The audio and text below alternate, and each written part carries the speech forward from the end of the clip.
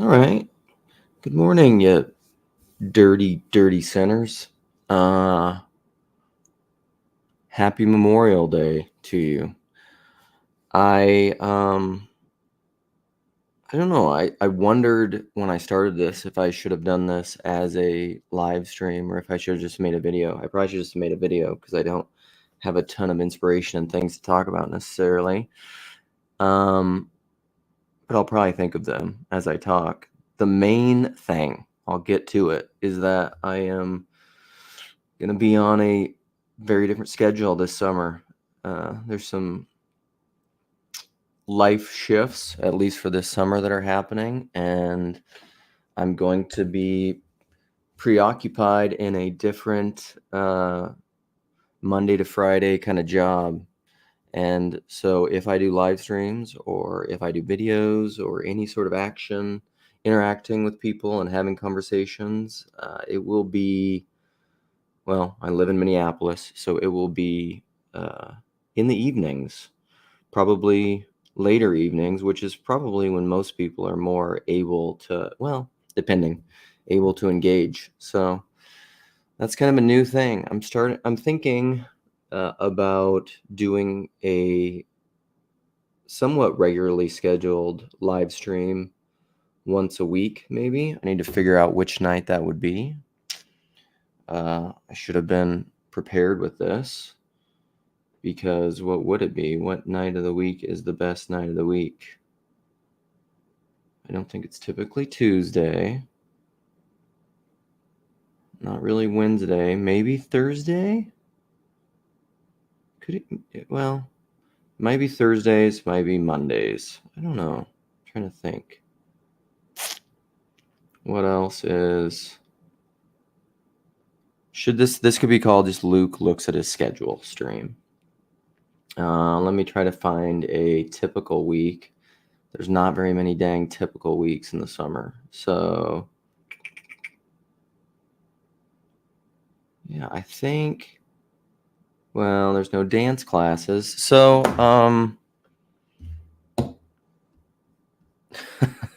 exactly, McMo. Someone rich should pay me to stream because this is quality content.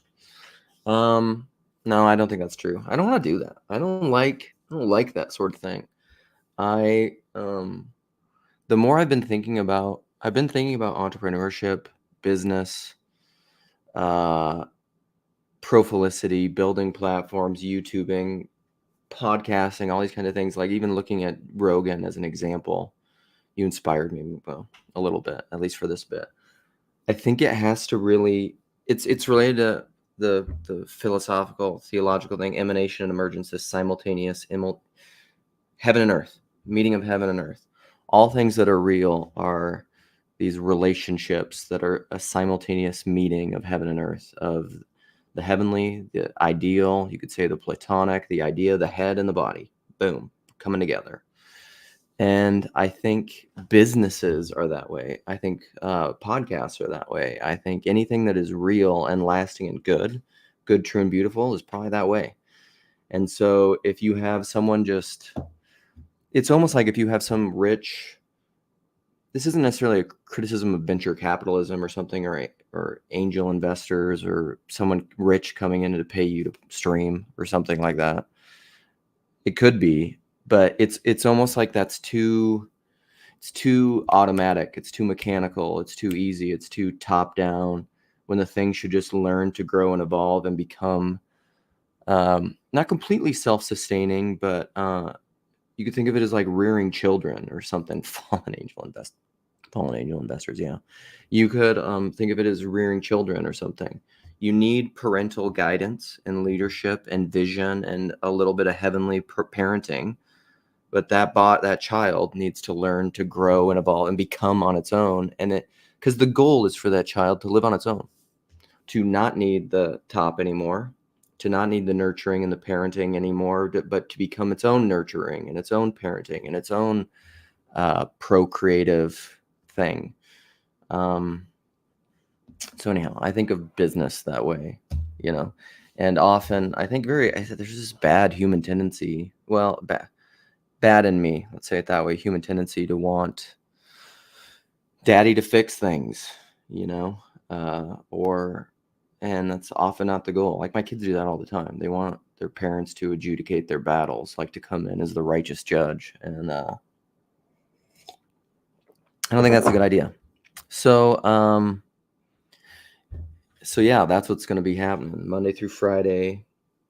Curse versus calling, huh? Maybe.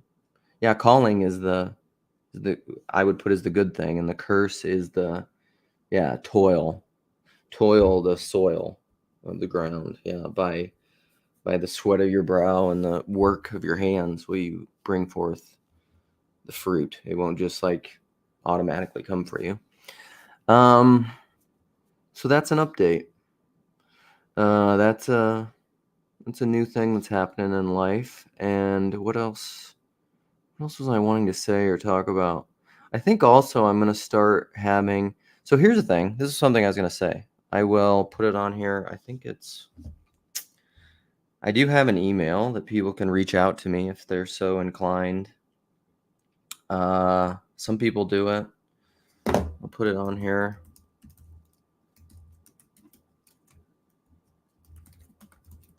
So I'm going to post it on here, and there it is, the Person Podcast at Gmail. This is when I was thinking about doing a podcast more, and I still might. I don't know, but it's going to be a slow thing, and I'm going to be adding some structure on it. Is there a typo? The Pessin. Yay! See, this is how professional I am. I'm really good. Let's fix that.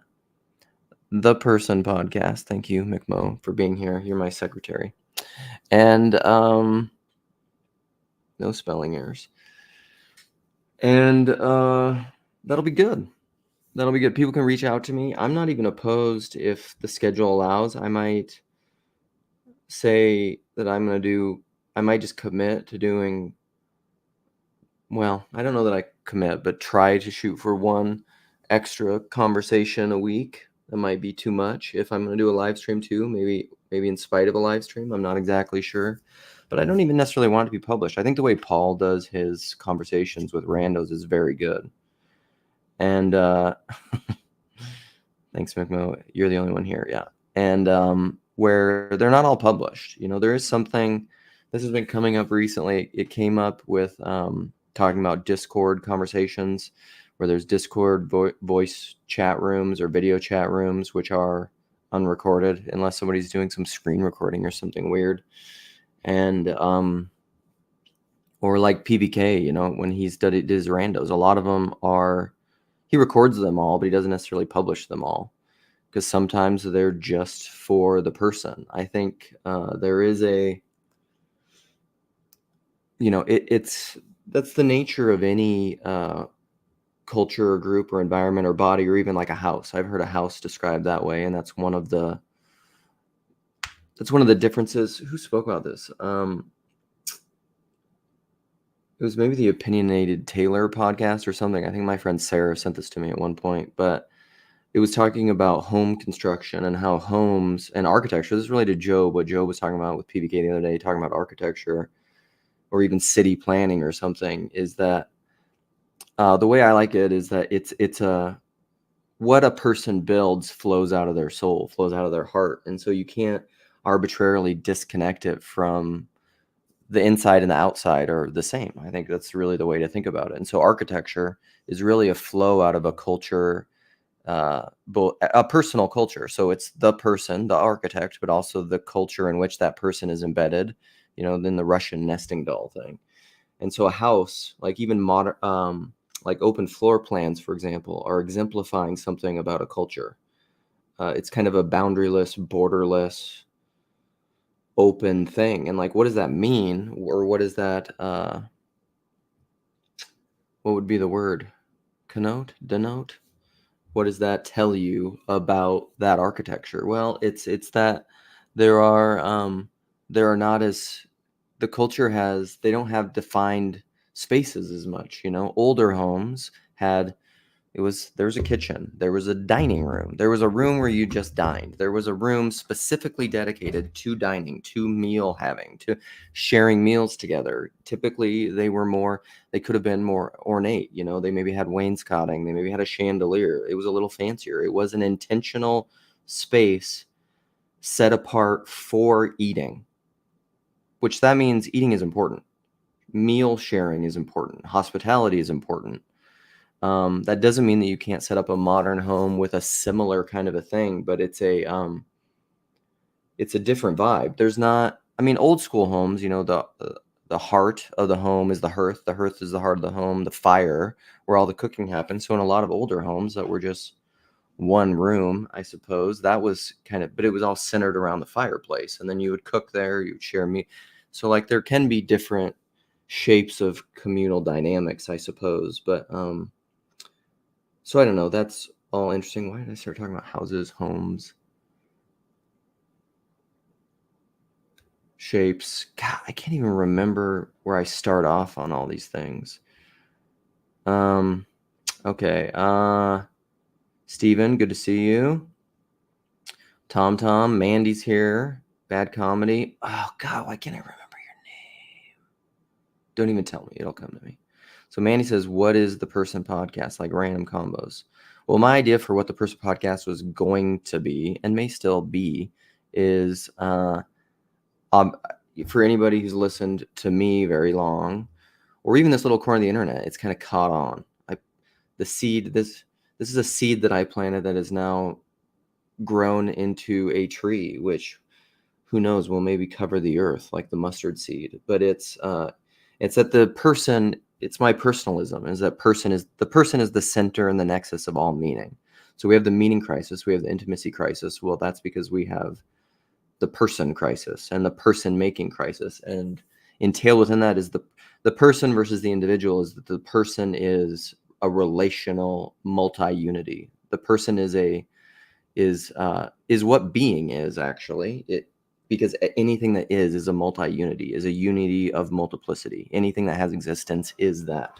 And that's what a person is it's fundamentally a relationship. So it's not, I have a video on the person, I think it's called the autonomous isolated individual versus the divine person.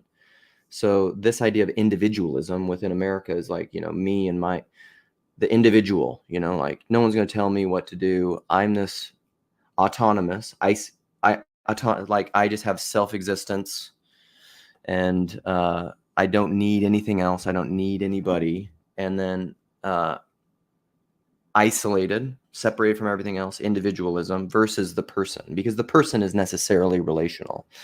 And so that's so my idea for the podcast was there would be a philosophical, theological side of it, because that's part of how I think and what I am. But then there would also be a very, like a randos, conversational, personal, story-driven side of it. So, but it would all be centered in me. So it's about me, but it's also not about me, because the only people that I'm having on my podcast are people that are somehow related to me, that know me, that want to talk to me.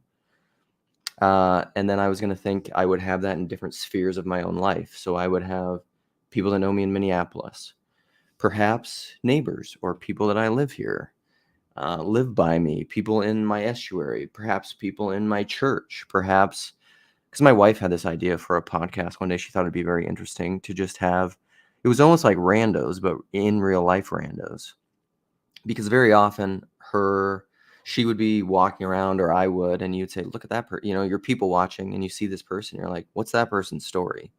Because they just, for whatever reason, they catch your attention and you're like, that person looks interesting. I wonder what their deal is.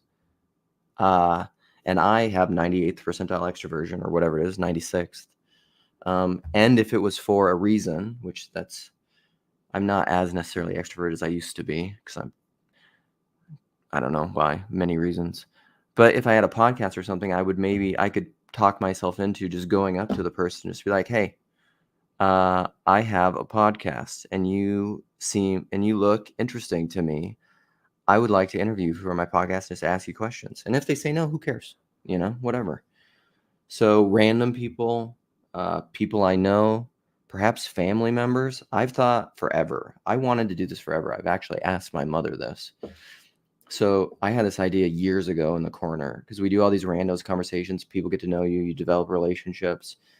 And I was like, wouldn't it be fun if I had a conversation with my mother, or like me and my mom had a conversation with PVK about our relationship and me, and her knowing me and what she thinks about me and all my ideas, and Luke's evolution within his Christian faith and how he understands that and his deconstruction. And what have you thought about all this, Mom? I thought it would be crazy. I thought that would just be such a fun, crazy idea. I mean, it's a little, she'd obviously have to be cool with it. It would be weird for her because she doesn't get any of this, really. But I thought it'd be awesome. Why not? I mean, it's such a that's such an intimate, deep insight into someone's life. Just seeing their dynamic with their mother. Awesome. Like, I love the line, if I had better branding, and if I knew how to do that and paid more attention, I would take the little clip from the Real World Road Rules. Let's just do it. Are we going to have is this a copyright infringement thing? I'm just going to do it right now.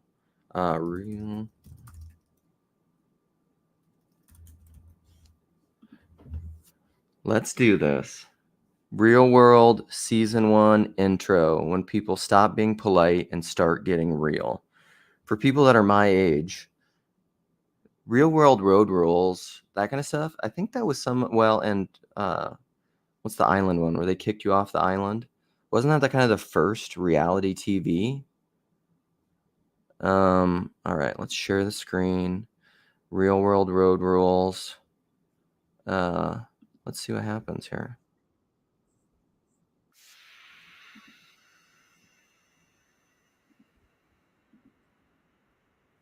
To find out what happens. What? When people stop being polite. Could you get the phone? And start getting real. The real world. So in college, I used to watch Real World a lot in college. I love that show. I don't know, it was weird, but I love that thing. I just thought it was so cool, like that thing when people stop being polite and start getting real, and you put all these people in a room together, and they have to start living together, and the dynamics. It is a fascinating social experiment. The dynamics that happen when people live together is, sorry, it's those are the dynamics that you see. It's like why a family is such an interesting metaphor for relationship and proper being in life and a body. It's a perfect biblical example of like what a body is, because there's so many dynamics in a family that it's so intimate that reality is unavoidable. Like you can avoid it, but you can't get away from it unless you end up divorcing or ostracizing someone or excommunicating them. Like, or a father and son don't talk for 20 years or something. But that's telling you something too. That's telling you you're unwell. That you don't know how, this Dylan Moran quote that I love: war is the inability to have conflict. I'm going to put it up here because it's a good one. I heard it from Peter Rollins. Oh, Hagee. I can't type either because I cut my finger off. Not my whole finger, but I think that's how you type it. See? Boop, boop, boop. War is the inability to have conflict.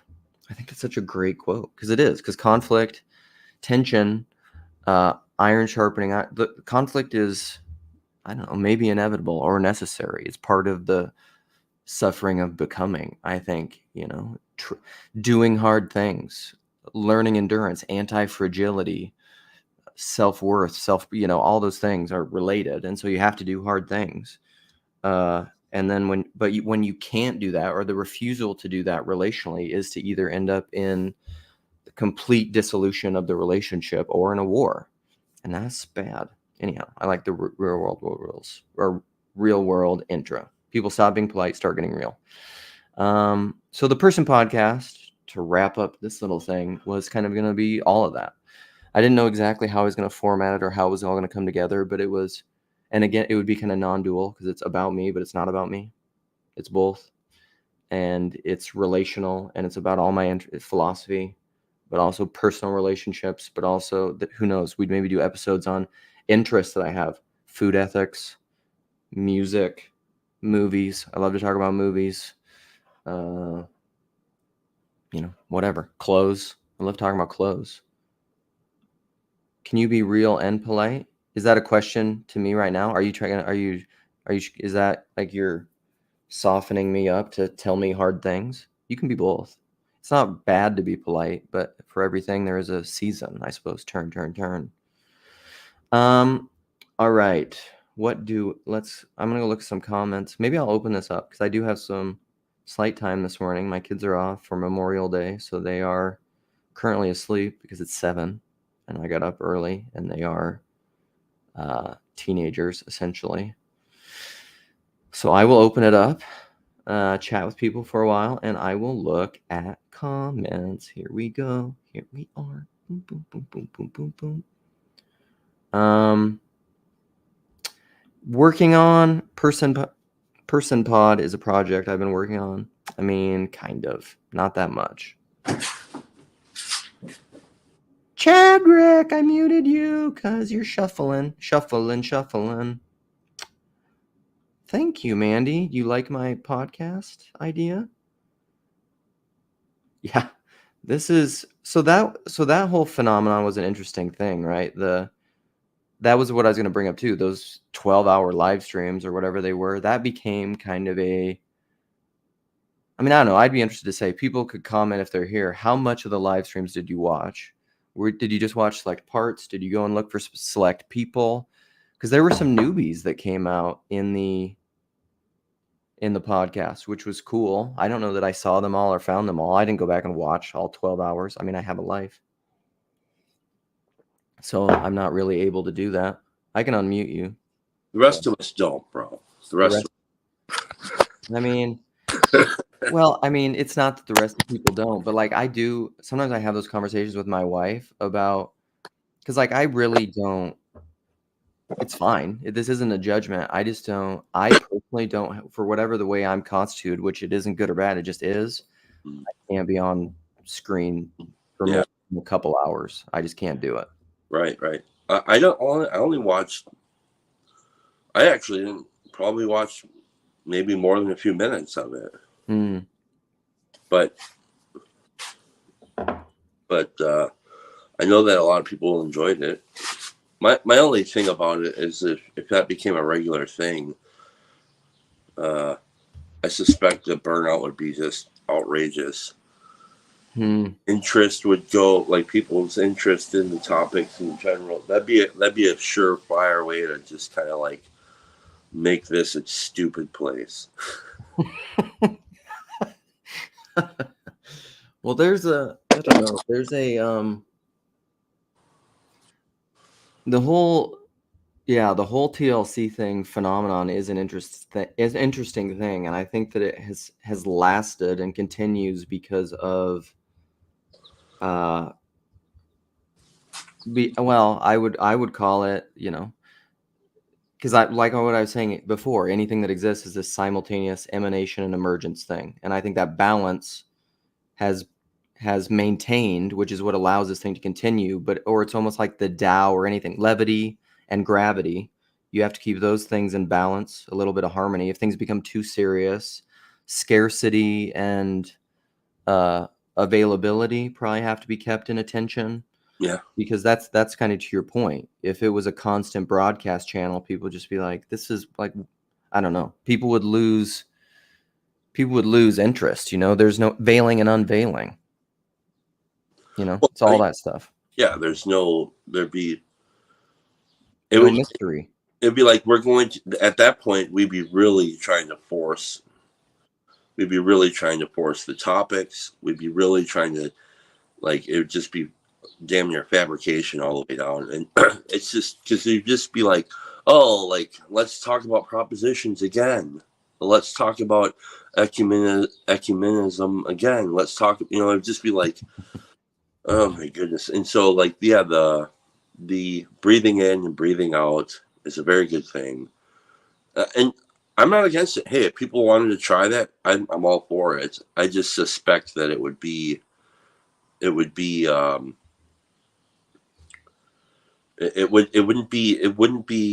special anymore. Yeah. Well, I mean, If you have your birthday every day, right. Right. And that's kind of like, even in here, there's constant tensions in TLC things all the time. There are people that don't like the thinky talky, that get sick of all the theology talk. But one of the reasons that it works is that it's not all theology talk. There are a lot of people in the corner that don't do that and have other conversations. And yes, is that a major thing? That's always been a part of it. It's never completely gone away. Yeah. But then that's even when people come in, and because like sometimes that can happen, that dynamic can happen with you and I, where you come in and you get annoyed with the theology talk. And I'm like, I mean, sure, but like you can't, if it's happening, it's happening. You can't like shut it down or stop it either. I can get annoyed with everything. Huh? I have the capacity to be annoyed with everything. So what I get annoyed with is a bad measurement, because I like it. Most of that is within me and my bad attitudes and stuff. So and I'm really trying to work on that. But what, Chad, the thing is like I've learned this, I guess, in my head. This is something that back in my evangelical days, people used to talk about all this time, and it's true. I think it's a very true, like the head knowledge and the heart knowledge, where like it's got to come from here and work its way down to here, which is really embodiment. I think that's what they're talking about. But and I've known this thing in my head, which is what you were just referencing. I mean, it is to me, is that truly in a lot of ways, I'm responsible. At least I'm responsible for me and my way that I react to things, like my emotions, my things. And so in as much as I'm capable, I need to act in the world in the way that I think I ought, that I should. Yeah. And then however someone responds to that, I got to let it go. And for people that, like, I can't control that, and that's not my responsibility. But like that, for people that are, you and I are this way, people like us that are deeply feeling people, like I guess you could call it, we were talking about Big Five stuff last night. I was with Sam and a couple other friends, Trip, and because Ben Shapiro put out the Big Five thing, he put out a Big Five thing that he did with Jordan, like live. They recorded it, Ben Shapiro going through the Big Five personality test, and then Jordan talking about it. And so then we were just talking about our Big Five stuff, and like, I don't think Sam would mind me sharing this, but Sam, I think, is something, he's what is he? He's essentially so low in, he has certain areas where he's not low in agreeableness. Damn, I gotta go look it up. How to say it? He essentially is like unflappable. Like you almost can't upset him unless he wants you to. Yeah. Where I'm not that way. Like it is a struggle for me to not be offended. I'm very easily offended because I'm just so emotional. I know. Huh? He could place himself outside of the topic. Yes. Yeah. Which has been a very learned skill for me, and that people are often surprised by that if I like go into my Big Five, because I'm 93rd percentile volatility or something. And so like I'm really neurotic for a guy, like way outside the norm. Yeah. Like I have a lot of my Big Five stuff is like a slightly neurotic woman. Because what did Peterson talk about in there? He said like really high, because it's high enthusiasm. There was some like this. I wish I knew how to talk about this stuff better. But then really high volatility, and it can create like a crazy person. Well, it's us classic mama boys. Of course, we're going to be that way. How did you know I was a mama's boy? Because you talk about her so much. Yeah, that's true. You probably have some of your best and worst traits come from her. How's it going, Mr. Strange Pete? Stop reading my mail, also, you asshole. Live and on the air. Anyhow, Pete, hey. What's up, guys? Just figured I'd say hi. Hey, I was identifying with you on that. That's all. Sorry about that, Pete. No, you're good. I was just thinking, I think I lost part of your guys' conversation, but you guys were talking about that 24-hour or almost what hour, not 24, almost 12-hour live stream or 15-hour live stream. Just made me think of a public house. Like people came and went, right? That was what kept the I'm going is Your audio's cutting in and out, dog. At least for Yeah. me. I tried to set up a better mic, but I heard so you you guys sigh. won't, so you guys aren't hearing my kids screaming in the background. Yeah, Anyway, but you're going in and out. It's coming in and out. You're like Chad when he's coming home from work. Just keep Yeah. trying. Just push through. yeah. Anyway, just the public house idea that people come and go, but there's this central place to meet, and so it's like, that there's this channel that's always open. I don't know, like people who live stream video games are like this, right? They're on for 10, 12 hours, and so I don't know. It was just interesting. It's just kind of an interesting dynamic of we've talked about the campfire and how it's like we're kind of coming around the campfire once again. We've lost this campfire thing in our culture. We've also kind of lost the public house thing in our culture. And I wonder if some of those longer live streams where people come and go are essentially that. That was my thought. Yeah. I think. But I know you guys were on to other things by the time I popped on, I think. I think it. I'll say this and I'll shut up for a little bit because I talk too much. But I think yes. I think that's essentially the idea. But like again, the thing would be is if it's happening every day, right? It would be like it'd be fine for a while, but I think it would be not special anymore. But here's the other strange fact about it is that it exists already and it's called YouTube. Right. And so each of us have our own channel, the three of us, and I think even Tyler has one. He just hasn't shared it with anybody yet. But each of us have our own channel. We could do that at any given moment, which is what's happening. And so there's that. So the network is huge. I like the network. If we were networking and we could use the algorithm to our advantage, which is what's also been happening, I think that's very valuable.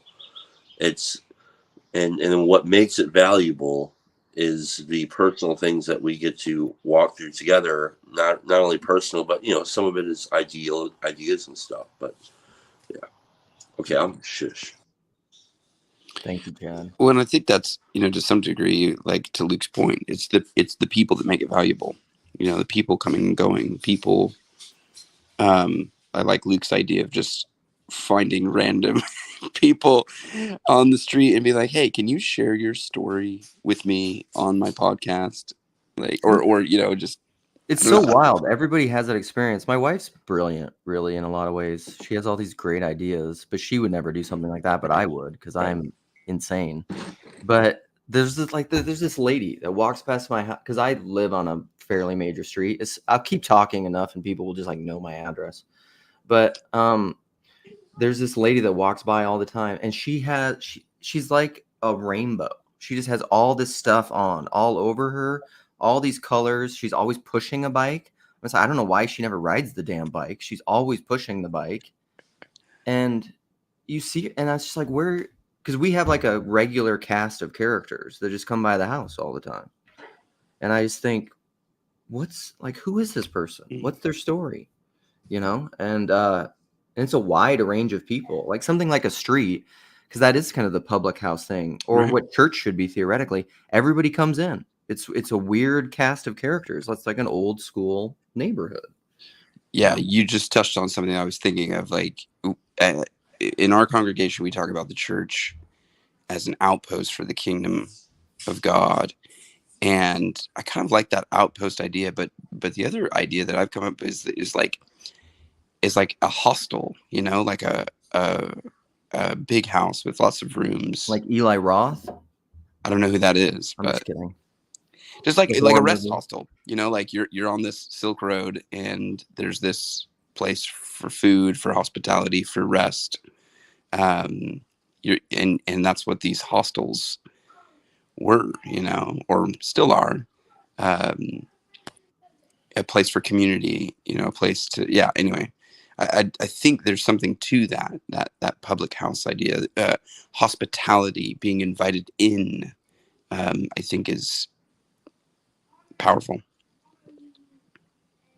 Yeah, a couple of years ago, when I first quit the BOM and all this stuff, and I came back, I did I just put my phone in my pocket and I walked around Waukesha. I did this like for 5 days, and I had a set of questions, and I would just find random people and I would ask them these questions. They didn't know they were being recorded, and I didn't get. You were recording them? Yeah, I didn't get their faces. I didn't get their any of that stuff. I didn't. But you just had your phone in your pocket. Yeah, and Ballsy. sure that I wouldn't get the images of the people at all. And those are all on the channel. Those are really great. It was really interesting people's question or answers to a lot of these questions. And part of it was I wasn't working, so I could do that. But yeah, that was a lot of fun. Why does it need to be recorded? Well, I was trying to share these conversations online, so that's why I recorded it. Luke, what about you? Why does it need to be a podcast? Was that to me? I didn't hear it. Yeah, your idea about speaking to random people and ask them to be on your podcast. Why not just speak to random people without the podcast? Well, so I mean, but that was part of the idea for my podcast. Part of it would be kind of like PVK's thing, where it wouldn't even be posted, or it would or you could. That's kind of the cool thing about the paywall thing, or the thing that I've seen. I mean, the whole pay to play with PVK thing, I didn't initially like that much because I don't know, for a variety of reasons. But what is cool about it is something I've realized is that it opens up the door for different people to walk through. Because, like a lot of people aren't going to do these live streams. A lot of people aren't going to do recorded conversations, and that's awesome. So part of my podcast would be conversations no one ever hears. See, just secretly record people and post it online, Luke. It's pretty obvious. Yeah. Oh my god. Just be like, this isn't recorded at all. Wait, just talk. Just sit down in front of the microphone. It's off. See, I've taped over the red tape on the on button. It's I obvious. would hire one of my kids to wear a luchador mask and just read the transcript of what the other people said. There's an interesting thing. Sorry, to Teo's point, and I'm just going to say it and interrupt you guys, and I apologize for that because I feel like I'm going to forget it. Why record it? Why put it on a podcast? There's an interesting thing going on. Okay, so Teo, if I'm talking with you, right? I'm aware of my audience. I'm aware of the person that I'm talking to. And there's a skill involved in that kind of dialogue, right? I need to be aware of the person.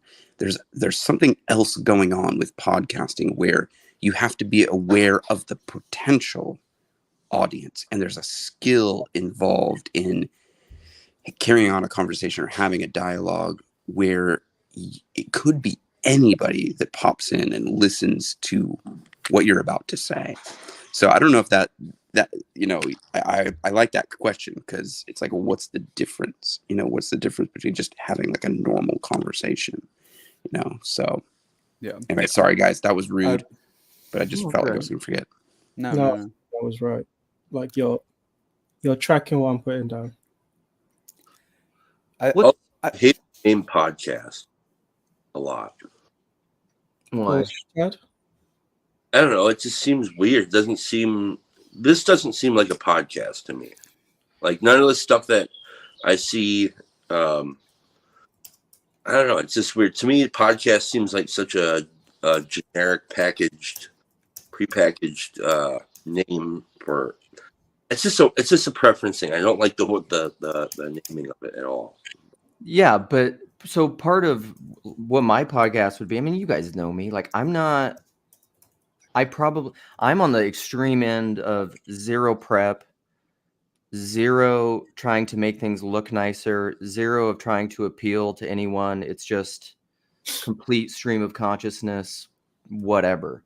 And like, can I come to Pete's point? I think, can I come this way and learn a few skills that has an appeal to certain people, but also like to make it more broad is good. I don't know. I do like the idea though of like Rogan's podcast is a great example, not only because he's kind of the big perfect one, but Rogan with that, I don't think he's being inauthentic, but he's also being professional, and he has evolved and he's grown and he's gotten better at it, but he's still just doing whatever the hell he wants to do. He's not caging to any demands. And like people Okay. that say Rogan has audience capture, I think are deluded. Like they haven't listened to his podcast. I It's think not. It's not so much about complete audience capture. There's a spectrum. I do not imagine Rogan on his podcast is the same as Rogan with his comedy friends in a green room. There are Well, that's different. Yeah. not, but that's the point, is that there is the fact that cameras on automatically alters the way in which you interact with the people you're interacting with.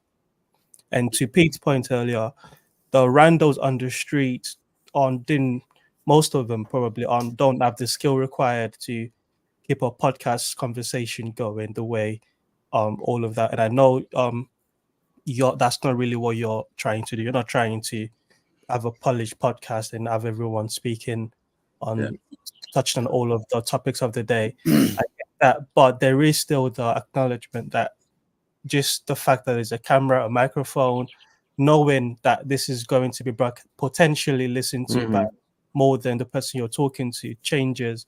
Like I know that I know that's true for me. And also, I was just thinking that sounds like an estuary. You want to hear people's story. You want to talk to people. Invite them to church. Invite them for coffee. Just Yeah. it's more so not the microphones and the cameras. It's the record button. That's the thing that makes a big difference. Because if you go over on Discord and you hang out in the live chats, that's a totally different atmosphere at times. Also, I want to say I feel extremely threatened by the beauty of Alan and this other new guy with the glasses. Alex, you guys look too beautiful. Look at us three pieces of shit at the top of the screen, and then look at you two beautiful guys. look at my nice shirt. Hey, I'm gonna say this: I'm flawed in ways that you people don't know. I have a lot of things to overcome. But anyways, I'm a new creation in Christ. So all that stuff that, sorry, my watch is doing something weird. All that stuff that has plagued me has been changing, and not because anything special in me, but because of Christ. And you guys were talking about podcasting and the aesthetics of certain streams. I'm going to give you my perspective because I'm the stranger here, right? I'm the newest one, and the one thing that all of us have are a couple things, right? We have life, and only one life, and once we perish, we're gone, right? The thing that we have is free time. Some of us have a little bit more, some of us have few. But nowadays, there's so many podcasts and streams, so many things to grab your attention. And I have been going through chasing so many rabbits that were not white rabbits. That's a reference to the Matrix. And if you haven't seen it, I apologize. But anyways, I've been wasting my time on things that are unfruitful in my walk of Christianity. And slowly, my free time has to be better spent. And now what I'm seeking for is people that have the Spirit in them. I don't care what denomination they're from. I don't care about any of that stuff. It's more about, do they represent Christ the way he ought to be represented? And I don't care about the aesthetics. I care about the soul of the person and their connection with Christ. And some of us, I'm going to be honest, and I apologize if I offend anybody, but some of us are closer to the truth than others, and I'm seeking those that are closer to the truth. I'm seeking for those that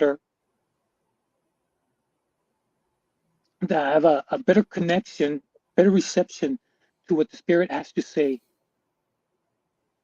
and they reflect that in their life and the way they live and the way they speak and what's in their heart. And that's where, and that's why I don't know, somewhere along the line, I ran into Grail Country by happenstance, and I'm like, what are they saying?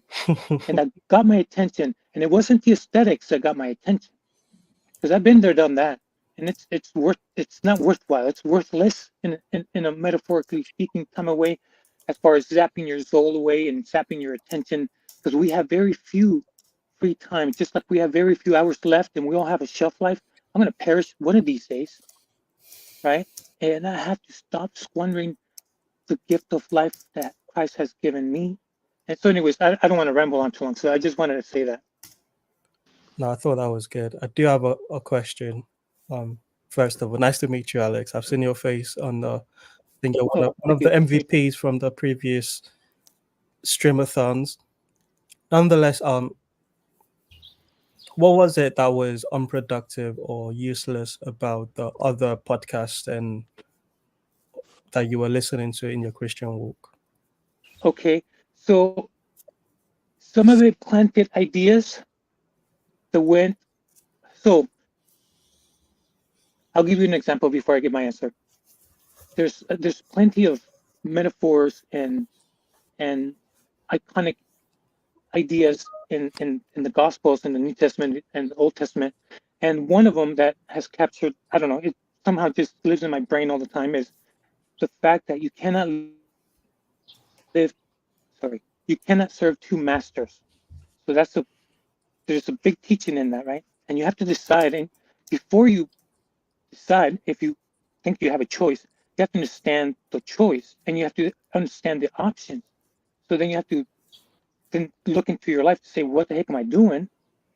And who am I worshiping, as a metaphor, right? How am I living? How am I spending my free time? So it's not that so to make the long story short, here's the quick answer.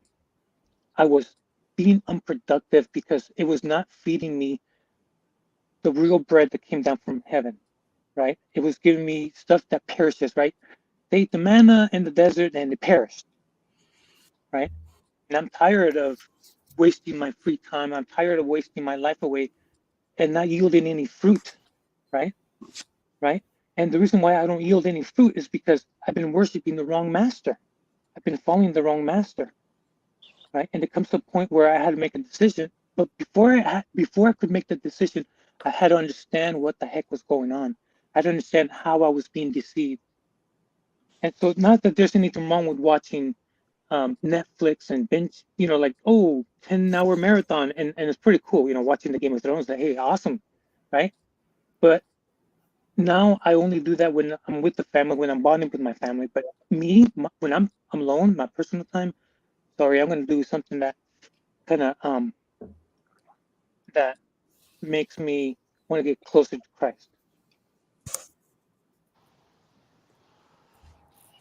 I just want to say there's nothing cooler than meeting a new Christian, someone that's freshly just seeing and tasting that it's good and having a fresh perspective. It's humbling for some of us that have been doing this and can get jaded by it.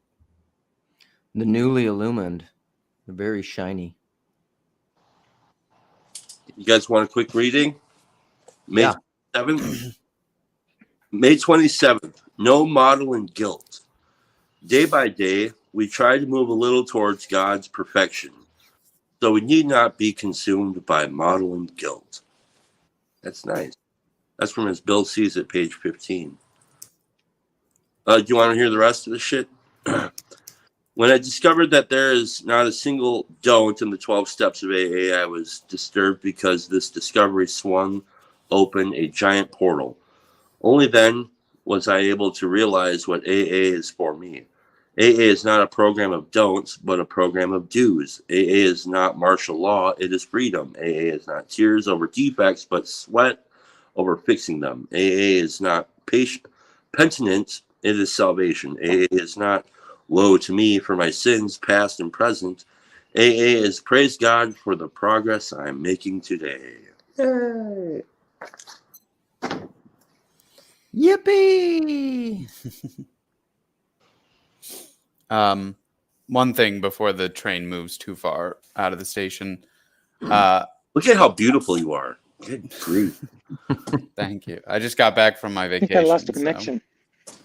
I've got that post-vacation glow. I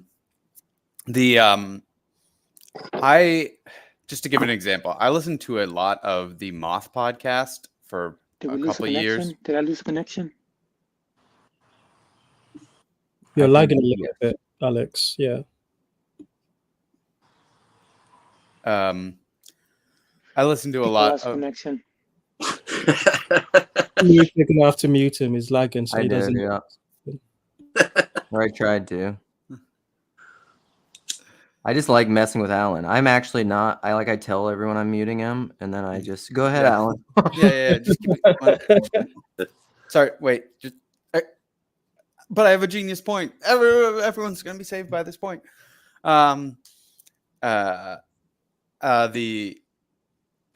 The Moth podcast is just people getting on stage and telling a story from their life, like just one person, one microphone, open mic. You could just stand and be like, it could be about the day that you got hit by a car. It could be about making a turkey sandwich. Lots of topics, super, adjacent. But even that, like after I listened to a ton of it, probably like a few hundred episodes, it becomes very consumeristic. It becomes like I have a need to next episode, okay, this person learned how to read when they were an adult and it was a real struggle to be ashamed, but then they had freedom. Next episode, this guy told a really funny story about buying a used car and it being really bad. That's next episode. And I think that's something in our personalities that we like to jump into people's lives and get like the little seed of knowledge, get the little that's so cool. Like, I want to learn about this Amish guy. I want to learn about, someone who, has been to space. But that's our thing. That's part of our personality types, or at least my personality type. And I think it extends to the corner. And that's part of us versus what do you mean you've never done a podcast? What do you mean you've never told a story? You're so interesting. You're so beautiful. Whereas people don't need that. People don't need to be seen in that way or to even see other people in that way. And remembering that this is part of, it's all good. I mean, I love these live streams and everything, but we're projecting onto other people something that we bring to the table. I think sometimes, in terms of it's okay for us to just have these things and have our little corner, but we don't need to yet proselytize, because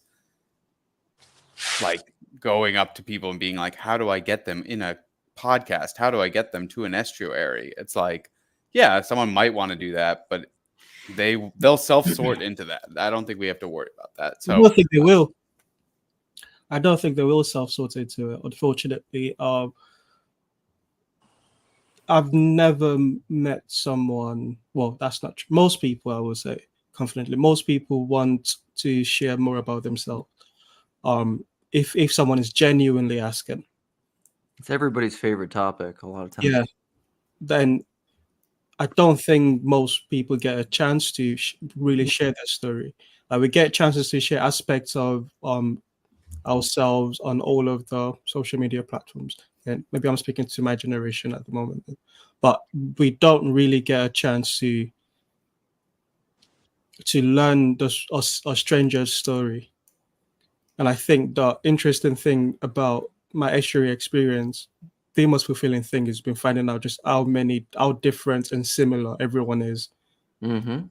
And doing that, practicing that more has been really helpful for me to have a wider perspective. People are weird. You don't get freaked out by the strangeness of people the more stories you encounter. And I think sharing the story, yes, the recording part, I'm with you. I don't think most people have interest. A lot of people have interest in being on a podcast. I think for the most part, the mainstream public are pretty much jaded by just like Alex was saying, all of everyone wants to start a podcast nowadays. Most people are jaded, but the story sharing part of it, I think, is very important, because it's not just going up to them, bringing them back and say, "What do you think about, I don't know, the Middle East, or what do you think about Trump?" Mm-hmm. it's more personal to Luke's point. And that's the thing too with a lot of this stuff is because I don't know, I think people can think, well, there's tons of podcasts and that market is saturated. We have no idea. We really have no idea. It's almost, because I remember thinking the same thing about Bitcoin. Because I was into Bitcoin like a super long time ago when it first started, because Luke's rich. Luke's rich. No, I never invested in it because I was really I know of people who did though, because I was into it intellectually because I was in my anarcho-capitalist days, and but I never I didn't have money to invest, and I don't like speculative investing anyhow. I'm too much of a like gold standard. I don't want to hold it in my hand thing. But the idea of it is really cool, and people are like, well, it's over, it's done. You have no idea. Like podcasts, it'd be like saying when TV was first invented, like, well, everybody's doing the TV thing. It was a huge thing for a very long time. Yeah, and one thing, Sorry, Pete, continue. Sorry, I'm gonna dip out, but I wanted to say one thing to your guys' point. Did you guys catch Justin's morning coffee? He did a tribute to his grandmother. Okay. It's an interesting thing, kind of spinning off of Teo's point and some of the other stuff that you guys are talking about as far as podcasting and sharing stories. It's just a story of his grandmother's life, and it was touching. Like it was very well done because he's kind of an artist and he knows how to do stuff like that. But the experience for me was, okay, why do I care? I don't know this woman. I don't know anything about her life. I know I've sort of in a very small way know Justin. But there's something about the audience, the person listening to the podcast, when you're listening to something like this little conversation that we're having right now, and the stories that are important, is that it's an exercise in getting over myself. Because I think the consumeristic world says, okay, what am I going to get out of this podcast? If I'm going to spend time listening to this podcast, what kind of life improvement do I get? Do I learn some sort of hacks about, being a better investor or something like that? People are trying to get stuff out of these podcasts and sort of serve their own motives. But then there's this other layer, which is, no, I'm not actually listening to this because I think I'm going to get anything out of it, but because this person's story is important, and it's important that people hear it, and that I can be one of those people that hears it. And so in a way, I have to sort of die to myself. And I think there's something to that. I don't know. And I'm sorry that most of my thoughts are like incomplete, but it's like there's something there that says, that the real value of listening to this podcast is that I die to my self motive, that I die to myself, that this person and their story is more important than me listening to a 35-minute podcast on, being a better investor or something like that. So Pete, to that point real quick, it's the emanation and emergence thing. It's kind of to what I was saying before about podcasts being new or outdated or whatever. All of that is like your head stuff. This thing is a real evolving reality. And if you can die to yourself, die to some of those ideas, roll with it, let it just be what it is. I think that's the healthy way to do something. Because go ahead. So propolicity is the thing that each of us do. But then, I gotta head out, guys. I was thinking about what about this idea of co-felicity, which is like I don't know what does he say? What does it say? This is a podcast you can contribute to. Co-felicity. Co-felicity, yeah. But also like pro-felicity is the thing that you put out there that, will generate the image that, or let's say, for lack of a better word, a brand that each person puts out there, right? Like, oh, Luke is about personalism, and he talks about Mosaic Vision, and he's a homeowner who does and a stay-at-home husband that does work around, So like part of that's your pro-publicity. Sometimes he has a mustache, sometimes he doesn't. Sometimes he's on a elliptical and sometimes he isn't, and so like that's kind of like the propolicity, right? Alan, sometimes, he's got jokes and so Alan has his own propolicity, Tayo has his own, and I have mine, and blah, blah, blah. Talk about Alan more. You can probably contribute intentionally to your propolicity if you want, but then the copolicity is kind of like, so like, to me, what this little corner of the internet is that is the epitome of copolicity, because there's a type of spirit that floats between all of these. So yeah, what do you guys think about this copolicity idea? Well, I think that's kind of what I'm talking about too. And that I think it's very related to, this is a podcast you can contribute to. One of the things that I think about, do you guys know who Joseph Gordon-Levitt is? JGL. Is that Robin? I think so. Yeah, that's not the role I know him from, but yeah. He's an actor. He's in Inception. He's in Third Rock. What's the summer one? 500 Days of Summer or something like that. Oh, yeah, 30 Rock was that show. Yeah. Joseph Gordon-Levitt. Yeah. He's cool. He's a great actor, but he had this project for a while. I think it's still going. It's called Hit Record. But it was meant to be a collaborative kind of meta project. He was kind of doing this stuff. I don't know. He probably started it 10 years ago or something, which was meant to be, it was kind of through YouTube. It was almost like a proto TLC thing. And it was really centered around creativity. Like they would do collabs where they would make music, make songs, make movies. So he's kind of the celebrity head idea of the thing, but the point of it was to bring people together in creation of stuff and kind of a co-felicity thing, Yeah, I think that's to the point I was going to make, which is the internet already affords that, and we're taking advantage of it.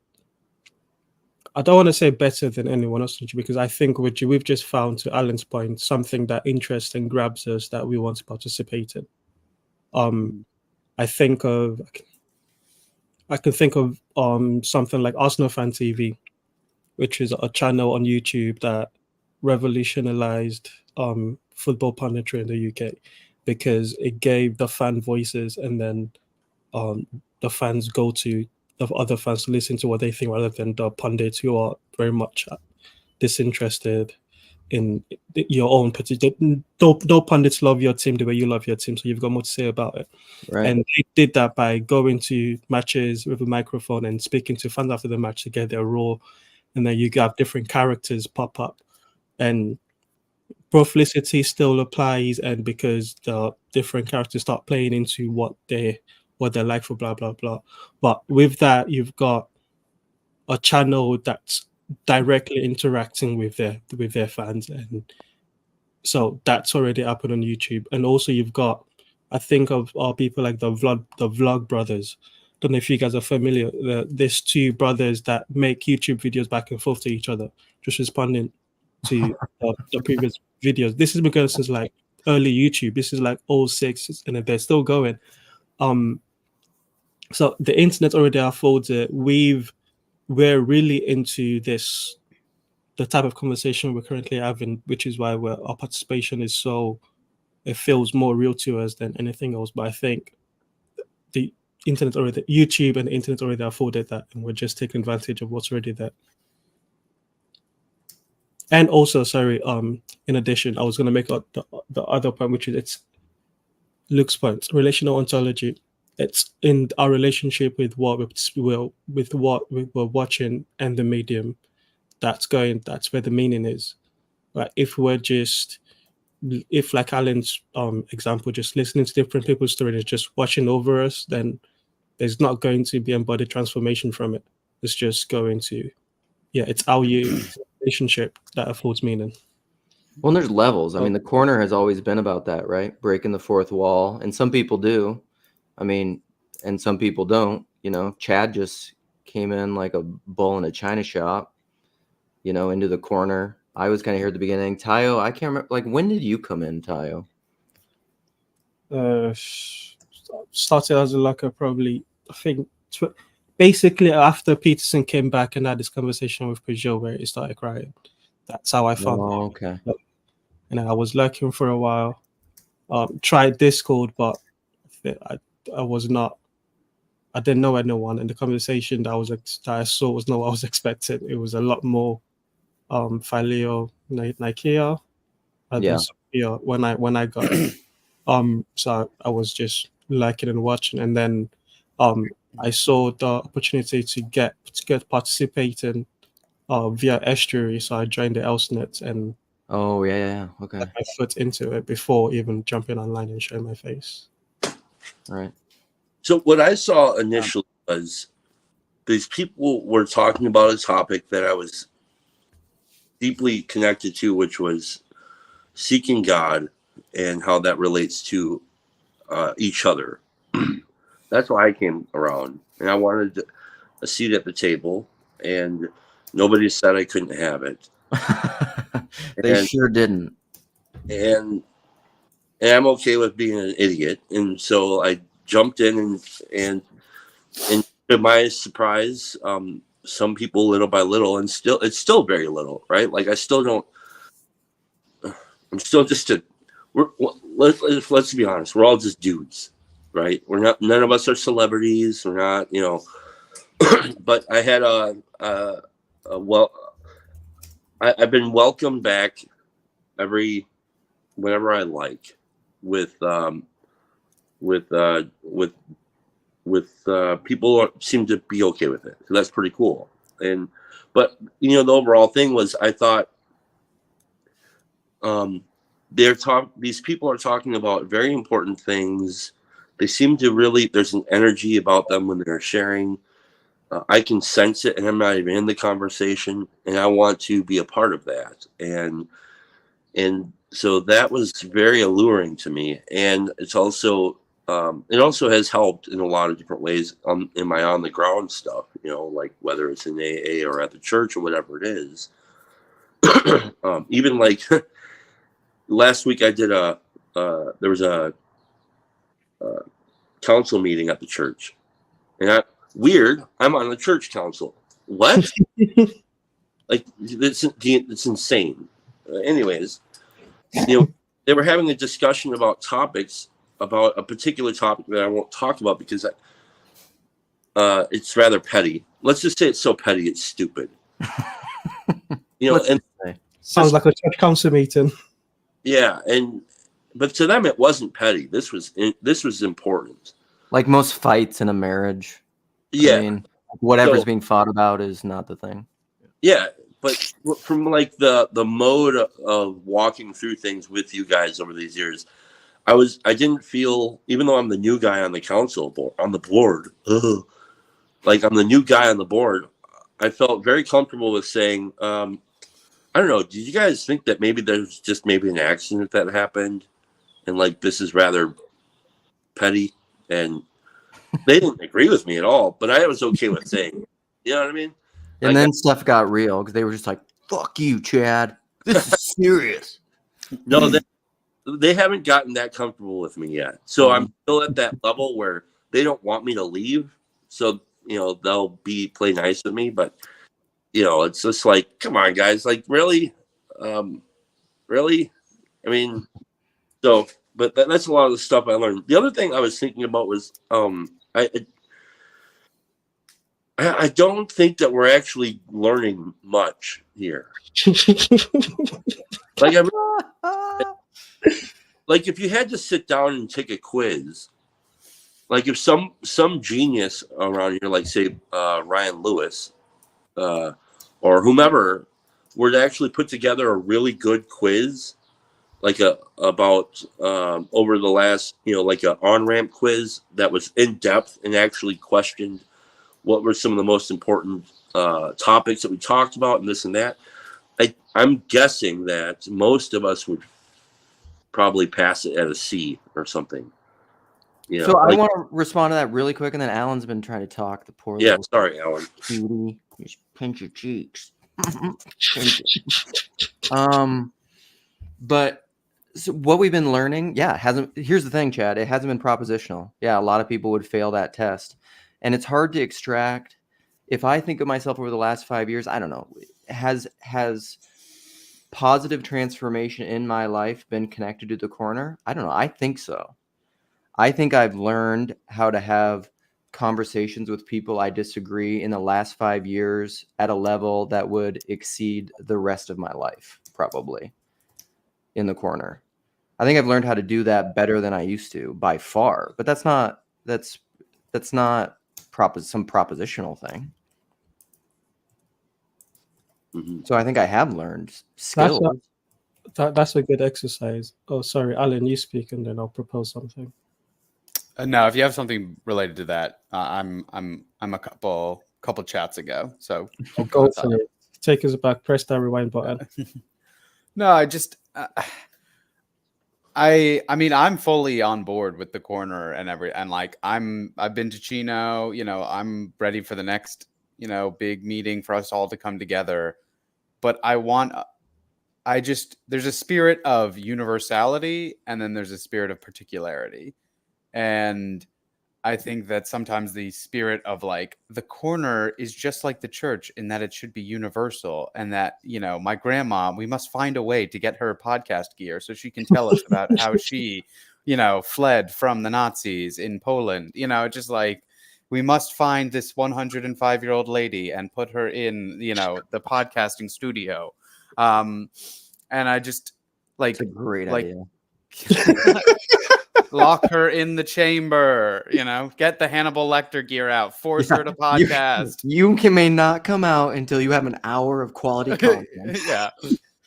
Yeah, this recipe you went over, what is this? You talking about? I want to hear about the Nazis kicking down your door. And I will record it. Yeah.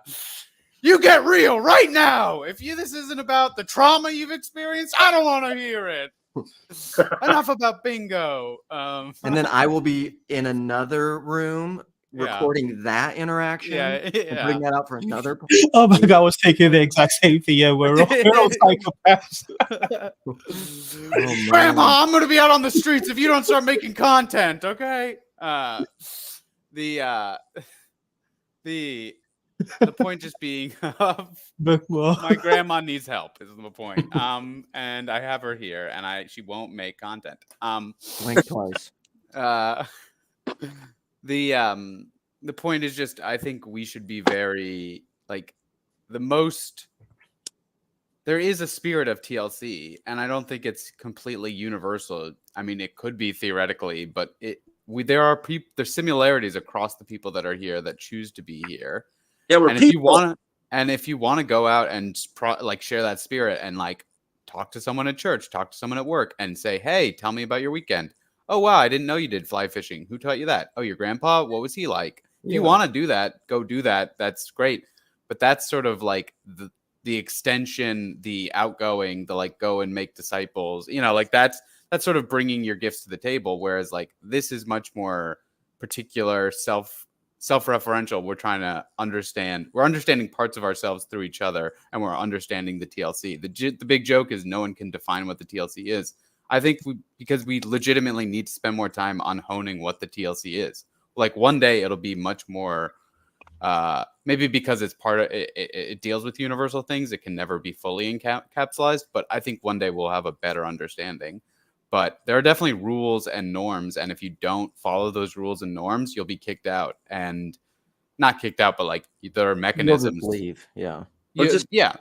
But I'm saying like there are guys who are like, this is boring. Why am I here? Why am I here? This is boring. And they'll leave and that's fine. That's part of the that's not being kicked out, but that's part of the process of like, for example, Alan, to your point, someone who will never be on the Person podcast, if that becomes a thing, is my wife.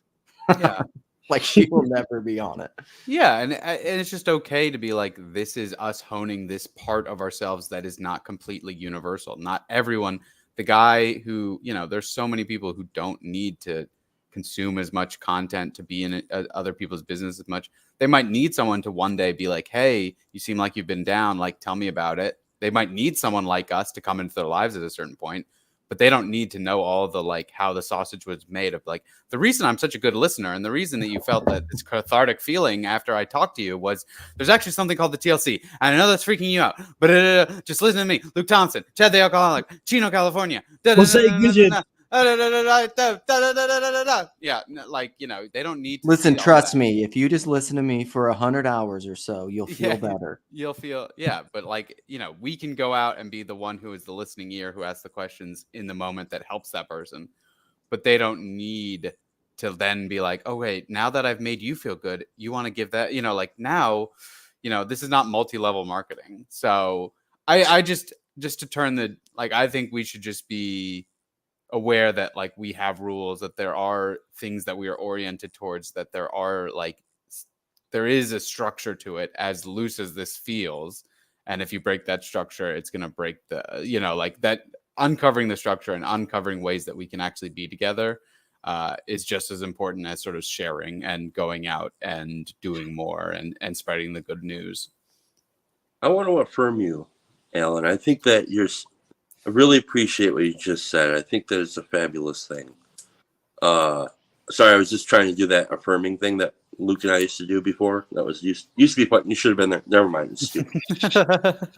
the thing is, no, I think that's right. Like, same thing with AA. Like, I don't go out and try to practice good principles in my life and say, oh, I do this because AA, you know, taught me this. It's the same thing. It's just like, practice these principles in all our affairs. And the thing is with,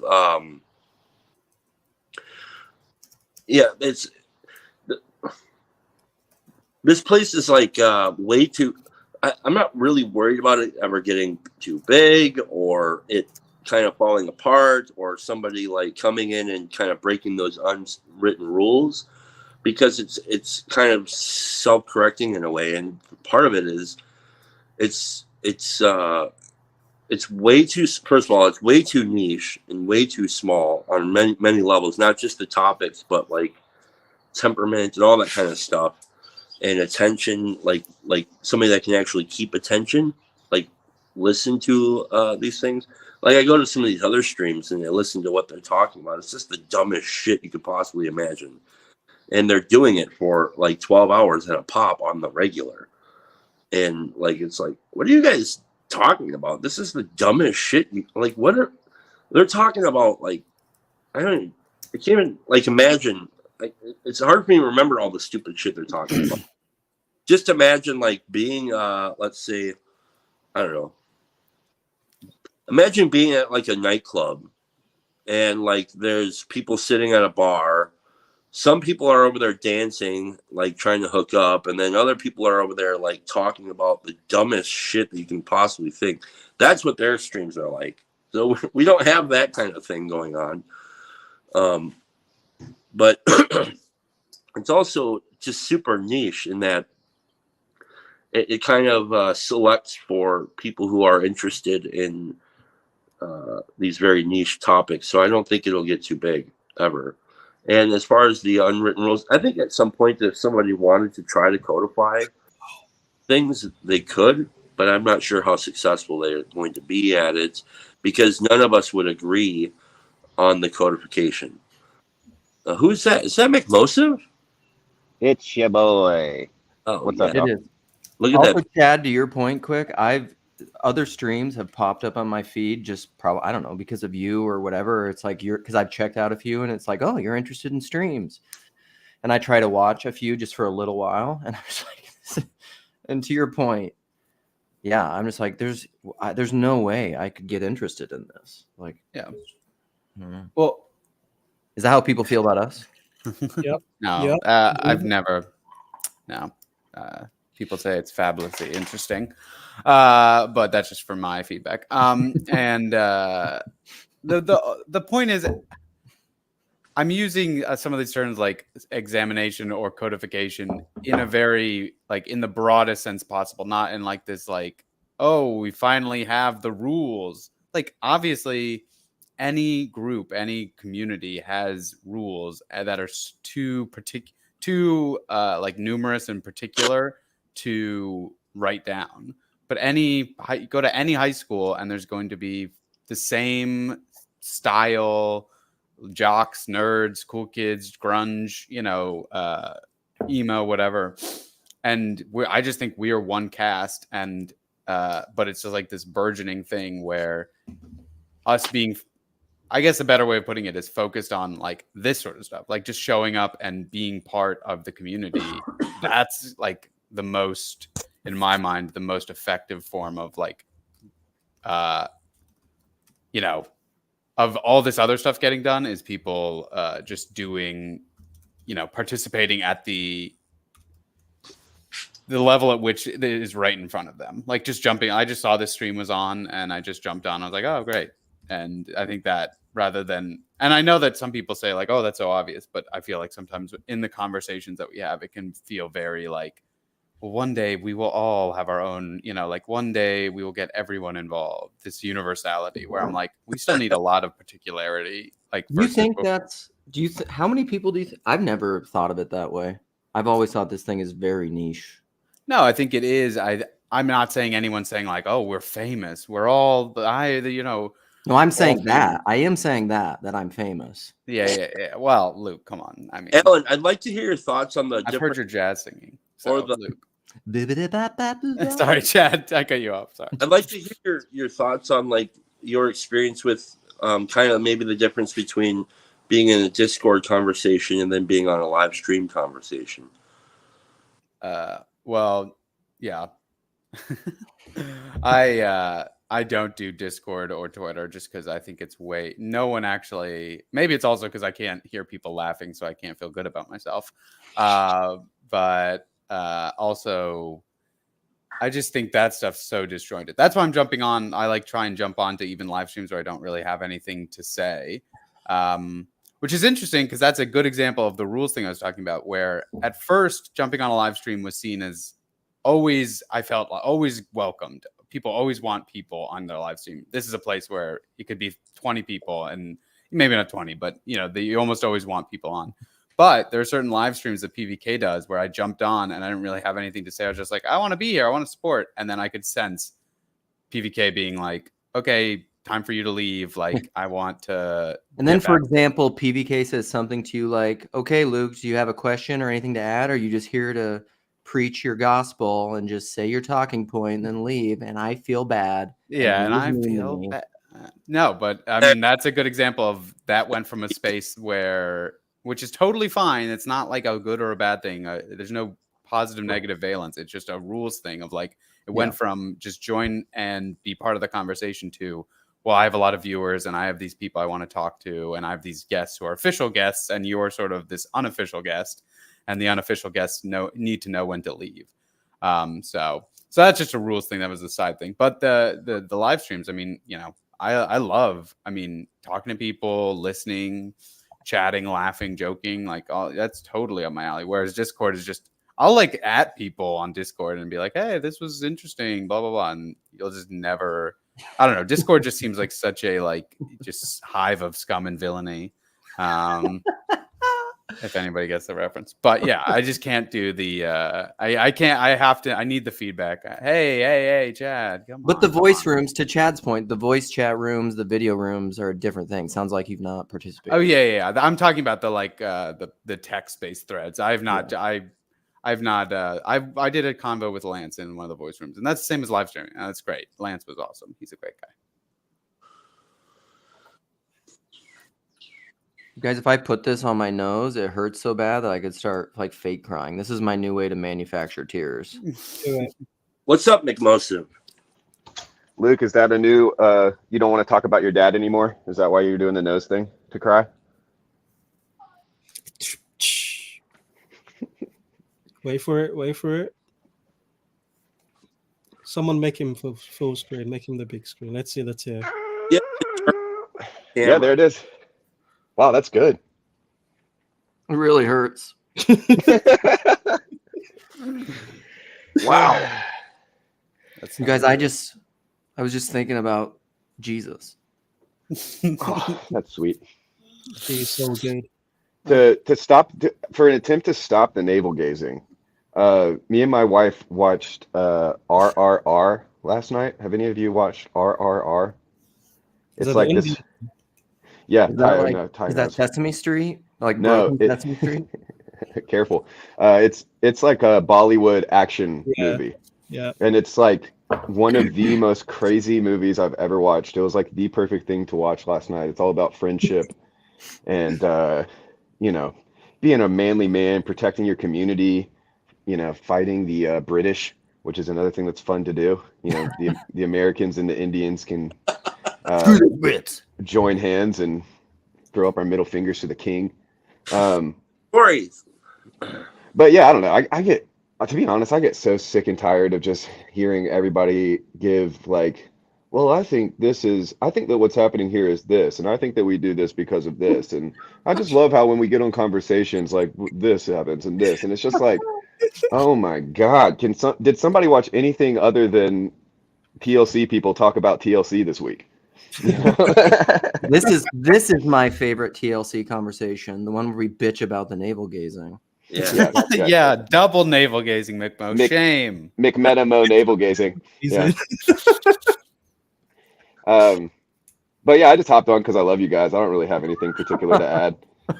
But I did want to say that there is something that Luke and Alan both mentioned, getting their widow feelings hurt by PBK, and I've also had my feelings hurt by PBK. But I think that there's like this thing where I've seen lots of pastors do this, where they're a little bit. Yeah, tell me to leave.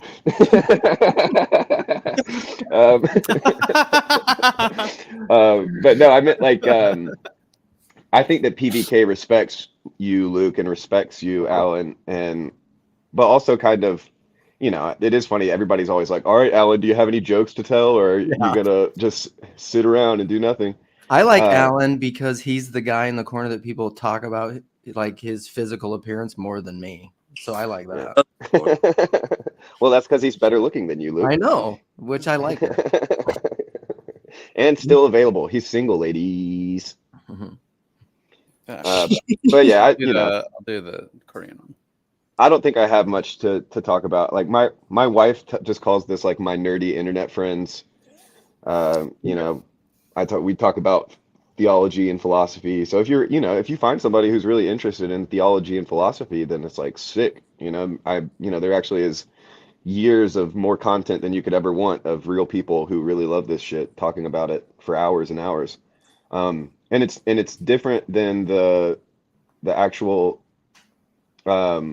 smart, like the quote unquote smart people, the experts. Like there's that element of it too, where these are just real people who are, none of us, it's the autodidact thing, I guess. Like few of us, what was the verse that Paul says? It's like few of you were oh shoot, I don't remember the Bible anymore. You sure you're still? Are you Orthodox? Yeah, all I can remember is the lives of the saints and Greek words for simple concepts. Phronema. Hey, Hezi, bring some holiness and some maturity into My this wife conversation, calls won't this you? she calls this like the TLC cult. She like calls it my little online cult. This little It's cult. nice. I feel loved. I feel really respected by her. My wife was. Wait, I don't have a wife. Oh. I was looking at the screen, and Chad was talking. This is some other, I don't know, one of the morning nameless ones. His mask was on. Either way, and my wife just walks past the screen, and she just like shakes her head. She's like, Chad, and she keeps on walking. I'm like, she doesn't know Chad. She's not aware of Chad, but for her, it was already enough. She's like, these crazy people my husband talks to. Like, I don't know what's happening over here. So slowly but surely, you guys will make it into the house, I think. What was the topic? Let's see over here. Changing rhythms. Are you changing the topics? Is that the topic? I mean, it's always changing. I started off because that's what people said. I started off this live stream with barely anything to say. So With barely anything to say. What? There were two big announcements. Luke's going away. Well, that was the announcement. Is my rhythm's changing. This won't happen anymore. Like I won't do morning live streams anymore starting tomorrow. They'll either be at night or non-existent. I know you're saying that it's going away, but I feel like, is this because of the the gig you're taking on right now, like Yes. the landscaping, right? Yeah. So really, it's just going to be a great place for you to cultivate new ideas and to come back to the TLC reinvigorated with more force. There so you I go. just will only gain from that. Maybe even get a live stream from during landscaping, and then get to see, I don't know, whoever's Also- hiring you yelling in the background saying, "Why are you not cutting these hedges?" But Don't forget too, rainy days happen, you know. So when it rains, you can't really landscape. That's what when I had an outside job with my hands, that was like a really big boon to my you know, doing what I wanted to do. Was anytime it rains, it's like, yes, I can be online all day.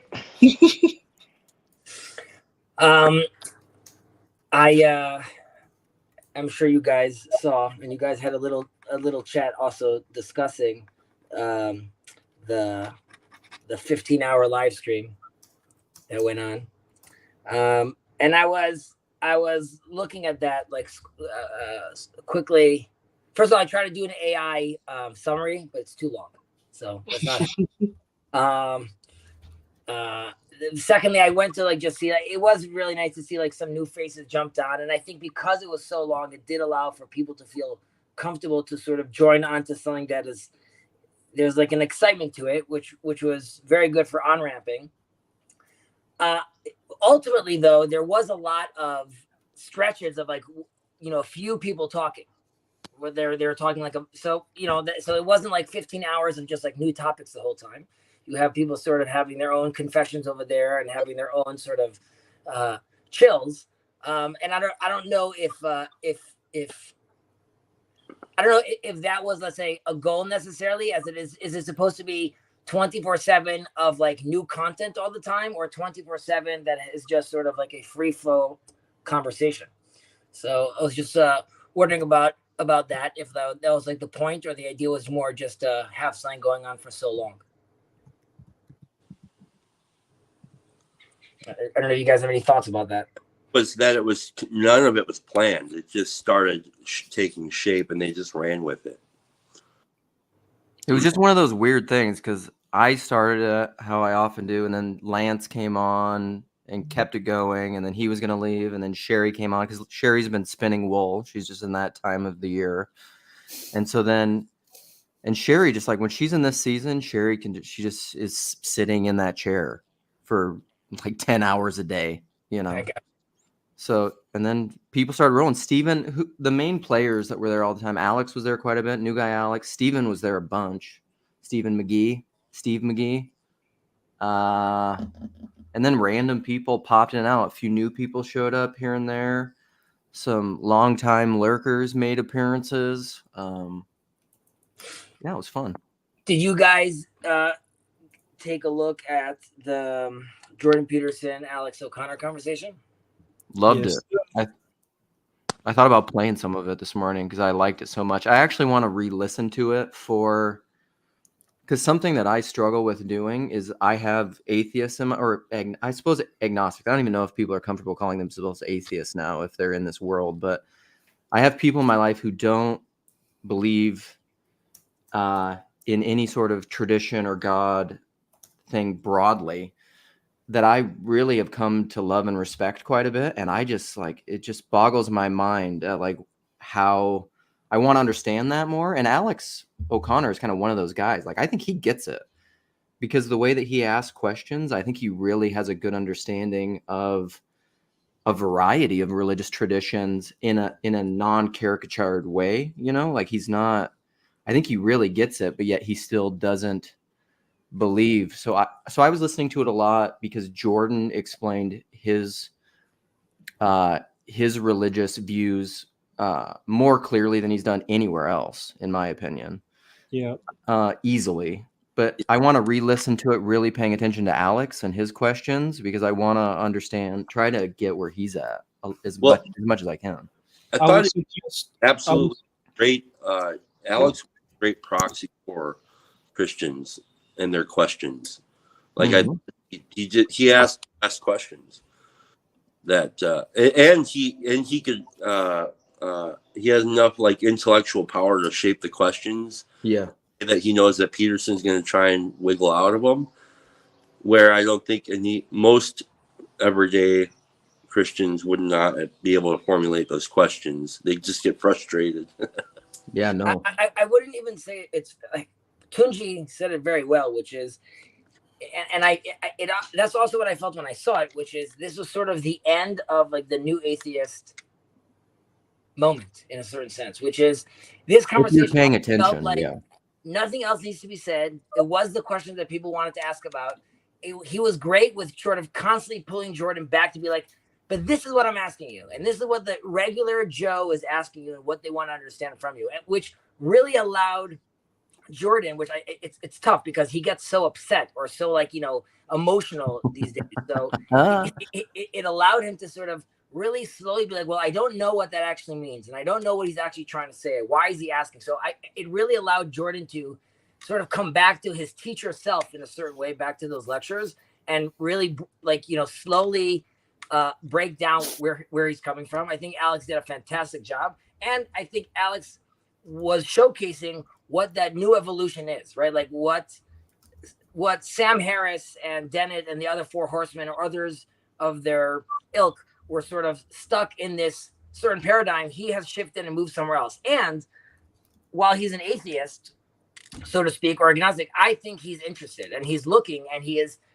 For sure. also allowing Jordan to sort of say, give me your best version of this, because I'm very interested in understanding how you see this, because I too am looking to, build this scaffolding as well. So I think there's no point watching the conversations anymore with, I think, Sam Harris and Jordan Peterson, like those 3-hour conversations they had. It's pointless. That's what everybody said. This is the conversation Sam Harris should have had with. Correct. This is the starting point. And that starting point is one that's not this. It's one that's a lot more like sort of still trying to map onto each other. So I think that was exciting. And I also think, and I'll end on this, that in TLC, if we wanted to take something on, it's to recognize how we no longer need to be necessarily fighting the T-Grogs. That doesn't mean we want to be there accepting them and talking to them. But how do we elevate the conversation and take it on to like the next level? Like, what would you want to offer now to an Alex O'Connor that could be like another lifeline, so to speak, or another explanation that you think would be interesting to him? Ooh. Tayo, do you have something to say? I have an answer to that. Yeah, I do, and I think that's actually a good question, because I was going to say a good pairing conversation with that conversation is Alex's conversation with Ian McGilchrist. That just came out. That was excellent. Because what you've got there is someone who's also not religious in Ian McGilchrist, but far more softer towards the idea of God existing than Alex is. And Alex is very much a man of science, so he's speaking to someone at the top of his field, bringing up the freshest ideas. And in that conversation, you could see Alex go, "What, really?" Especially when Ian McGilchrist brought up the fact that it's impossible to conceive of organisms as machines. And Alex sort of took a step back, like, wait, is that like that's the latest science on this? And Ian had to explain it to him. And I think, Ezra, you're exactly right. We've moved. That's I think that conversation is what's the phrase that get used? Canonical conversation in the progress of this God conversation. We don't have to listen to the T-Grogs, the Ian McGill, or the Sam Harris's and try to find out how to respond to them. And I said this, I don't know you two, but Alex is probably the most effective Christian apologist out right now. It's not even close. Because that conversation with Peterson was like he's been doing this for like the last year of having really, really good conversation. I mean, his conversation with Richard Dawkins was excellent. Mm-hmm. And he's presenting a perspective that he doesn't believe in, but he understands better than most of us. I think my response to that, and to Hezi, your question, is that because Alex O'Connor, I don't know that he said it in this conversation, but I've heard him say it other places. He may have said it in this conversation too, is that he wants to believe. He does want to believe. Like he said it. He said it in this conversation. Okay. And And what is interesting to me, the big shift is right there, because what Alex O'Connor is doing is he's trampling down what I would call egoic intellect, or seeking to know through rationalist divided world frame. He's trampling that down through it in the same way that Jordan Peterson is trampling down scientism through science and evolutionary biology and psychology. Because it's showing you that all of these things have, they have holes in them. And if you follow it all the way down, it's the Jess U-shaped journey. You're going to come out on the other side and realize it's not absolute. It just isn't. And I think Alex O'Connor honestly asking questions is going to get there. And what I think he'll come to find if he continues on that path is that what you actually believe is what you want to believe. So he already believes it. He's already there. To know the limit as the limit is to already be beyond the limit. Yeah, but sorry, go ahead. Yeah, this might not be generative to the conversation, but the thing that's the two thoughts that I had kind of like watching the that convo was, the first was just kind of the idea that like both of them seem to be very comfortable. Like this is what I imagine like office hours for a college philosophy professor are like. You've got some bright young student who comes in and has all of these very intense questions. And so both of them seem to be in their element. Like you could tell that Peterson has had many of those exciting, interesting young minds in his office, and Peterson's just as interested to talk about his ideas, kind of a thing. But you could also tell that Alex had lots of experience talking to men who are older than him, who he has serious doubts about their ideas. And that's kind of to your U-point journey thing, Luke, and it's kind of like what the shift for me was in getting to the TLC, because I'm navel gazed too. I'll be the chief of sinners in that regard. But like it's that shift from, okay, I need to talk to PPK so that I can understand my questions, or I need to talk to this person who's smarter than me and wiser than me and has more life experience so that I can understand what to do, and there's obviously good in that. That's kind of like the law aspect of things. But then there's also be like the little children. You must be like one of the little ones in order to enter the kingdom. And so I think that there is this massive shift that both Peterson and Alex have yet to completely do, at least in public, where they can sit down with the classic like Walmart greeter and have and get the dialogos, and then the second thing that it made me think of was just the idea of like how all inquisitors are agnostic. Like you can't be a good inquisitor if you have a side. Yeah. And yeah. So I'm gonna go, but I want to say this before I leave. This is like now this is fun because I wanted to talk about this and Hezi brought it in. So you mean man, because now I'm gonna leave. But so part of it, what I want to illustrate is Mandy asked this point, and so one of my favorite points of that conversation though that I liked was I think I remember because I put a timestamp on it. I'd never be able to find the comment now because it's on Jordan's channel and it's way too big. But I think it was like 48 minutes where Alex kept cornering him into this. What people are asking, but Jordan said, yeah, but I'm not going to do that because what they're doing is it's like Christians trying to corner me on the resurrection and ask me a question using a metaphysic that's not even Christian. That I agree. I was about to say, but you got there. I was just like, Jordan, yes. I think that's scary though. Again, for people that deconstruct it or people in TLC, I think that's if I'm thinking from a Christian looking from the outside, looking at Jordan Peterson, then hear him say, you're acting in a way that's basically not Christian. That's why the question doesn't even qualify. Yes. That's like, whoa. If I was a Christian, I'd be like, so am I Christian? Like, what's going on over here? So like that whole reframing, which Jordan is basically why he's always upset, which is like, you guys are playing here and I'm playing over here. And that's why like, don't keep on bringing me down to this, these nonsense categories. Yeah, that's a great call, Luke. In defense to that though. Go on. Even thought about it. This is brought up because I heard that too, and I thought that's interesting. But like in defense of that whole, you don't even know what you mean when you ask this question. Yes, it's 100% true. Yes, because like if you were to ask me to try and lay out to you my understanding of Christ and like the miracle for me is it was that whole, even the desire to know it was ripped away from me. Yeah, but Chad, sorry to cut you off for a second. I hear what you're saying, which is like, but none of us really know.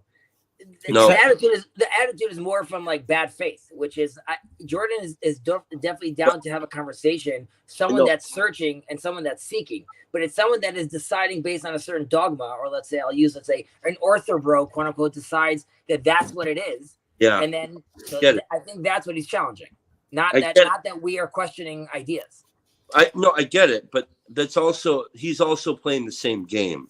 Yes, assuming everybody who asks him that question is coming from that mode, and so these are all just kind of these fixed positions that we come to argue with. Because like I have a picture in my mind of my opponent, and I'm imagining what they are thinking, and it might be true in some cases, and I have that there to protect me from having to fall into all the bullshit traps that I'm perceiving that they're trying to set. And so, like, I get it, and in a lot of ways, I do agree with him. I think that people are playing games, but then there is this other aspect that, like I said, like, and I'm not even like speaking for Christians as a whole and saying like it's impossible to lay out the truth about this. I'm just saying, like, from my own experience, like I know that I know deeply there's a truth that it's like this revelation I had about the Trinity. Dude, check this weird revelation out I had yesterday sitting in church. The Trinity, first of all, my pastor didn't even talk about, like, he didn't try to explain it or anything, which I thought was really great. He didn't do any of that. He's like, we're not going to talk about the apple, and we're not going to talk about, you know, the 4-leaf clover and the 3-leaf. We're not going to blah, blah, blah. He's like, right. And then I had this revelation about, you know, when people say they don't want to say the God's name, you know, or they don't want to, you're not to make a graven image or use or say God's name, and so you have G-D, that whole thing. Mm-hmm. To me, I was thinking the image that came to my mind was that the Trinity is an insurance policy against my graven image. It's essentially a mystery that protects me from ever being able to fully box in the image of God. So I don't know if that makes sense, but anyways, the whole point that I was thinking about this is about it is impossible for me to know. I mean, and the more that you dig into this stuff, the more wild it gets. Like, and so now I'm losing the thread. It doesn't matter, but yeah, whatever. Tag me in, Chief. Tag me. Let me jump to the defense of these silly Christians that are asking Jordan if he believes in Christ. I had a reaction to that was a little bit different, which was the arrogance of you to presume that you know their faith more than they do.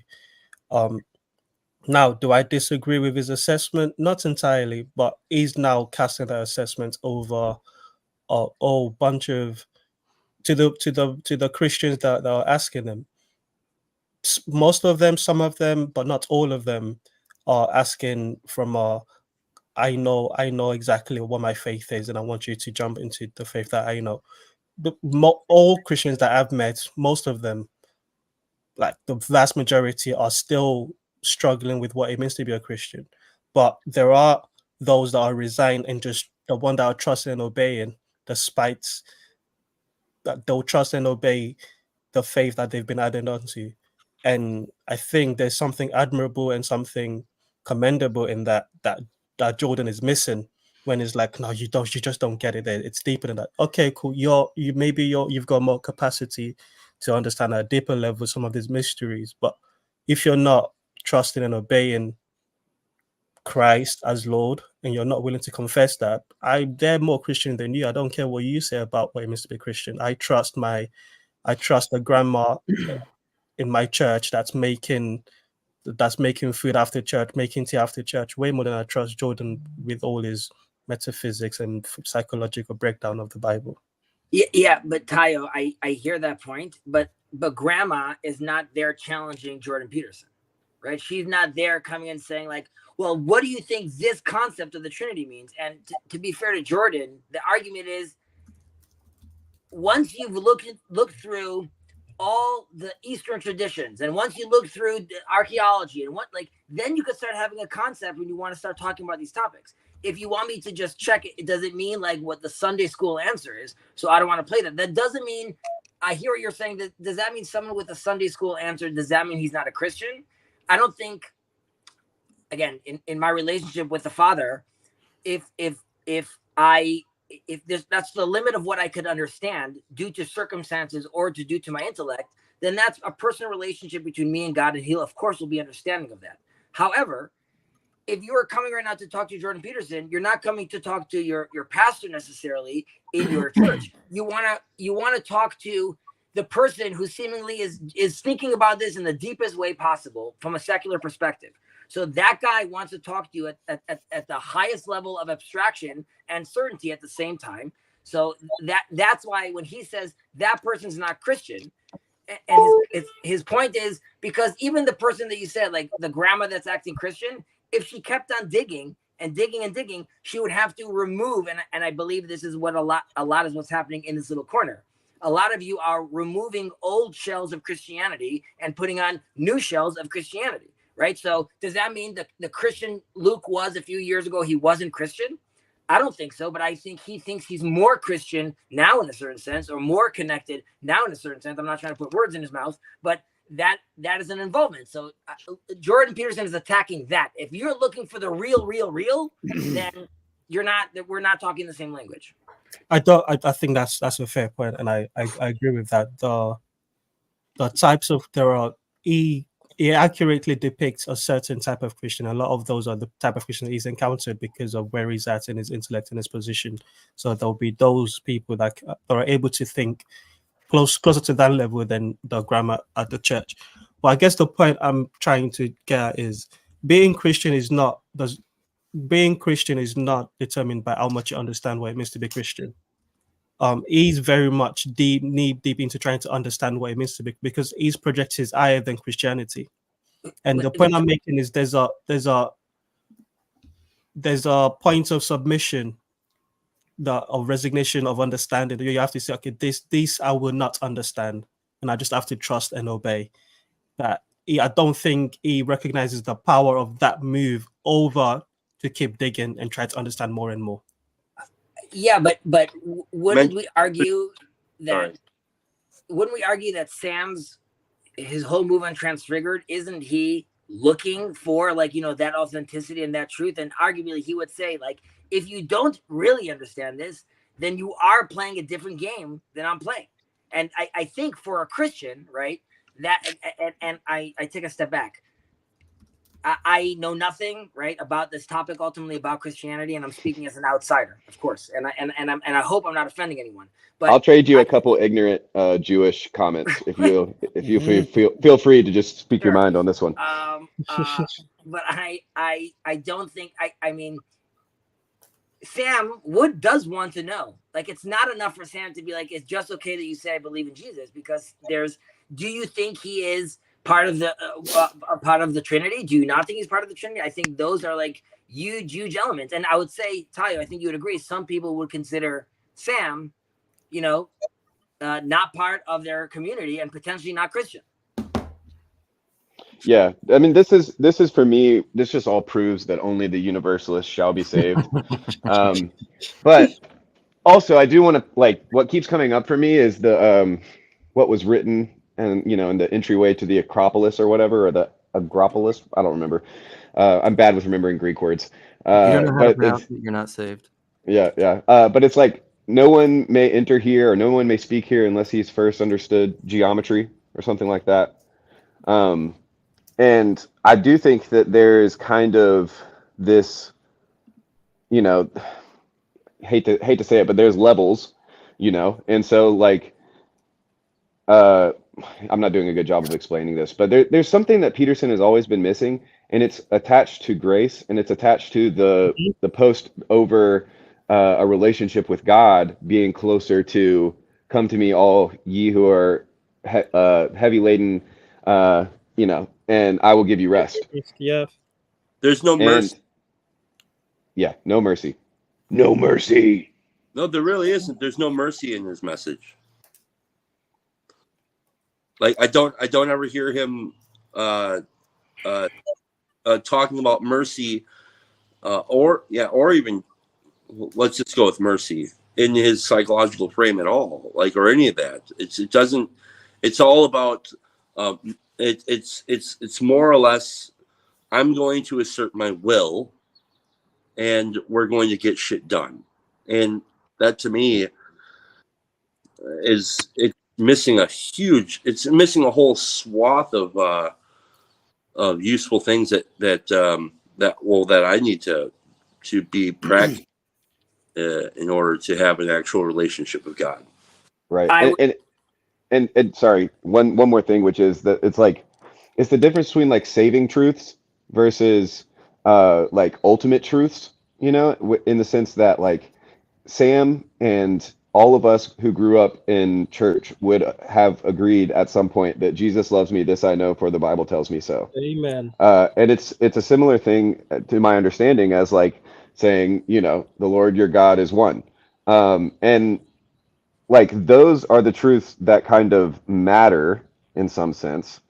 And then the intellectual life of someone whose highest concern is their personal relationship with God, the intellectual side of things becomes an act of love in searching for the truth that is connected or ordained by this loving being who we live to serve and live to worship. So I think that would be like, to what you were saying, Chad, like that big difference is like the order, or it's like an order of operations thing or something.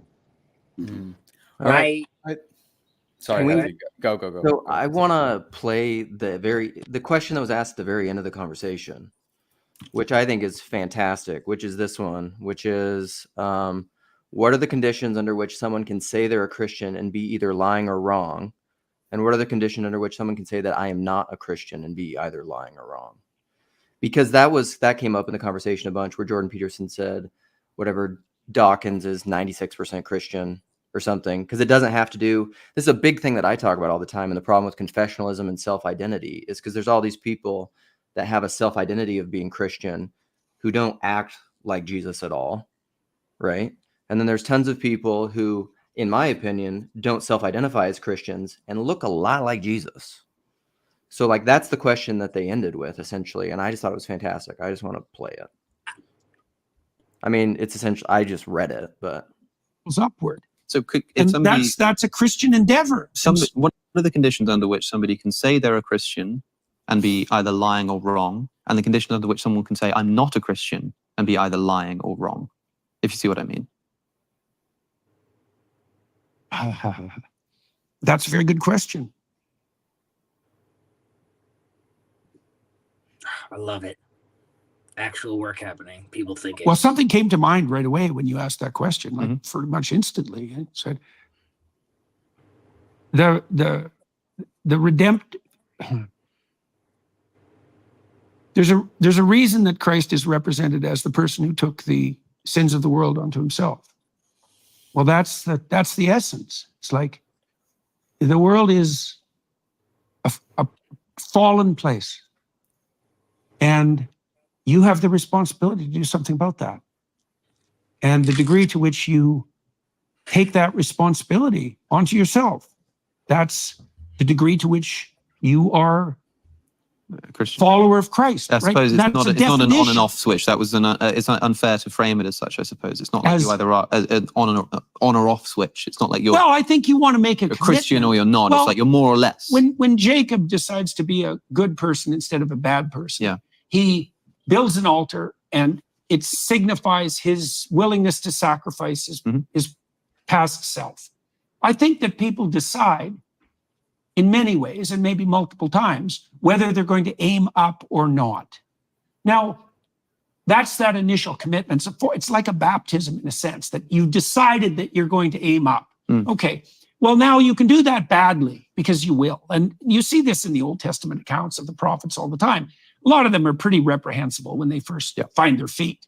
But you can stumble your way uphill. And that is the essence of Christian belief, is to stumble your way uphill with the maximum load you can bear. And the thing that's so fascinating about that is that that's also the pathway of maximal meaning. And that meaning. All right. Do you see though that in a certain sense he's talking about himself, obviously, right? Of course. Right. So as far as for Jordan, you're talking about like mercy. The whole experience for him is overwhelming right now. He's like, I feel like I'm in the precipice of understanding or touching God. And that is the gift. And that's why he breaks down crying after the time, because he's overwhelmed with the fact that he is in some sort of position, both internally, like what he understands and what the world is telling him. It seems you understand what this is about. So he's like, this is crazy that I have to even deal with this right now. And I really think that's his experience. And when someone's challenging him and asking him, we have to remember they drew him being the Red Skull. They drew him. He is on like the journey of his lifetime right now. And we're all there to watch. He's not necessarily interacting with individuals anymore. He's interacting like with ideas. So Alex O'Connor really brought him back down. And even him stopping and saying, that's a good question. He's not speaking Jordan Peterson's script at that point, right? He has to stop and think and be like, okay, this is the real question that is trying to like reorient me again on this journey that I'm on. I would ask, and this is not necessarily a challenge that you guys have to solve right now, but anyone aiming towards, oriented properly, cleaning his room, moving upwards slowly, that means Christian. I mean, so, that's Buddhists, that's Jews, we're all aiming, we're all doing. So and you said, McMo, like, we all learned in school that, like, Jesus liked me because the Bible told me so. The qualifier is like, I'm down for, like, Father loves me because he told me so, right? And then the question is like, who does that person become? And Alex is also asking about that. Is this guy, which we already know historically, yes, he does exist. Did he leave? Did he get resurrected? And what does that mean? Because once it's conceptual, as a Christian, obviously that starts leading to many other questions of like, okay, like, what does this guy mean? And that leads to Sam Titteman right now, right? So like, to me, that's the next conversation, quote unquote, for Alex O'Connor is like, even if I want to go down this route that this guy did come out of the grave, who was this guy? Hedgie, I'm actually interested in what the Jewish perspective, I know there are many perspectives, but let's say just yours. What does Messiah look like? What is that supposed to kind of look like? Will be popping up in about 5 minutes. It looks like you, Chad, and that's why that's why we're so struggling so much, because we can't see your face. We want to know what the Messiah looks like, and he looks exactly like Chad the alcoholic. One day, the face will fully emerge. Well, the luchador mask is like Moses coming down and veiling his head. There you go, guys. This is very symbolic right now. Ultimately, PBK was the golden calf. We just didn't realize. I mean, we were like wrapping around that. It's very with his background, the dairy farming. What could be more? He's from the Golden Coast. Golden calf farming, golden calf. It's all in front of us. PBK is Satan. This question, because I know that we as Christians proclaim that he was Messiah in Christ, Jesus, right. and like, so just set that all aside. I'm just actually interested in, like, is there like he could have been, right? So I'm just wondering, like, from your understanding, what might that look like when that happens for your perspective?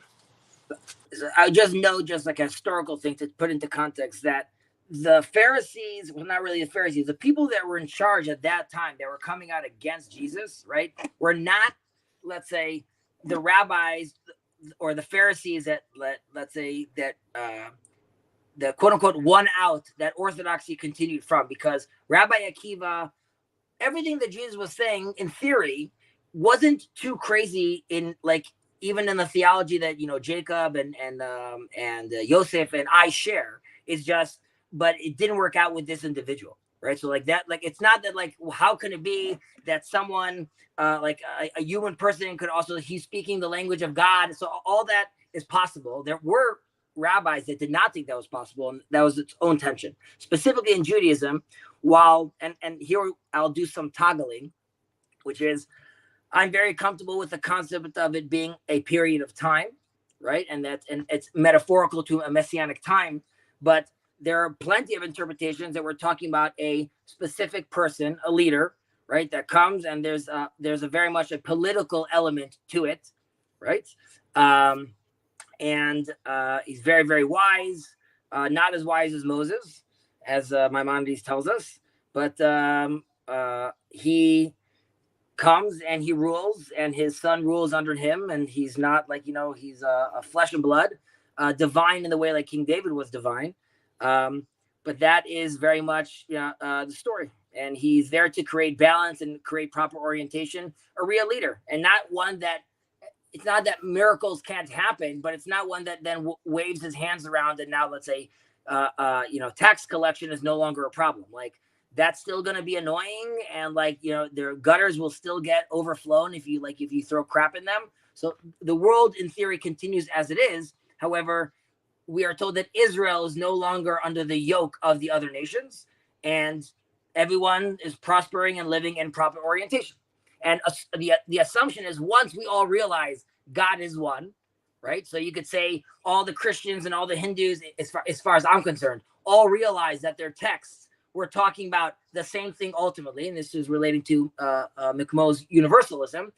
There's no need for war at that point, obviously. And that releases a tremendous amount of tension around the world. That doesn't mean everyone's practicing the same way, because we all have our own cultures and our own unique channels into integrating with God, and it almost makes sense that it would be so, right? That the Indians would be expressing it through their culture, through their natural resources. But that's what the Messianic time looks like. And Is God wise? I'm sorry? Is God wise? Is God wise? Well, God's not a human. So, I mean, wisdom is part of God. Yeah, I've heard like the phrase all wise usually smashed together, ALLWIZ or WIZE. Yeah, like God or only wise, God only wise, God all wise. I've heard both of those. So yeah, I would think like, yeah, God kind of is necessarily wise, or better said, all of wisdom is contained within God. There's a sense, not to dig too deep into this, but that one of the first creations before creation was wisdom, which then God allowed that to sort of lead through creation in a certain sense, right? So if we ask ourselves like, how is there this logical sort of progression of all these things? It's because wisdom is already baked into that in a certain sense, and that's why when we are thinking and when we are being wise, that is part of the gift that God is already gifting us, and to sort of be able to try to map what we're seeing around us. But these are just like I'm scratching the surface of these mystical topics. There's actually drama in the Noahide community. Uh-oh. In the Noahide community, there's drama because there are some that say you could teach Noahides just the 7 laws and the relevant Torah required around that. You can't teach them anything more. They can't take on more things. And there are other opinions that say they could take on, first of all, they could take on more than the 7 if they actually want to. And you could teach them also a lot more. And it's always a tension, right? Which is like, am I, even when I'm talking over here, there are many people that would think it's complete heresy that I'm even hinting at Kabbalistic terms or understandings of, let's say, how our God works or how these things, but historically, there were things that you weren't allowed to do with regard to the Torah. One was write it down, which we had to do by Judah the Prince. At some point, he decided, in order to embody and to promulgate Torah properly, I actually need to ignore this prohibition and actually write down the Torah. There was another time that happened, which is you can't get paid for teaching Torah. And then they realized, but no one's going to teach it. It has to happen. Then there was another one, which was women cannot learn the Torah. And we decided that eventually that's obviously crazy. And then women started learning the Torah as well. Or that's where it all went wrong. That's where it all went wrong. Is the Noahide movement like basically the essence of what a meta modern movement would be then? No, not necessarily. There you could have a Noahide that is like a fundamentalist, so to speak, right? That he's like really taking those things. It's a little, being a Noahide all automatically is asking for a more of like a sense of like an openness and egalitarian sort of thinking, which means it would lead for probably someone being like a little more flexible in his thinking. But generally speaking, that's not a doctrine that you buy into. Like when I'm teaching Noahides, I don't go into biblical criticism necessarily, because it's just no one's inviting that, and there's no point of me getting into that topic unless someone wants to know about that or someone's asking about that. However, I would say someone that wants to be a Noahide has already decided that like he's assuming the Bible's real at that point. Right. How far into the temple can the Noahides go? Great question. There's conversation if circumcised or not. Check. And it also there's different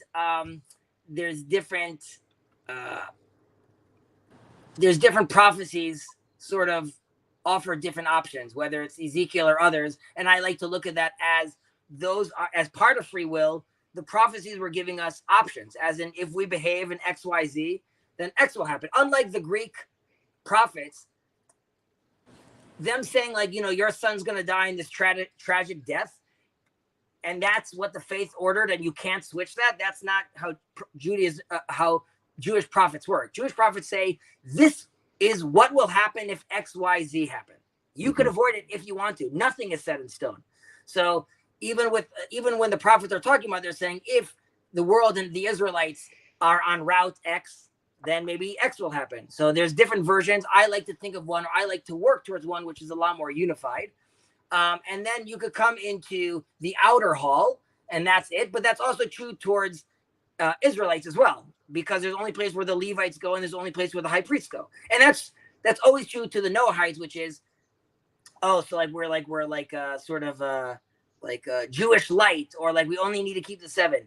Everyone in life has their position, right? The priests have their position, and the Israelites have their position, and the Levites have their position. So it doesn't mean in any sense that you can't have even a closer relationship than God, than the highest priest. And Maimonides uses that words, talking about the Gentile individual that wants to connect to God could reach the highest of heights and more than the high priest, right? So Yeah, right. Well, because there's like not to try to like pry into Kabbalic stuff without knowing, but like the question for me is almost like a like what's the big hubbub about this new quote unquote new term Noahide, and what's different about it from just being like a God-fearing Gentile?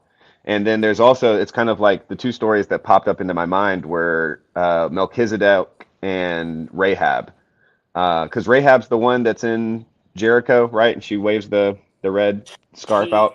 She marries Joshua. Yeah.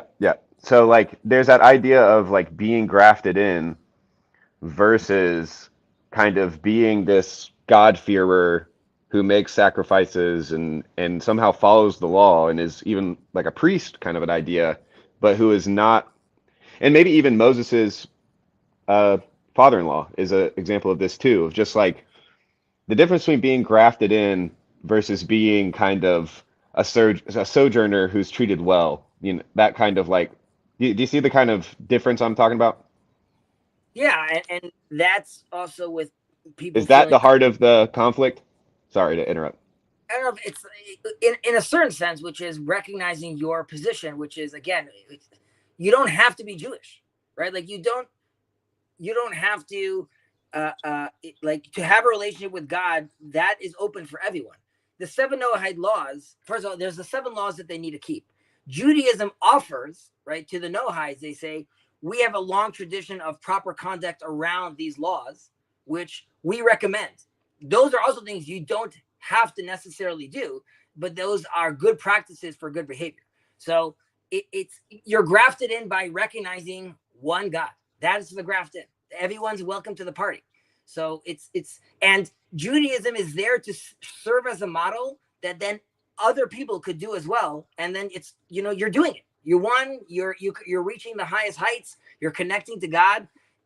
There would be a question, which is, okay, but now that there were God-fearers, and unfortunately many Romans killed many of them, and they came to the temple, and we mentioned them in our prayers. It just wasn't a reality. But as more Noahides come together and they have to ask themselves, okay, how do I pray? How do I congregate? That's where it starts getting, I think, interesting and tricky, which is, and I think ultimately divine, and I'm connecting to Maimonides right now when he says that Islam and Christianity were path makers for the Messiah, which in a sense, those are flavors that have divine qualities to them. And it would be a shame for a Noahide to, let's say, a Christian Noahide to come say, I'm, let's say, removing all Christian from me, all culture Christian from me, and I'm turning into this new thing that has no structure. And instead, I would offer that, and again, humbly, I'm saying this from my perspective, once the theology gets tweaked and gets clarified, right? Because like Chad is saying over here, maybe the Trinity is really just to make sure that we maintain abstraction so we don't ever do the graven image, right? That is so close to them being like, okay, you're almost in the club then. So once that happens, then I have to ask, okay, you're quote unquote a Noahide right now. Should you now get rid of all the culture you had, or can you use that to now build something that allows you to still connect to God, but there are hymns, there are words, there are sayings, there are practices that you still want to maintain? And that's why I think a Christian Noahide is going to look different than a Muslim Noahide, which is going to look different than a Hindu Noahide.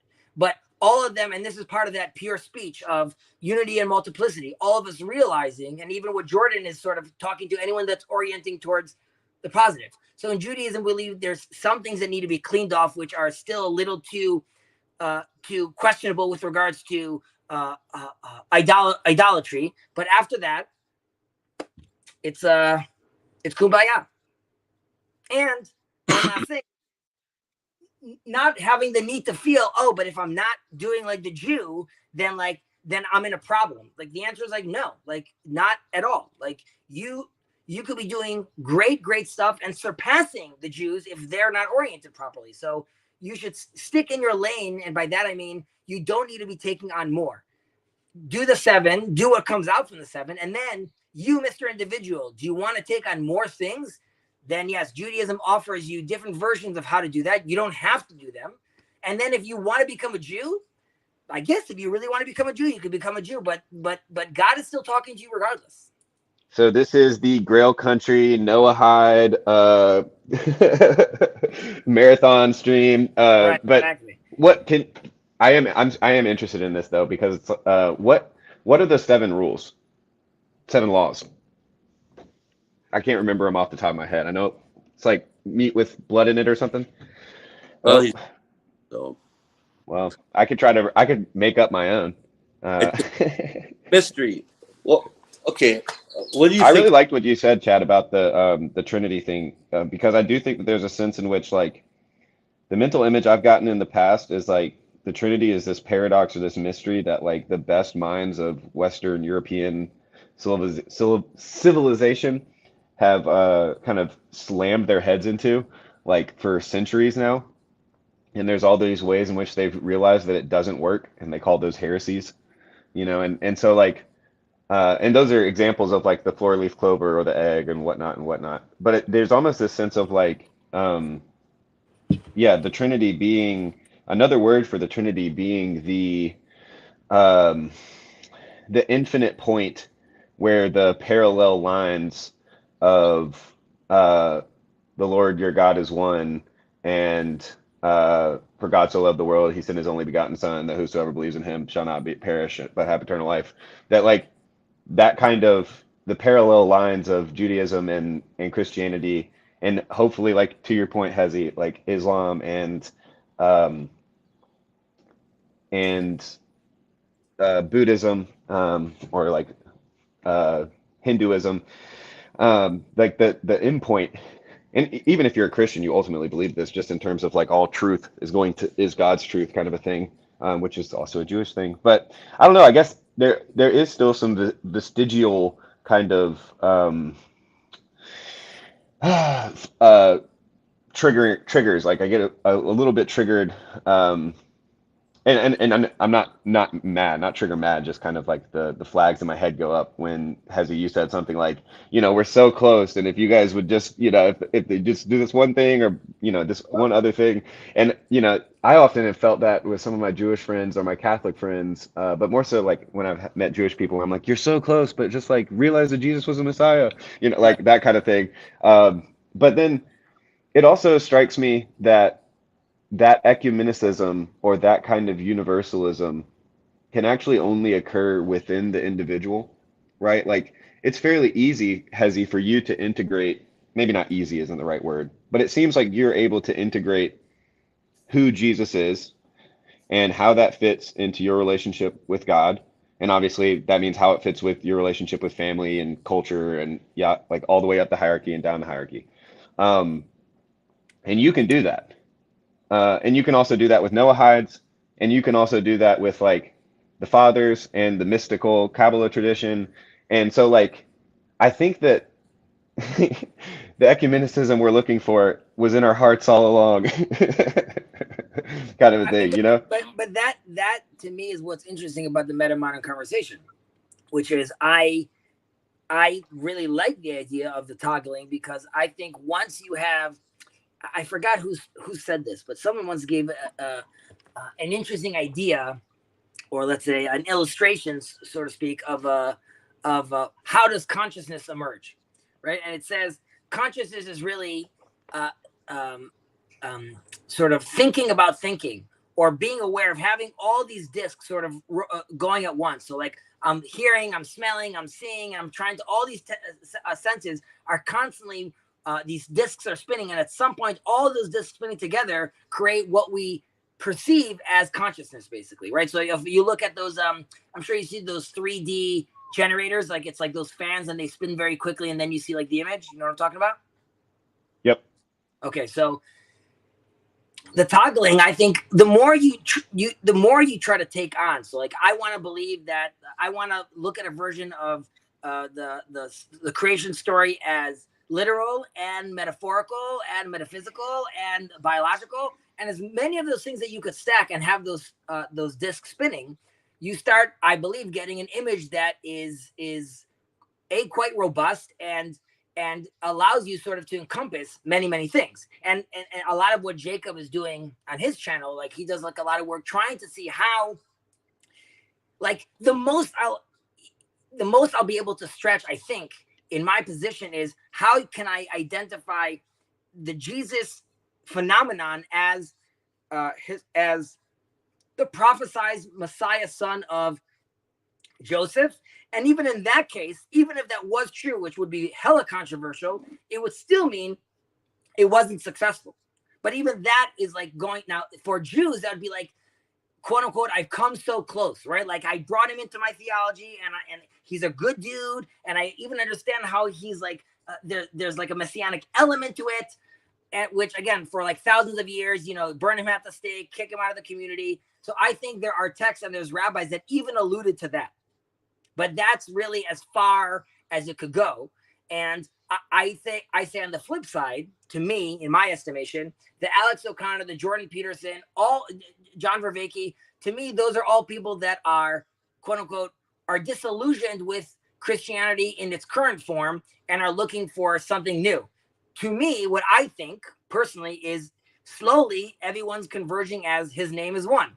I will not deny that, and I maybe not smart enough. I'm clearly not smart enough to understand. It could be that you have a concept that Jesus fits in that is abstract enough or true enough where some great rabbi would also be like, yes, all these things could work together. Wouldn't that be a fantastic time? I can't square that, and I try very hard to try to integrate as much as possible.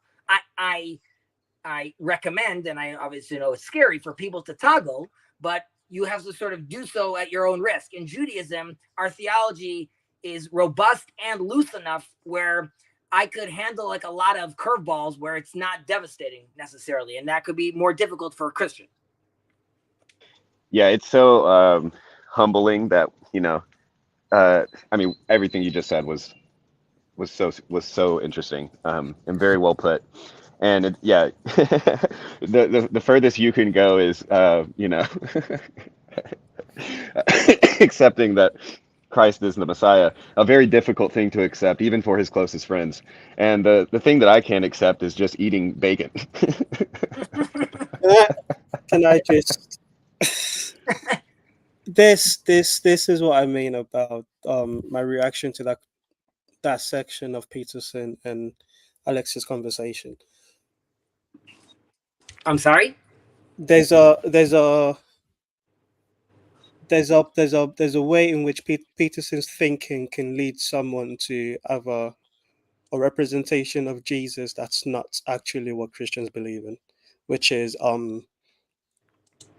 like you just said, close to what you just said about how as far as you can go with Jesus. That's not far enough. That's not even far enough to begin being a Christian. And I can see some Christian watching that Jordan Peterson conversation and listening to how he did say that he believes that Jesus walked out of the tomb, but he said it with humility. But the point is, I can see just the way you got that out of it, a Christian saying, "No, that's not it. That's not right, Chief. That's not what we're wrestling with. It's not arguable that Jesus is not on top of the hierarchy." So I agree with you, Tyler, and that's why I think Jordan Peterson, and that's why when he came to speak like in Jerusalem, and he told us like, you know, everyone's looking at Israel. You're the mountain, you're the castle on the hill. Everyone's like crying and clapping. I think he's doing a great job turning people into Noahides. Like I know that he's talking about like Christianity, but the way he frames it, he's like, I don't know what that means. I was like, okay, so where does it say that Jesus walked out of the tomb? Where does he say that you're gonna have to talk to your two Christian friends over here? You're saying like which book? But don't people see him? Then they don't recognize him. Then he says, I'm asking friends, where in the Bible does it say that Jesus walked out of the tomb? I don't believe that it literally says he walks out of the tomb. Thank you. And I chose my words very carefully there. Help but wiggle around that question. Okay, Mark 16, 1-8 says, when the three women, Mary and other Mary and Solomon, went to visit the tomb, they saw the stone already rolled away. They entered the tomb and saw a young man who told them Jesus was risen and they should go and tell the disciples and Peter. Right? So, yes, you guys, no one saw him walk out. Well, someone saw him walk out. This young dude, this young bro hanging out in mausoleums, shady, whatever. We have to talk to him about that. But probably the same guy that was in the Garden of Gethsemane, butt naked. There you go. He's always there. It's the original Waldo. Yeah, some people think that that's I can't remember his name. Well, I can't remember, but yeah, there's a reason why that phrase that he walked out of the tomb has become so important, though, Chad, and it has to do with obviously the poetic meaning of it, and it meaning that that the body is saved, you know, and also it gets paralleled with Lazarus, who it does says walked out of the tomb. But yeah, so like especially like early on when there was Gnostics basically trying to say that Jesus never even had a body. They even would say things like he actually floated on the ground and never walked anywhere, that his feet actually never touched rocks because he was so kind of ethereal. But so that's why it's important that people think of him walking out of the tomb, is because it's his real body. It has his, you know, it has the stigmata. It has his scars where he was wounded. But then also there's this weird stuff where he can walk through walls and appear in multiple places at once and do all the things that creepy things do. Yeah, I just think what I'm getting at is to me, when I listen to Peterson, who I think does pay very close attention to the exact words that are being asked, that is a very convenient wiggle room question.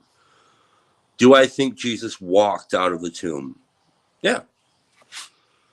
It doesn't say anything more about his divinity. Well, I mean, you are dropping like a resurrection move, and again, like within He didn't Judaism, ask resurrection. He asked a very specific question.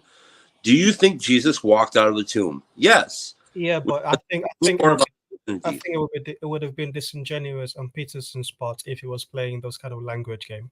yes, that goes but back to Alex's watch question. What do you think someone watch means? his entire career. If you look at his entire career, that's what he does. And that's what I'm trying to get at. It's every move that he's ever made is that exact move. So, and at the end of the day, it doesn't really matter, right? It doesn't really matter what Peterson thinks. No, but 1 second. The reason it matters is because we're talking about it right now. So this will be like a blunt question, but so okay. How do I want to frame this? So, Well, I had one that came up was like, why did he change? You know, what, to your point, Chad, it's like, he can always play the language game. He can always say, what do you mean by, or I don't think you know what you mean by. And he didn't on that phrase, you know? And so that's the question is like, why, why didn't he? right, but I think Convenient. Jordan then goes and says, we can't even start to fathom, like, you know, what that even means that he came out, right? So, Amen to that. You said amen to that, or he meant that? Amen to that. Right. So, like, what do you mean by what do you mean? Or like, this is a joke. Oh, there you go. Anselman says that as well. What do you mean by mean? But I would say, Chad, and I'd ask you guys. So, and this relates to the Brendan Dempsey conversation on the metamodernism, which is like, because Alex O'Connor now leaves that conversation and says, like, by the way, Jordan, off camera, like, I think I am going to be a Christian, but there's a certain amount of scaffolding I need. I need the minimum amount of scaffolding, which allows me to like buy into Christianity.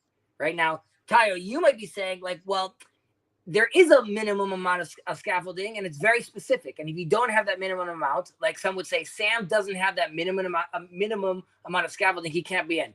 I would say for Judaism, to me, the Sinai event is super important. Everything else I could play with. But if you told me like Sinai didn't happen, I start having a problem. That doesn't make me not a good person. That just means like my relationship then and my relationship with God would quote unquote be challenged. So it's a question for Christians, right? Or and on the flip side, if I found out that Jesus was the Messiah, son of Joseph, right? I built myself scaffolding to be like, it's all good. I'm fine. I'm still comfortable doing the thing I'm doing.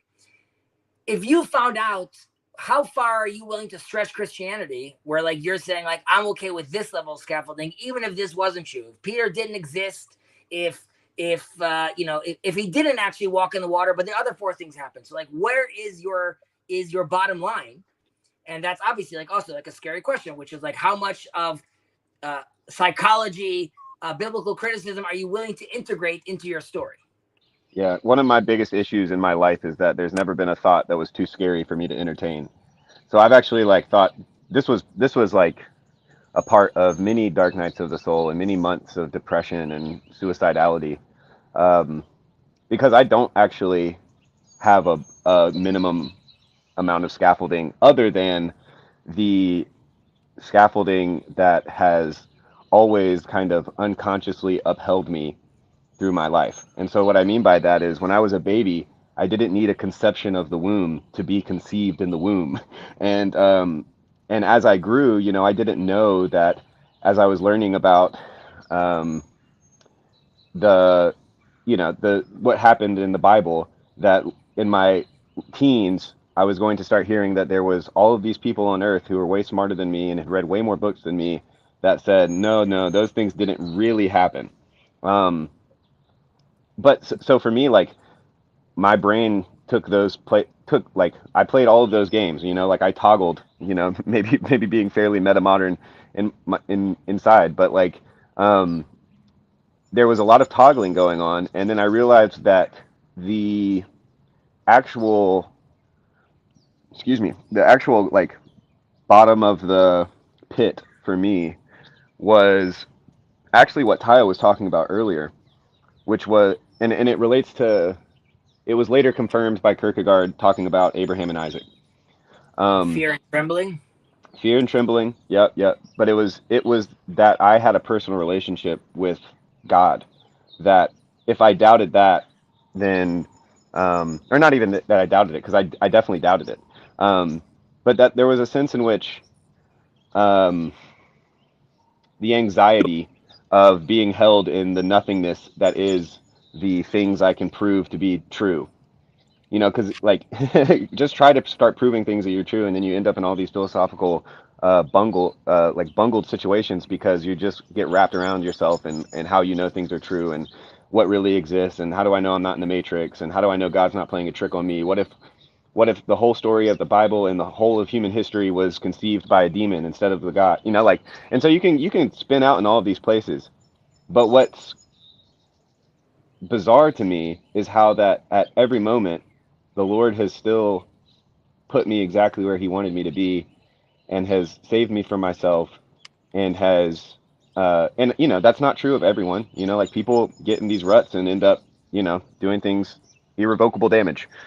And so this is kind of all getting to the point of why, like, at this point in my life, I consider myself a Christian absurdist, because I believe wholeheartedly that, you know, that God loves me, and that Jesus died for my sins. And really, I guess that's, but it's not something that, like, I've made that choice because of some sort of intellectual calculus where if I let that go, then my life goes. It's not like that at all. It's actually that God told me to sacrifice my ability to figure things out, and to the extent that I do, he often gives me the wisdom of understanding what's going on. And so it's very, you know, that's an absurd thing to me, and I don't really have the words to say it, because it's just kind of this weird personal ravings of a mentally ill person doing his best. But yeah, to answer your question, that's kind of, I guess that would be close to my rock bottom, is kind of this hope against hope, or this faith in the absurd, or faith by nature of the absurd in the divine, and that divine being a loving, beneficial thing for me. I hold those things by faith, not by intellectual firepower. I understand that. I want to just offer a framing, which I speak about often, but I think it's relevant. So first of all, you're saying there's a difference between, let's say, like an intellectual quote of understanding, and there's like this emotional sort of puppy love, sort of I'm in with God, I love God, and that's like what I need. First of all, that's also obviously framed your bias, obviously, with your context and where you are, right? So, like, you know, that love itself is already an intellectual love, right? But let's not try to tear it down completely. My fear is, and this is true to all world religions, which, like you were talking about, like, you know, The Matrix. When a movie like The Matrix comes out, can you imagine someone like seeing that, like in the 1600s? Their brain would like blow up. Like, they can't. I don't think it would, actually. I think it would. Only in part it would. But to see, like, you know, because, like, supposedly this book I'm reading right now, in the 1600s and 1500s, they were seeing people fly and levitate. Okay. So let me just frame it. I'll try to incorporate that as well. There's I don't think we're. Oh, there he is. Hezzy, you're muted. Or we can't hear you, Hezzy. I think he had a phone call come in and it cut him off, I bet. Oh, no. And he really looks like he's making good points. Let him cook. He's cooking. Someone's... Can't hear you. We can't hear you.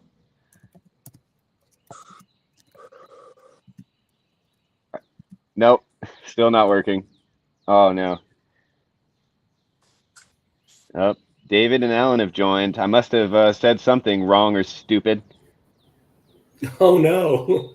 No. I think some of what you guys were saying made a lot of sense. And I actually very much disagree with Hezzy, because we've shown like tribal people video and recording formats and stuff, and they're able to comprehend it. It blows their mind, but it's remarkable how quickly, especially children in like a tribe, can adapt to the idea of like a video or an audio recording, and they just go, oh, okay. I mean, they don't understand Right. it. They go, I guess there's magic in the box or whatever. But Well, and it's unfortunate that Hezi wasn't able to explain himself further. But what I was hearing from Hezi, I kind of agreed with, which was the sense in which, like, it's almost like the Lord your God is one kind of a thing, where there's only one reality, you know? And so, like, right. for something to not make sense to you, to me, I'm kind of like, okay, yeah, there's a lot of things that aren't going to make sense to you. There's a lot of things that are going to make sense to you. And it's just kind of, it is what it is. I don't know. Actually, so this makes me think of, well, why is there more than one person? Why wasn't it just Adam and then leave it be? Trinity. You know, so like we can actually be here and actually like see, we could see through the spectrum of understanding through each other. So a little it's not just us. It's not just God, Chad, because God says, be holy because I am holy, right? And that's an invitation. God wants other holy people to participate with and converse with as well.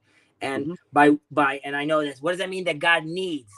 That's a loaded topic, but the idea is that in his retraction, he's allowed for a place of need, and he wants to speak and communicate with holy people, because right now, or up until now, he was the only holy one because he was the only thing that existed. So he doesn't want to play that game alone. God needs, because and I've always heard Christians say some whack shit like God doesn't need me or whatever they say. I mean, maybe that makes sense to them, but I don't. Like, I think that what they're trying to say is we should be humble in our relationship to God's needs. But when they say like God doesn't need, it's like, first of all, how do you know? But you're saying that somewhere it says God needs something? It doesn't say that God needs. God wouldn't need because God is perfection. So how do you create a lack where God would be needing something? And the lack is created by God's own love, by retracting himself and allowing there to be room for another. And this is true what we need to do, right? When we're in a conversation, I need to retract myself into order to, and that's what steel manning is. Steel manning is a mini retraction, which I'm allowing yourself to come in. I'm going to give myself the chance to give you the best day in the sun. And ideally, by doing that, I actually allowed you to dwell in me. I saw you, I felt you, and I could see you better. And that's why when Moses says that the Bible says that Moses saw God's face, it mentions right after that as if seeing his fellow man, because ultimately that is where we're seeing God's image. But I was going to say, and I still want to say it, there's one thing I'll have to leave on this note, that what always makes me nervous is you see these AIs like Sora and these you just put in a text and it makes you a movie, and you put in a text and it shows you what an angel looked like. So our kids are going to be faced with all the information, the best atheistic, biblical criticism, question that could ever be put together is going to be challenged to your kid at every moment. And if you, in my estimation, if you don't integrate, if you don't learn how to toggle, it's going to be very, very hard to deal with someone showing you, right, but now we know with the carbon dating that this didn't happen.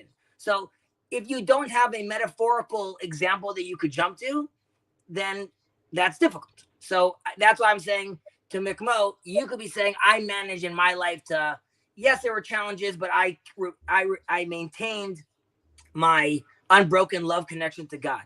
I would say that your kids might be challenged more than you, and the challenges are much greater in my estimation.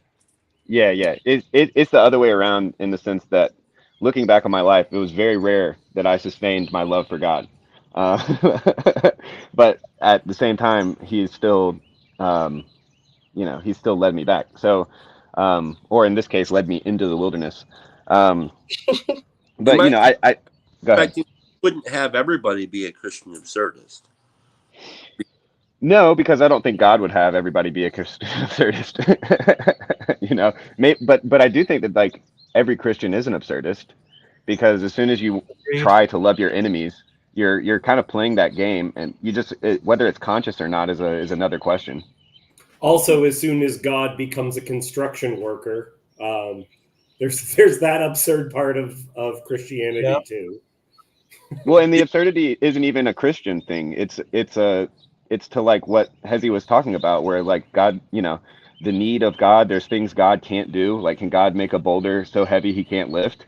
And Yes. like that's kind of usually smugly said by, you know, by some of the young new atheists, will say. And That like, would, I want to just, you know, a Christian absurdist answer to Hezi's point of like me, like I grew up in Hezi's worst nightmare, you know, like I was exposed to, because my father was going through a bit of a deconstruction himself as it pertains to kind of the age of the earth, and you know, the metaphorical nature of the first parts of Genesis, or maybe the whole part of Genesis, where like me and him were wrestling with this stuff, me at too early of an age. And so like I just got tired of it. You know, it's like you learn the best arguments, you try to figure things out, like, okay, this means this, but this means this, and like, how, okay, can we really trust carbon dating? And like, okay, I'm gonna look at this through a scientific lens. And so you get in this big thing, you know, like this big life intellectual journey. And at the end of the day, like where I find myself now is to be able to say to that smug atheist questions like, yes, God can make a boulder so heavy he can't lift it. And you know what? He probably already made it, and it's you. You know, you are the boulder so heavy God can't lift it. So you're going to have to lift it yourself. You know, you're gonna have to lift yourself. But then at the same time, the absurdity of like, oh wait, no, God can lift a boulder that's too heavy for him to lift. Like, and he does it every day. He lifts me up. He lifts me up on eagle's wings. Mikmo, it would also be when. People have to realize the context of when things are happening. We, ever since the seventh day, God has been resting. It's one long seventh day that we're still in. And God resting means he is no longer involved in the motion of what's happening here. Is he still involved in some other level? Yes. Are there miracles? But the concept is, after the seventh day, there's a retraction again, which is now world and complete the seventh day, right? Which you realize God doesn't say in the story of Genesis, every day ends with, and it was good, and it was good, right? The seventh day doesn't end because we're participating in creating and leading towards the eighth day. And I mentioned this in the past, that's why the temple gets destroyed again and again, because the temple is an eighth day product living in a seventh day world. So there's no connection, and there's no connection because there's no orientation. Sorry, David. No, yeah, I want to add on what you're saying. Two things. Number one, still don't know what to deal with it, but the separation of seas and sky is not good. That day does not end in good. It just says that it occurs. It does not describe it as tov. Number two is that the New Testament says exactly what Hezi is saying. It speaks of the seventh day as something that hasn't fully been fulfilled, and that human beings are invited by God to be in his rest. That rest that God is in is an invitation to us that we have not experienced yet. It's like, God, stop sharing all that rest for yourself. You know, give us a little bit of that rest, big homie. Is that why 8 looks like an infinite symbol? Dun, dun, dun. So 8 is also, if you just line it up, Hezi and I talked about this before a little bit. 8 is the day of resurrection. Okay, so if you made yourself unclean, you were to wash yourself, mikvah, and then for 7 days, and you were to present yourself, and then on the 8th day, you were considered a new flesh. A baby is born, you don't circumcise him right away, you wait until the 8th day. You need to leave the encampment if you get impure also, and then after you're out for those days on the 8th day, you come back, you bring the sacrifice, and you are renewed.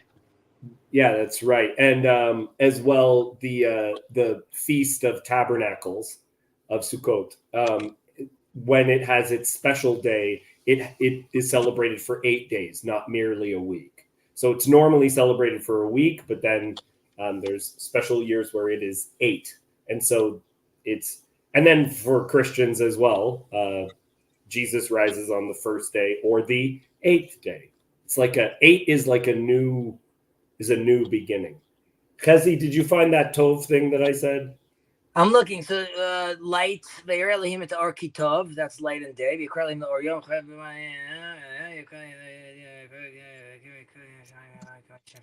You're right. Monday doesn't have Tov. Right. Was Hezi just speaking in tongues? I was reading it in Hebrew very quickly. So yeah, so Monday doesn't have Tov. David, you're muted. This is strange. So there are 7 goods in Genesis 1. It's very famous. And everyone says, oh, every day ends with him saying good. And that is not true. The separation of heaven and earth, which I mean, you can try to figure that out symbolically, is not good. He also says it was so, right? Yes. There is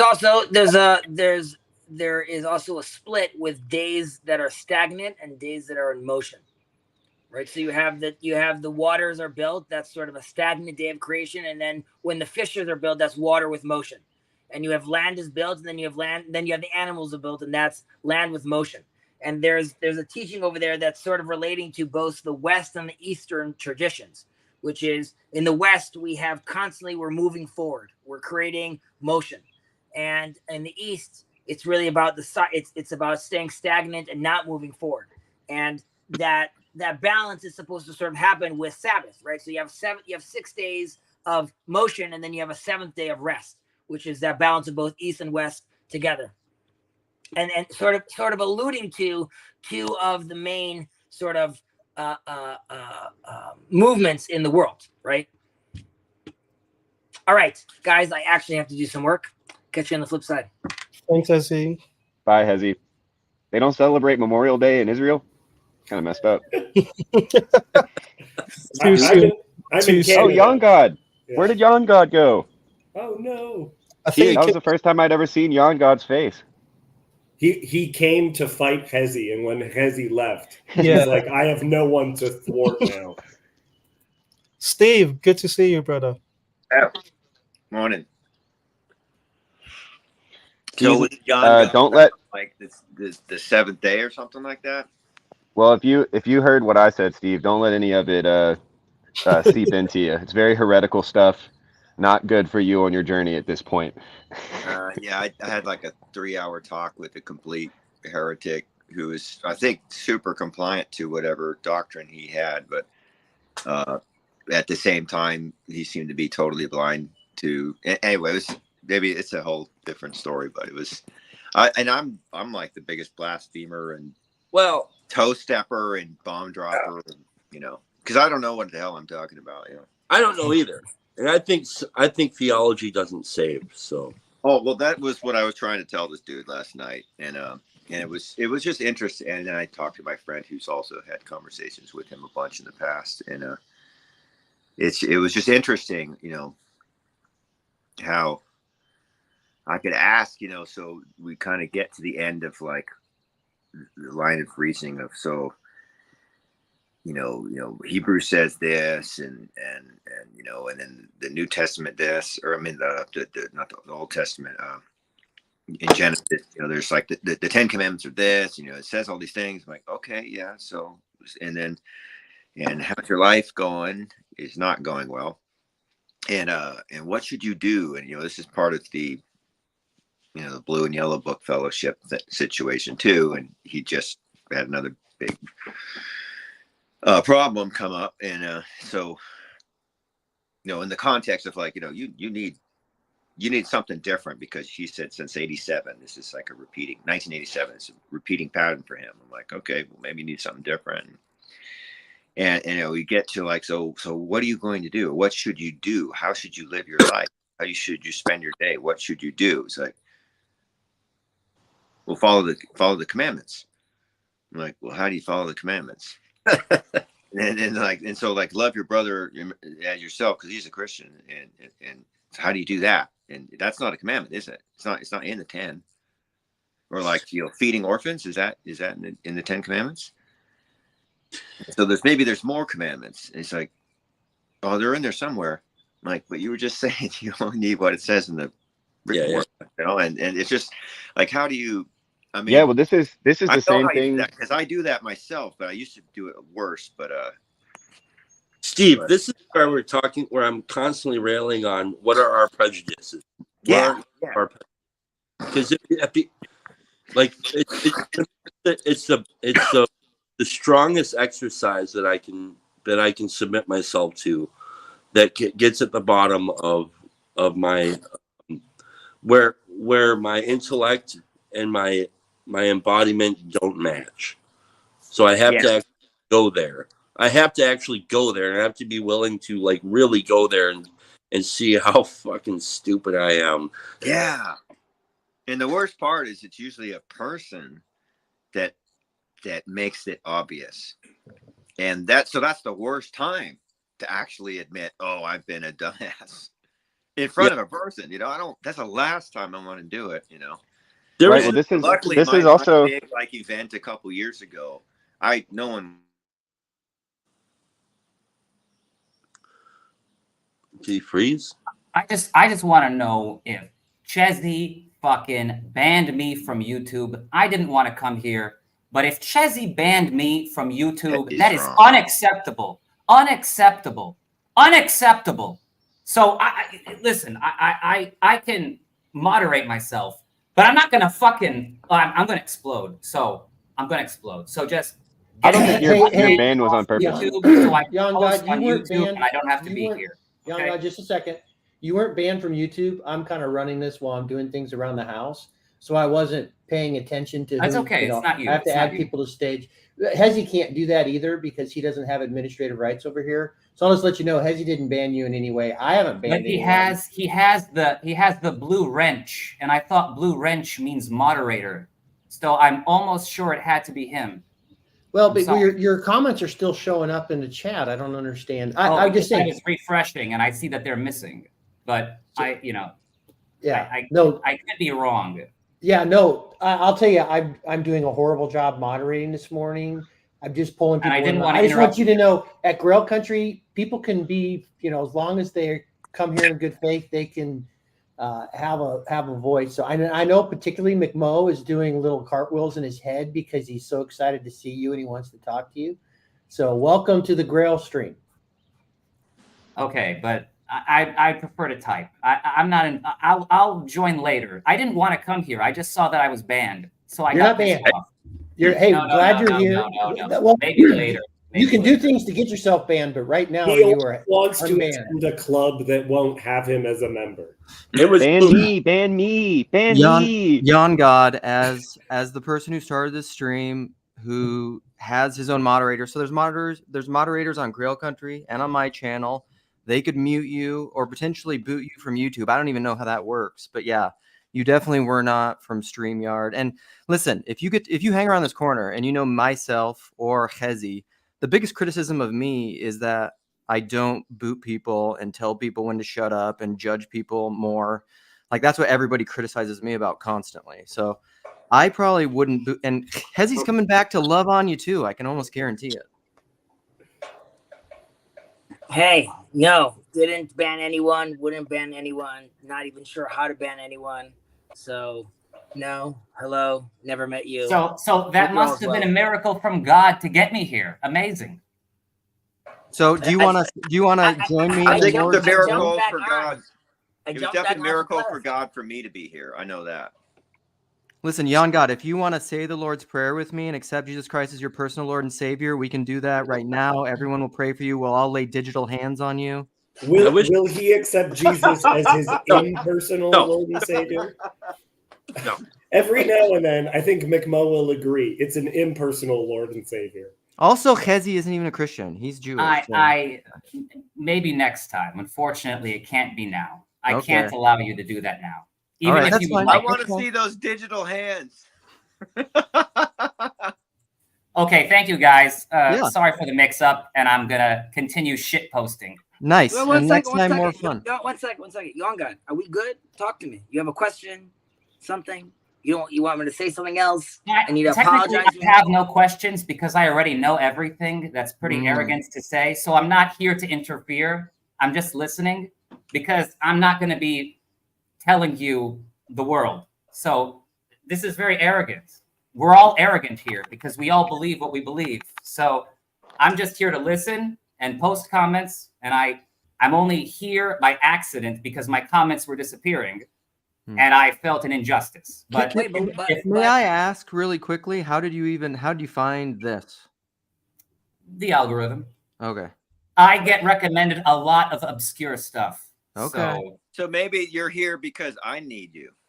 Ooh. You have a question? Sorry, can we go back a second? Did someone say Hezi is Jewish? Someone just said that as though that needed to be said.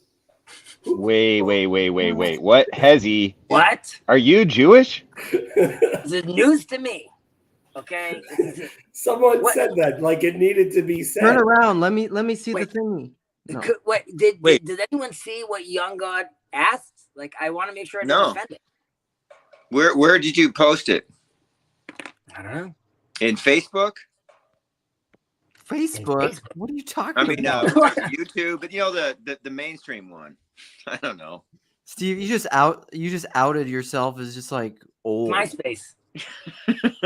Old and I just woke up, I stayed up. So I tried to get to the end of the first 12-hour session last night, and I was like lying in bed dozing off, and I still didn't make it because I missed the end, and of course it doesn't go all the way to the end, but the way I I'm get comparing last it is night. It's Memorial Day. I can play today. I don't have to do anything. I don't think you're supposed to watch it all. I think that the new format of this is as though it's a bar. Or like a community center where it's like it goes on for so long that it enables people who never came out to come out for a few minutes. But the second part is it's unliftable. It just goes on for far too long. You can only swing you by guys for saw, a I couple of started minutes. trying to catalog it, or at least I tried to go in there and timestamp different things, and then I had other stuff I had to do. All right. But when I'm driving, I'm playing it because I'm like, I listened to the conversations that I had. I'm like, oh, I didn't even realize that's what, because I wasn't participating. I was observing, and I learned a lot that I missed. Yeah, that happens. So, Young God, I just want to say this because I'm going to leave again because I'm going to go do other things. But even though you came on because you were just upset, I'm glad you're on and you're here. I'm a big fan of new people. I'm a big fan of ideological diversity, really. So, like, if this was all, it's why I like Hezi. It's why I like atheists. It's why I wish there were, like, Muslims in here. I would like all of them. I think that's fantastic. It brings a plethora of perspective. So, welcome. I'm glad you're here. Keep coming. I don't want to. Just to make it clear, also, Young God, I don't know everything. I don't know anything. I'm here to learn, and I'm here to explore, better understand myself and my own positions, better understand my Christian brothers. So if it sounds in any way that I'm coming down with facts, I'm not sure about anything. There is only one God.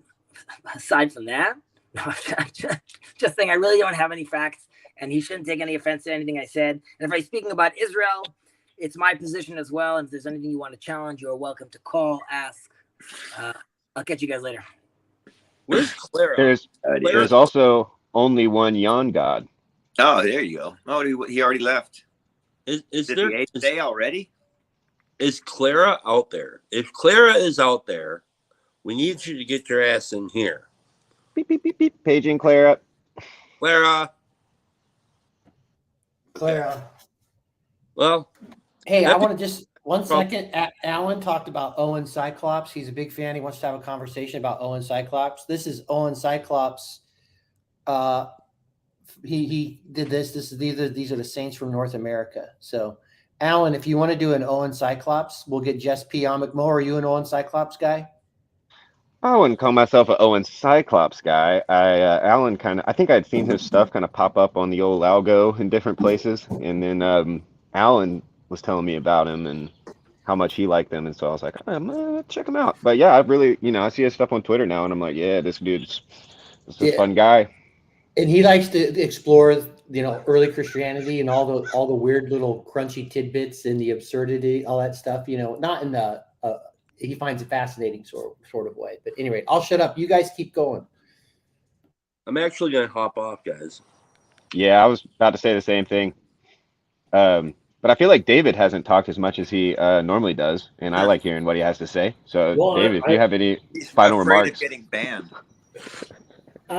No, I think that the current setup, I was saying this to Lance, like every now and then I like to ask the question, like, what are we currently doing? Like, what are we doing? And I actually think that these longer formats have been a lot more open to healthy disagreement, that there's been larger amounts of opponent processing, I think, because it's longer. But I don't actually think it's just because it's longer, because when it first started, the first time we did like the 12-hour one, for no reason we were disagreeing more than we normally do. And I guess so we knew we had enough time. but this is the It's thing, like is last that night, usually- I want to acknowledge the spirit over it, because that disagreement happened within the first hour. Luke and Sam were arguing within the first hour. So it was before it was this long drawn out thing. There was already a greater amount of disagreement. And maybe that was So it was before it was this long drawn out thing. There was already a greater amount. I hear myself again. So it was before it was this long. And maybe that was the motivation to stick with it. I think that's you, Christian. Christian, I think you're echoing. Christian, echo. Hello. I have a friend. I don't know if you guys know this. In Canada, there's a place called Pizza. It's a Isn't that pizza Little place. Caesars? Yeah, the pizza place is called Pizza. And I have a friend with a stutter, and the funniest thing he ever stuttered was saying pizza. He's like, "You guys want to go to pizza? It's a good time." Yeah, watch out. In the Matrix, that means they changed something. The second funniest thing that a friend of mine stuttered, okay, I have more than one friend with a stutter, was the rap group G Unit. He, because of his stutter, actually said G Unit, and it was the best. Yeah, for the equivalent. That's the equivalent to like Maybach music. But maybe Lance is the only person who gets that one. And McMo, hey, I want to tell you, I was vibing with you so much this morning. We're so much more alike than we are different, brother. I know. I never doubted that. Only the universalist will be saved. Let's go. Well, I mean, ludicrous and absurdity are pretty similar. Yeah. Luda. So, David, I want to come back to one of the things you talked about. One of the things that the 12-hour live streams did is I've never so that on the BOM Discord, in the voice chat channels, where people would just have these long conversations, and because I used to hang out in this thing called Open Studio, where people would just turn their cameras on and work, and then sometimes it was really quiet, other times people water cooler would break out. But there are other voice chat channels. When I first joined, David, there were these super long form, like these conversations were going on for hours, and then people would pop in, pop out, and it would have these spirits, like people would hang out on a topic for about an hour or two, and then somebody else would throw something else in. Then they'd hang out on that for an hour or two. Then someone might come back in because they had to pop out on the other conversation. Then they'd bring that back up. And then someone would be in there and go, "Hey, David, I heard that thing you said about that. I think that's bullshit," and then that would come back. So there was a spirit to it. And I think what Hezi talked about was, I think other people joined, but it also allowed enough time for people to really kind of get their thoughts out and rest with it for a little bit, and let people process, extemporaneously process a little longer, right? Without, because you do have this sense, like when it's shorter, you don't want to just totally, this is for me. I catch myself, I'm like, quit dominating the conversation here. You know what I mean? And you need to do that. Like, even if it's long form, you need to quit dominating the conversation sometimes, Right. But at the same time, you need to, at least for me, like, I'm thinking things out loud. And sometimes I don't get to the thing that I'm wrestling with till maybe 3 minutes into my just blah blah blah blah blah. So that's helpful. Yeah, sometimes you have to wait. Sometimes you have to wade through a whole lot of proselytizing to get to the processing. Right. And that just takes time. So what I found in my experience is like the first time I really said stuff was that Thursday, and I had enough time and prompting from like kind of a different cluster of people, because it changed a little bit, to really process through stuff that things I haven't said before and things I haven't. I was noticing, like David's talking about, like what's the spirit, what's actually happening here. That was kind of what I was doing. It was like what is happening to me, and like lying in my bed before I go to sleep, I'm not like figuring all that kind of stuff out. It was in the speaking, which was really prompted by dialogue, and it was I knew at that point it was like hour 4 or 6 or something like that. So I'm like, oh, I got plenty of time.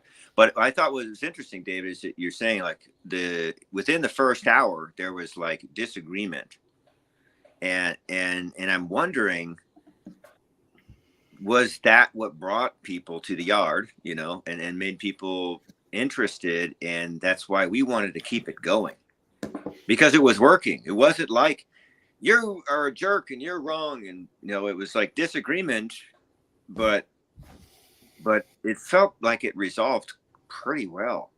Well, and so I think this might be related ever so slightly with rap music, and people want me to talk about it more. The thing about rap is that it started, the notion of an MC is that you would have these like block parties, and the person who was just hitting play on the different bits of music would interject over and over again.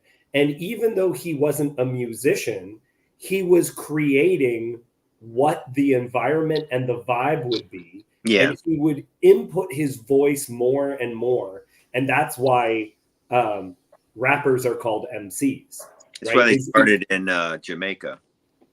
Right. And that's also where sampling comes from and all this other stuff. And that's so interesting because we do sampling here. It's just like, you essentially, Lance is a dope MC who is going to bring to us this hot track. I don't know if you've heard it. And then he's like, and it's like John Vervaeke or whatever. And then we're going to comment on that. And then that in and of itself, people will say, oh, that's not real music, because you're just like taking from other people's stuff, right? But I saw this myself. I emceed for poetry slams and stuff like that. And you could create an environment. It's like we talk about spirits taking hold, but one of the things that I don't think we talk enough about is that I can actually create the spirit of a conversation. You can decipher them and bring them forward and push things back. You can make it easier and harder for things to happen, and you can intentionally do that in a space and be like, I'm going to make it so that everyone is having a better time. Have you guys ever played the game Mafia? Oh yeah. Okay. I as an experiment, around the same time that I was doing these MCing gigs, played a game of Mafia, and I would be the narrator, whatever that character is called, like the person who says, okay, everyone. The MC. And I would decide whether or not they discovered who they were. And I would slip things to indicate who I wanted them to vote for. But I would say it so much in passing that no one said, you just want us to vote this person out. But I could make the games happen the way I wanted to. And it's like, I think it's related to shepherding. Like the shepherd realizes that the sheep have a mind of their own, but you could do these little tiny hints that would keep everyone together. Or it can be called manipulation. Yeah, I was about to say Right. that's what that is. No, I agree. And I agree. And it depends on where you're aiming that. A good coach or sensei or teacher or parent does that. Right. Lao Tzu says, like, you should do things as a leader. You should do things in a way so that the people feel like they did it themselves. Well, is he like a conniving, manipulating asshole, or is he like this wise sage, trying to lift up everybody? That's an episode of Futurama where God appears and says, if you did it right, no one will know you did anything at all. Mm-hmm. Yeah. Like the way that God does. So manipulating isn't necessarily a bad thing. Yeah, I just want to point out for those of you, if you're not comfortable jumping on a live stream in YouTube, that Tayo and Tunji and David are hanging out on the Discord in a voice chat. So if you guys want to go over, I asked them if they wanted me to end this and point everyone there. He's like, no. They said no, things are happening there. But if people want to go jump in the BOM Discord, there are people having conversations over there too. Is it like synchronized? Like no, they're having their own conversation. They're just in a voice chat. Okay. Yeah. Thank God. Who is in it? Tayo's over there, Tunji, David B. Oh, which David B is different than David. That's why I was confused. Yeah, no, he's just David B, not David G.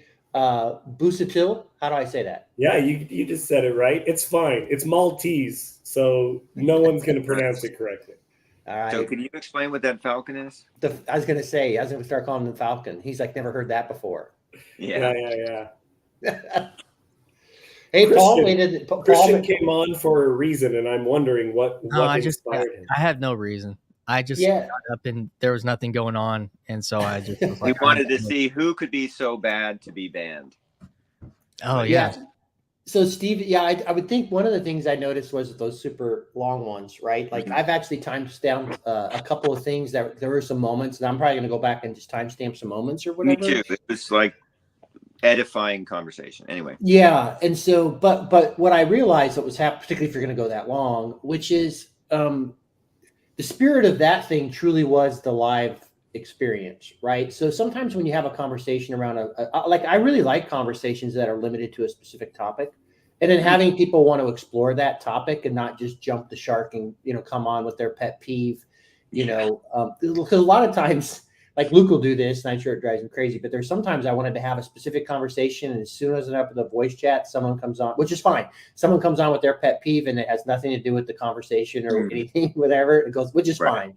But that thing just kind of had a spirit and an ebb and a flow. And what I sensed was happening is that what was important is when you showed up, just jump into the live thing that was happening in the moment, right? Mm-hmm. Like just kind of jump in there, don't those sorts of things. So, but there were little snippets.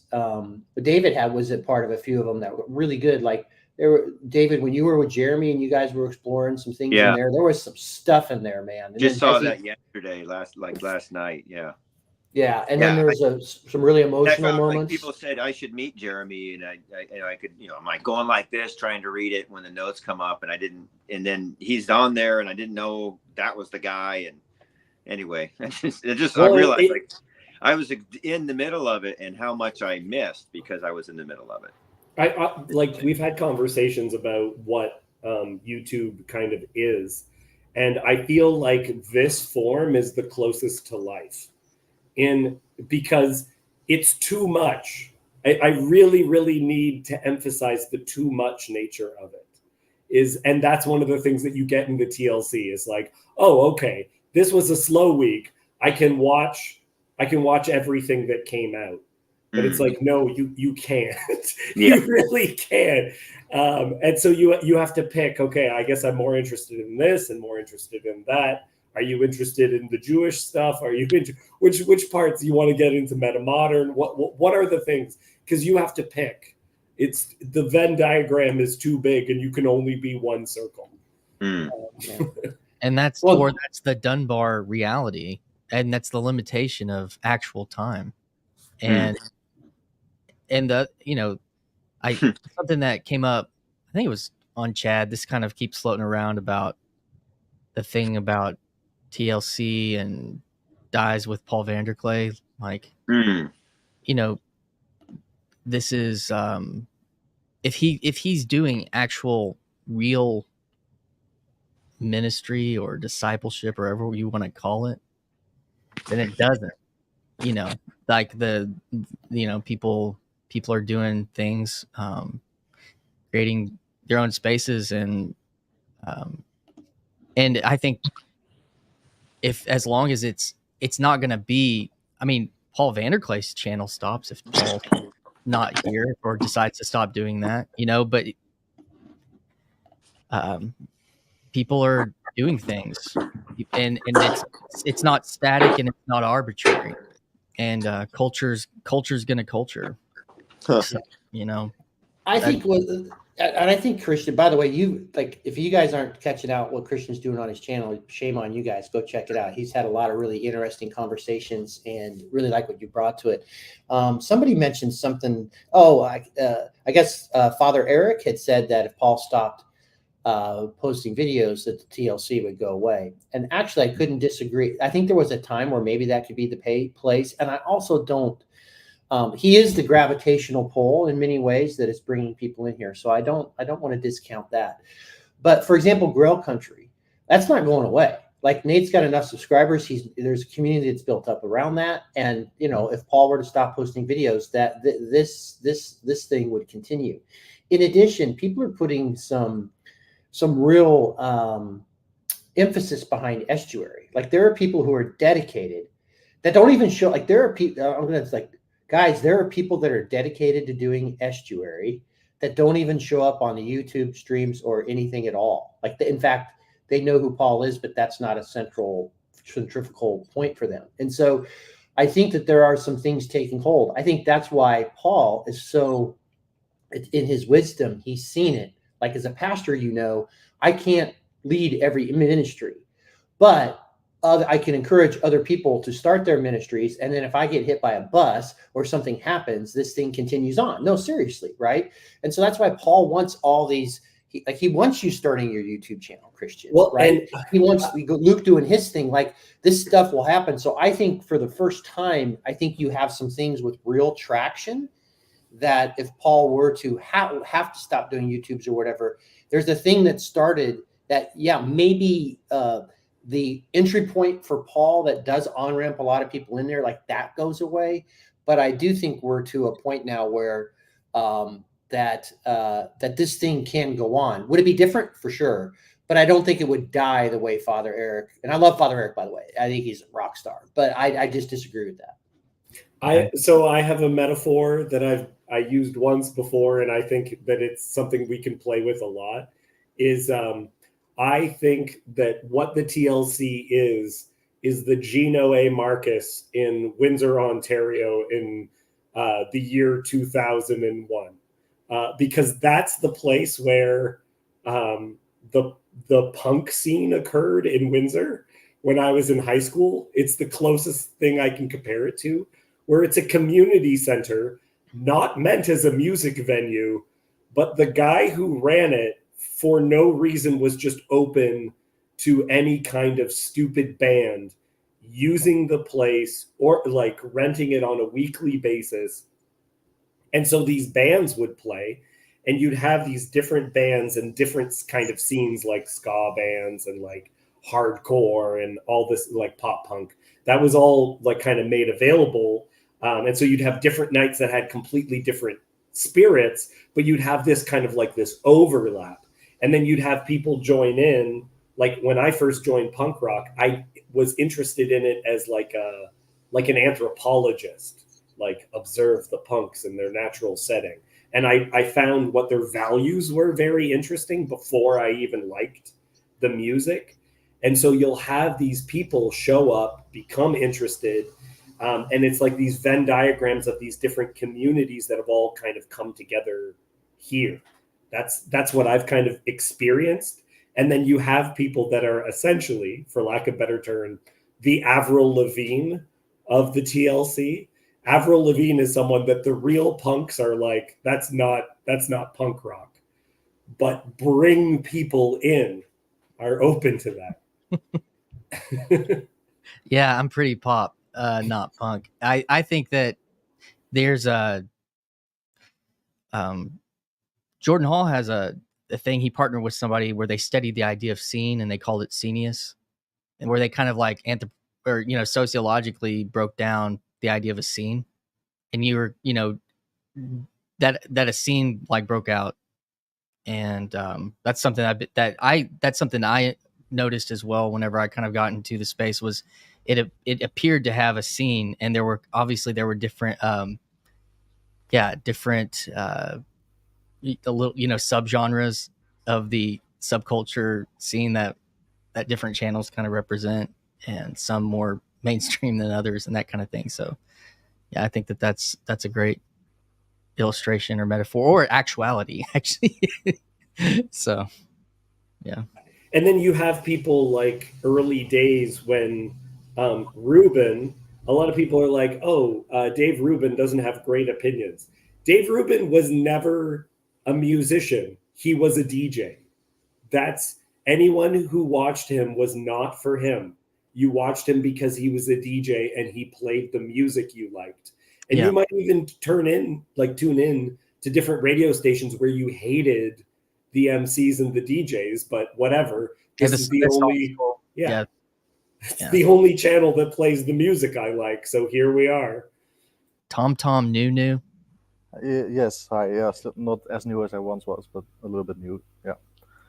Hi. Welcome, Tom. Thank you. I just realized I look like David kind of on some. Like the hair and beard. If I didn't get enough sun, that's not an insult. Part your hair the other way. If you ate a little bit too much as well. Yeah, exactly. So yeah, that's all I just want to show, I guess. And I'll just pop in, and I get nervous when it's like a stage kind of thing. So I don't have much to add at this point, but I just want to pop in. Would you mind me asking, Tom, like what brought you into this little corner, finding Paul or Girl Country or that? Well, yeah, it started obviously with Jordan Peterson, and then through him I found Paul van der Klee, and then for the longest time I just occasionally watched some of his videos, and then a couple months ago I found out there was this thing, the TLC. I found out the TLC even existed, and so I decided I wanted to try out having a sort of online community kind of thing experience, and so I thought this is great, this is perfect. So I found Grim Griss's some of his videos where he talked about Jordan Peterson and talked about how he was like the what was it, the embodiment of the divine male spirit, someone said this, and Grim Griss talked about this, and I remember well just the conversation brought me kept me here, I guess. What I'm trying to say. So yeah, that was the ayahuasca letter where the lady wrote to him, right? Jordan Peterson. Yeah, Grim likes that one. He brought it into my conversation with him. Yeah, Paul, and congratulations to Paul and his sons and his son's wife. There's some wedding talk over here, and that was his big week, and he's got another one coming up in 6 weeks. And Mazel tov on the wedding.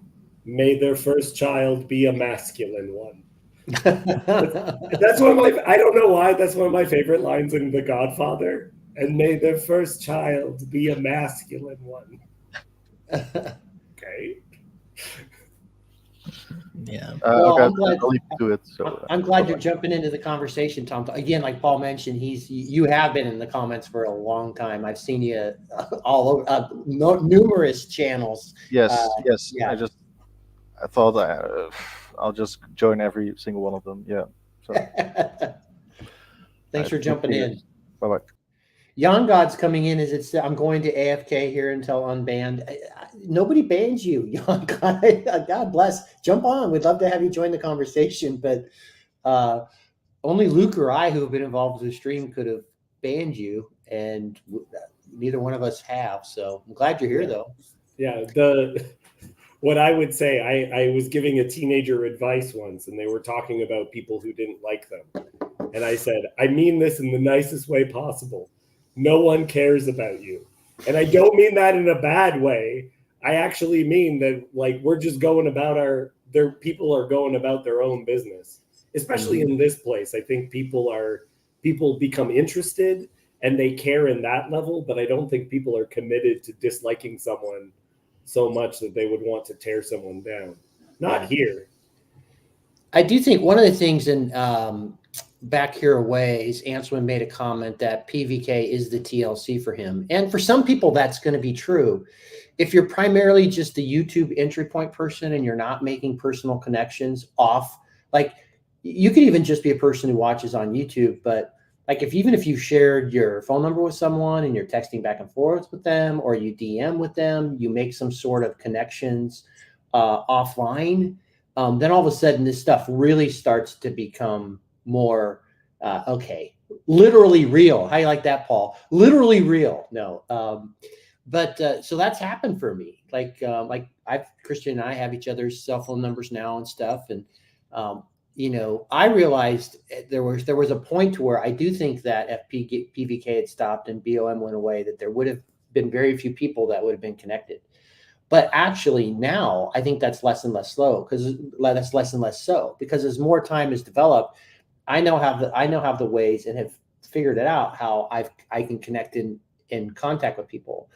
And since I've started showing up on live stream more, so there's been a lot more connection points that have been happening for me. People usually reach out in BOM Discord messages. I don't check that as much anymore, so I need to be better at that. But then I've shared my email or I've shared my phone number, and it started all these other sort of conversations. So that's why I think, and again, I'm just guessing, that that's why Paul doesn't want to be the central focus. I mean, he realizes it, but he just knows if this thing is going to have any staying power, we need to start connecting. And so that's why I know when people talk about the in real life estuary or the in real life sort of connection points, and that can happen in a lot of different ways, just like I shared. So I think for some, if Paul were to go away, many would leave, so to speak, but there's enough of a nucleus that's happening. And as he pointed out, like Jacob's kind of little group is self-contained, like they'll continue on.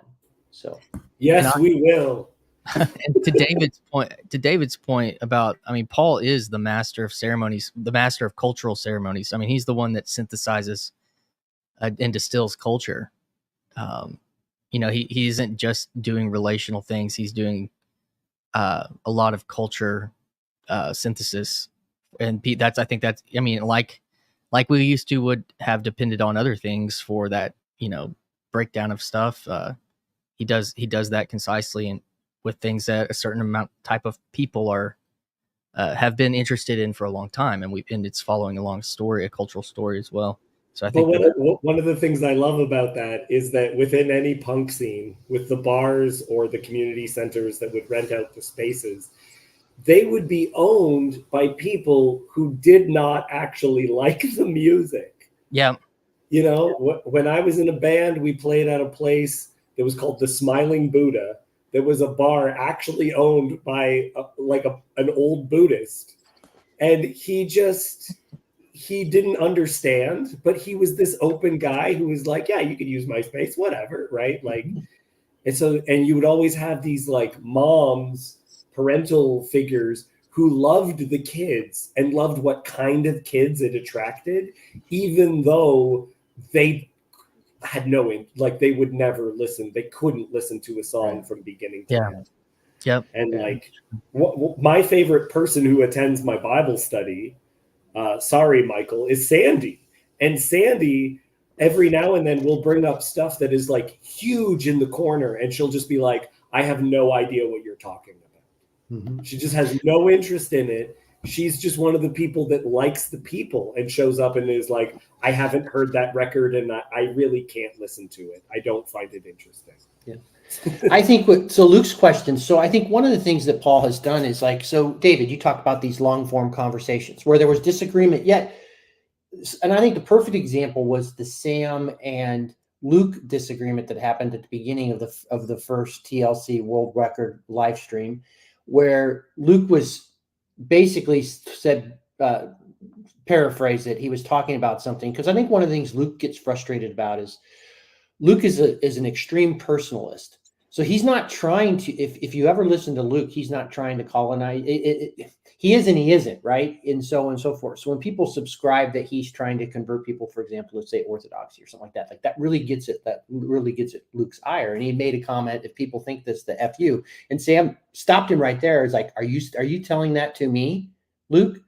Right? Because because at that point he was going to take offense, and then it was Luke like, explained, who are you talking to right now? yeah, and then Luke, wanted to say his comment, but what Luke realized in the moment, which is true, is he was not saying that about Sam, right? And what I loved was that was an immediate kind of opponent processing. But the spirit of Paul is, how can we have these conversations in disagreement, right? And have it and have a sense of good faith, right? We're not going to come here to agree on everything, but we do come here to understand.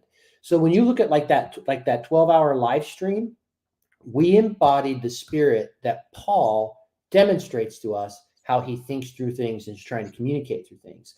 So there are enough of us around that have been colonized by Paul and the way that he approaches difficult conversations, because he has modeled how can we talk and disagree yet have some good faith about us, and so on and so forth. And the reason why that Sam and Luke interchange was able to have an opponent processing and come to resolution very quickly without people being angry and just moving into some sort of honor-based conflict mode is because Sam and Luke love each other, in a sense. And so that relationship that they have was stronger than the disagreement that they were having in the moment. So, so at any rate, I think that the spirit that Paul has had, now we've been practicing this for years. We've been embodying this spirit for years. There are disciples who know how to foster the culture enough right now that I think the spirit of what Paul tried to start is ingrained in us, and we'll fight for that culture here.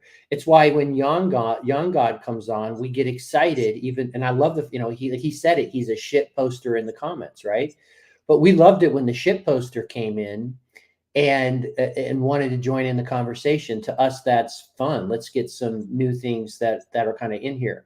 And then Paul liked your reference to this being punk, David. And one of the things, and this goes back to what Sherry and I had talked about, was the Ted Gioia, Rick Beato conversation, is these micro communities.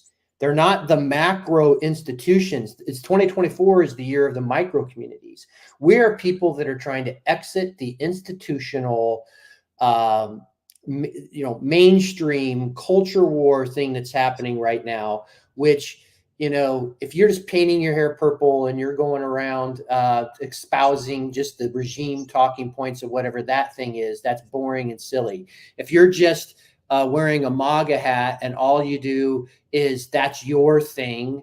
And by the way, there are Trump supporters like me that we're going to vote for him, but we're not in that sort of cult thing or whatever. Like, that's just it. And down here is this punk stuff that's happening, which is like, hey, we're going to talk across lines. We're going to talk, the micro community is building up is punk, right? And to be clear, also, one of the aspects that make it punk is that basically there's like 4 girls in this space. And every now and then someone's significant other, like my wife, will just be in the background giving me a cup of tea or something like that, where that's also what the punk space was like. It was overly representative of male, with like 4 girls who were very, very particular in their personality that could actually, like, I don't know, like it bred itself a specific spirit.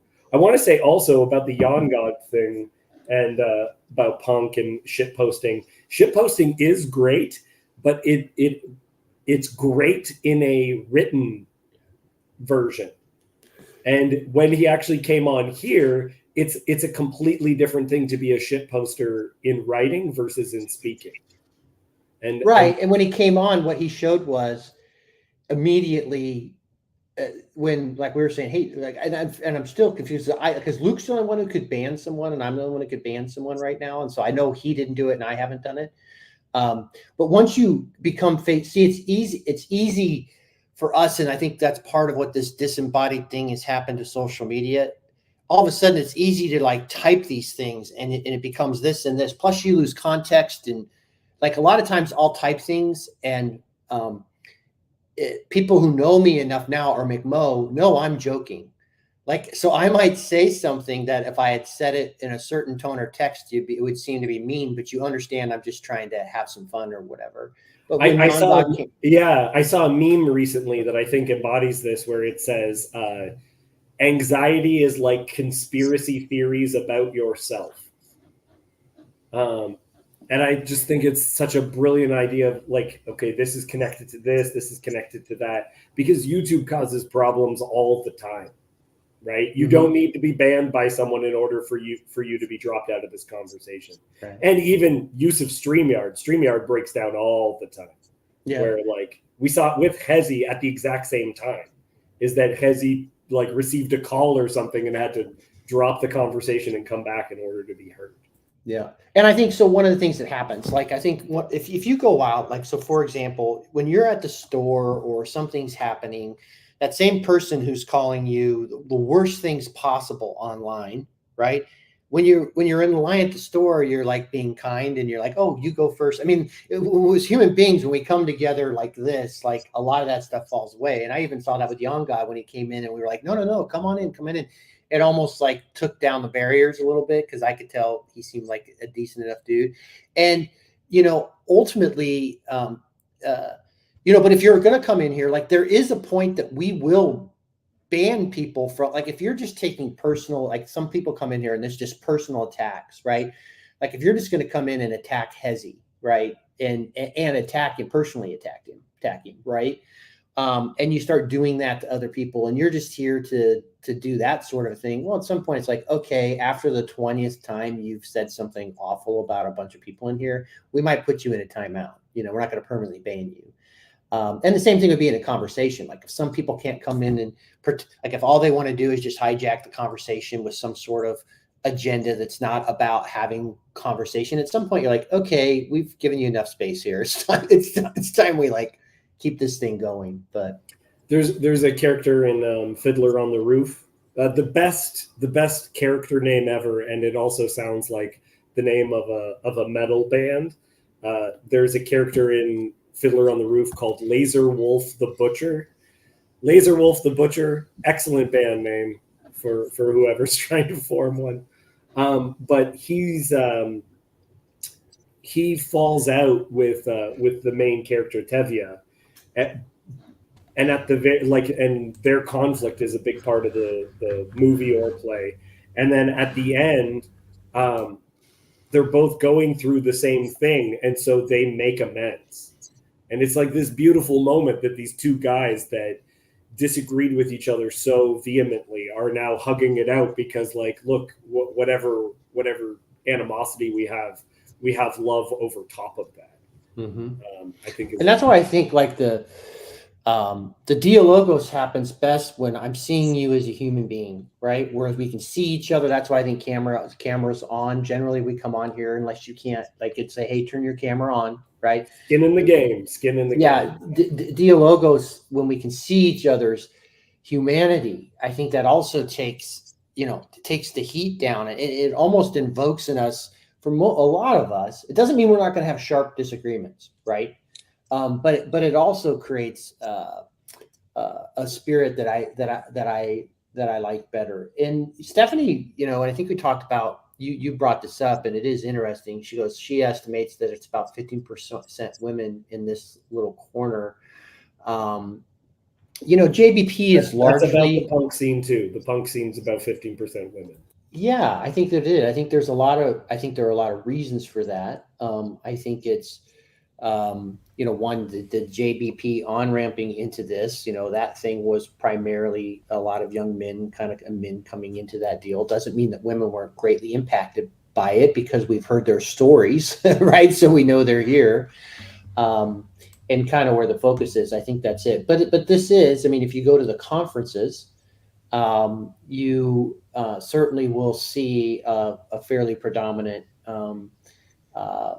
male attendance at certain things. Although it's a so at the Symbolic World, Christian, how would you put the breakout there in terms of male to female participation at the Symbolic World Conference? Well, on the platform stage, it was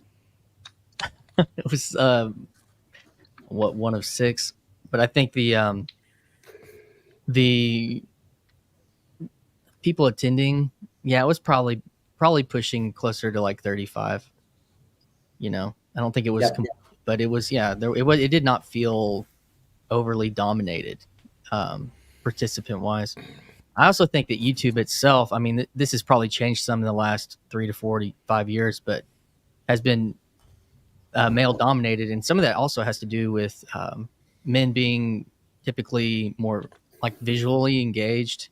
Like my wife doesn't understand why I like to watch a conversation with Joe Rogan. She's like, why do you feel like you need to watch that? I don't know. You know, like she enjoys listening while she's, you know, doing something. And so I think that is also somewhere on the bell curve as well. Yeah. Anselman, I get that, and Anselman, I would say this. I totally understand the skin in the game reference, and lurkers and posters certainly have their role to play. There's levels to this thing, though. There's just levels to this game. And the more you engage with individual human beings in different ways, and it doesn't mean you have to show up on YouTube. You can show up in other private conversations. Just my own personal belief. Why does Paul keep saying we want to get these estuaries going in real life and so on and so forth? Building personal relationships takes this to a whole other level. I have had intimate, deep conversations with people that I've met through this, that we've connected offline, where people were looking to me for some experience, strength, and hope. Many times around addiction issues and stuff like that. I'm sorry, that's just another level that you can't get if you're doing it. It does mean you, Anselman, you are totally a part of this community. Make no mistake about it. You are everywhere and you are invested because you show up on every stream. You show up here, you show up at Grimm stream, you show up at Paul's streams, you show up to TLC Living Stones, you show up in Christian streams. You are absolutely a part of this. And so I guess it is to clarify that then there is this thing that takes it to a different level. But I totally get it, Pete, and I don't want to discount that you are absolutely a part of everything that's going on. I want to, Anselman commented on one of my videos recently, and I said, hey, man, you know, if you want to, my email's on my channel, we could have a private, and he made an emphasis in the follow-up comment that he wants his engagements to be public. And I don't know if he thought, and I want to clear this up, Anselman, just in case, if you thought that I wanted to have a private conversation because I was worried about something or wanted to hide something. That wasn't the case. I just was like, I'd be like, hey, we could have a different kind. You can have a different kind of discussion when it's not public, or you hearing somebody's voice, or even setting up a private video call or whatever is a different. It's a different kind of relationship than a public one. So yeah, because if YouTube went away, if let's say we got banned off of YouTube and you couldn't have these conversations anymore, and the algorithm and the archons decided we can't talk, we can't do what we're doing online at some point, this thing will continue for me because of the connections I've made and the things I've shared with people offline, and I know how to communicate with them. So I do think that's valuable. At the same, like I actually, Christian, like I do like that Anselman, like I kind of get his thing. He's like, no, I'm willing to say, and he is, this is what I love about Anselman. I'm willing to say whatever I'm willing to say, and I'm going to put it on public display. Yes. Because I'm not trying to hide behind, oh, I'll only say this thing in private or whatever. Like Anselman, I do want to give you mad respect for that. You say exactly what you want to say in all the public forums. And so that I do give you mad respect, Anselman. I got 5 phone numbers out of the 2, 4, 6. I have 5 phone numbers here out of the 6 people that aren't me, or 7 people. You got me beat. I've only got 3. 1, 2, 3. But Alan's too cool. He would never give me his phone number because it's just, Well, I just didn't get to ask David yet. That's all. Can we call Canada? Like, is that a thing? Do they have phone numbers up there, or how's that work? Yes. We invented the telephone. We did that. Sure you did. Yeah. Alexander Graham Bell. It's like one of the only things that this town of Bradford has. Did you guys get your tickets to the Northwestuary conference? I have not. I'm trying to carve out my space. Look at now. Chad plugging for me. Exactly. I'm trying to carve out my space now because those are my peeps, but it's been so difficult. That's during the middle of our audit. And so needing to be there to lead through all that. But I think I'm going to finally break the time and pull the trigger because most of my people will be there. And I want to meet Michael Martin in person because he's like my spirit animal on Twitter. He says the things that I won't say publicly because the reason why I have to do that is when I say those things, that takes me into a spirit where that's all I want to do is say stuff like that. Yeah. And so I actually have to not engage in that conversation because that's dangerous for me. So it's one of those things that we learn about ourselves, which is like, okay, that takes me to a place where all I'm doing is ranting about that stuff. But I do like to watch. But I want to meet Michael Martin. He's such a cool dude. He's awesome. Is there he will not disappoint in person, I guarantee. The hard Is there a part for location? me. Go ahead. Is there a location for all that Northwestuary information? Yeah, there's a website. Let me just drop the link here. I'll drop the link in the chat. Let me just pull it up. Actually, have a tab open with it. Alan, are you Canadian too? No, I'm not from an island. I grew up in the United States of America, so I grew up in a real place. You know, you don't have to go through a wardrobe to get to where I live. So, you know. So there's the link. I just dropped it. I still haven't grown up. I don't know.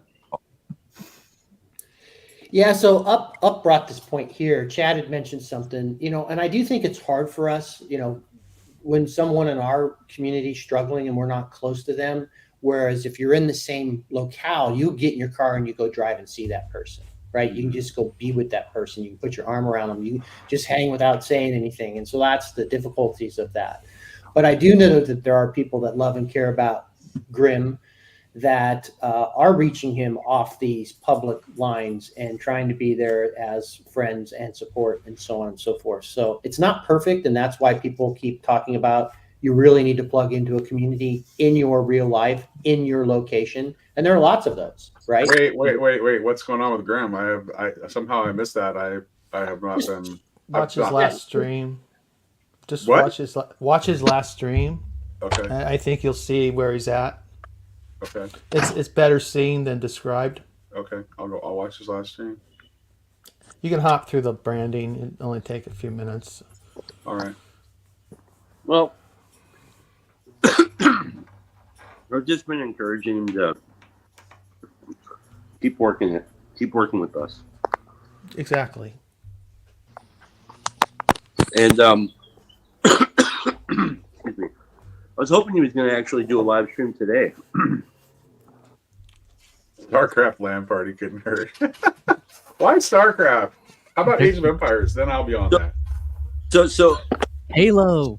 Lance is excited about meeting Martin. Excuse me, but I'm excited about hanging out with Slack. Yeah. Well, absolutely. Meeting the individuals here within the corner are the highest form of. Oh, speaking of the event, I haven't created it yet, but there will be. I think it's going to have to be like a 12-person limit. But the day after the conference is Grim's birthday, and so there'll be like a dinner or a lunch cooked by me and a D&D game run by Slack that you can opt into. And it'll be in a, Grim wants to brand it as a VIP ticket. So I'll add it to the, I'm actually going to let him be in charge of having the code to give out. So I'm going to add the tier to the ticket site and then tell Grim to give me a code. What day is that going to be? A Monday? That'll be Sunday the 15th is his birthday. Well, it will be Sunday. The conference only runs through Saturday, but I've asked Chris Green if he'll come and preach a guest homily at my church on Sunday, and he said he would. Now I just have to get approval. Like my priest is fine with it, but he has to run it by the church hierarchy because he's actually he's also Anglican, but he's not part of the ACNA. He's part of a different Anglican movement. So he has to run it by the church hierarchy to see if they'll be cool with that or not. So, yeah. Hey Nate, this seems right up your alley. Tom, it says, was there an idea of a Minecraft server, or was I dreaming when I heard that? Like, I think all that stuff sounds amazing. Like, if people are into that, like, create it and invite people to it, and then the interested people from this little corner will join it. Like, I think all those sorts of things are fun and good. Yeah, actually, one of the things I tried to do on the gaming note was I tried for a little bit to plant a seed of all the people in TLC who are into tabletop role-playing games to basically just all of us descend on North Texas RPG Con, but that didn't happen. I'm still going though. Slack and I are going, and my son kind of. Keep your fingers crossed too. We got some stuff in the works. I just sent some emails today. Hopefully we can get some movement on some stuff for next year. Yeah, awesome. Yeah, awesome. Yeah, that'll be in the greater Chicago area. Yeah, I'm excited. Let me know. Let me know if there's anything you want me to do. Like if there's like a speaker that you like that I haven't in with that you'd like me to reach out to on behalf of the Chicago conference, or you just need some kind of help generating ideas or logistical support of any kind, reach out. Sweet. Yeah, I think so. I went on the Chino Discord, mm-hmm. and I just stole the program, and basically going to try to. Yes, Midwestuary Slack. Yes, I'm going to try to basically steal that program, not be as extensive because I know that the speakers were quite worn out because there was so much talking. Right. But yeah, basically that's the idea. Okay. Hey Nate, I'm gonna leave this stream to you. I'm gonna log on off, and you can shut her down when you want. Love everyone. Have a great Memorial Day, and I'm gonna have to get off at some point in order to get the grill fired up, but that's not yet. Yeah. Right. See you guys. Hey Nate, I never got back. I never heard word from you on the. What do you think about the Metanasons? About the what? I sent you an email asking you about like what you thought about this silly phrase that I was thinking about, Metanasons. Oh, Metanation. Okay. I don't remember that one. Usually I reply to you. Sorry, I must have missed that one. You said I'll get back to you on this. Oh yeah, I probably just didn't because I was overwhelmed. Sorry about that, Chad. Oh, good. It's been crazy lately. Which is why I didn't know. Like, I haven't seen anything, so that's why I didn't know that there's anything going on with Grim. Yeah. I still think I need to think about it. Because I think that is like, to me, that has a eschatological sort of register to it, because in a way we're all this life is a womb, right? So it's we are waiting to be born. So I think maybe that's a more explicitly eschatological version of meta-modernity, if modernity in fact ends up being the end of history. But we don't know that, so it might be. Well, it's like there may be nothing after. I kind of feel like there can't be. Like, what can be after the modern? Like, what can be left? What can be left after the modern other than Christ? I just don't see how there could be anything else. But I can't say that with certainty, though. History may still have things that need to play out. Somebody may feel like that to us, but there may still be another eon to come. Somebody was referring to Christianity as pre-Christian. I can't remember who said it. It was a lady somewhere. It might have been the lady from Sacred. I don't know, but somebody said they thought of it's not post-Christian, it's pre-Christian. We're in a pre-Christian age. So in other words, it hasn't it hasn't really even come to full fruition yet. So yeah, certainly Jordan Daniel Woodis, I think he hasn't said it quite that way, but he certainly said that like we might that it's very probable that Christianity is just in its infancy now. I mean, 2,000 years in the grand scheme of things isn't really a lot. Yeah. Right. So So yeah, that's I don't know. I was thinking because I wanted to try to not use the modern word, and that's why I went with Naissance, like yeah. the Renaissance. Oh, okay, yeah, right, yeah. Naissance like Renaissance. Okay, gotcha. Yeah. Oh, actually, well, that's the thing. Well, see, this is like the thing. This is actually kind of what I think. That's kind of right, because that's what we're looking for is a new Renaissance, right? But whether that new Renaissance is, but here's what's unclear from our standpoint in history. Is the new Renaissance just like the passing into the next life because we are actually living at the end of history, or are we about to enter into a new phase of history that represents a rebirth of something that we lost, which is what the Renaissance was, a rebirth of the classical, which we had kind of lost touch with. So perhaps like some fusion. I think some fusion of the modern and the medieval is kind of certainly what a lot of TLC is looking for. So there, like, perhaps there was something lost from the medieval and that would be sort of a less radical move than like. I have a sense that that's not radical enough, though. I have a sense that modernity. My sense is that modernity really is the end of history. That's my gut instinct. But it might just feel like that from my perspective, but I could be totally wrong, and it's all completely speculative. So I feel like re-enchantment. I really like re-enchantment as a way of speaking of it, because I think that covers a lot of things. I think the re is actually important because it refers to the fact that we are coming out of a period of having lost something. Mm-hmm. That the regaining is an important part of it. That there is a sense of going back.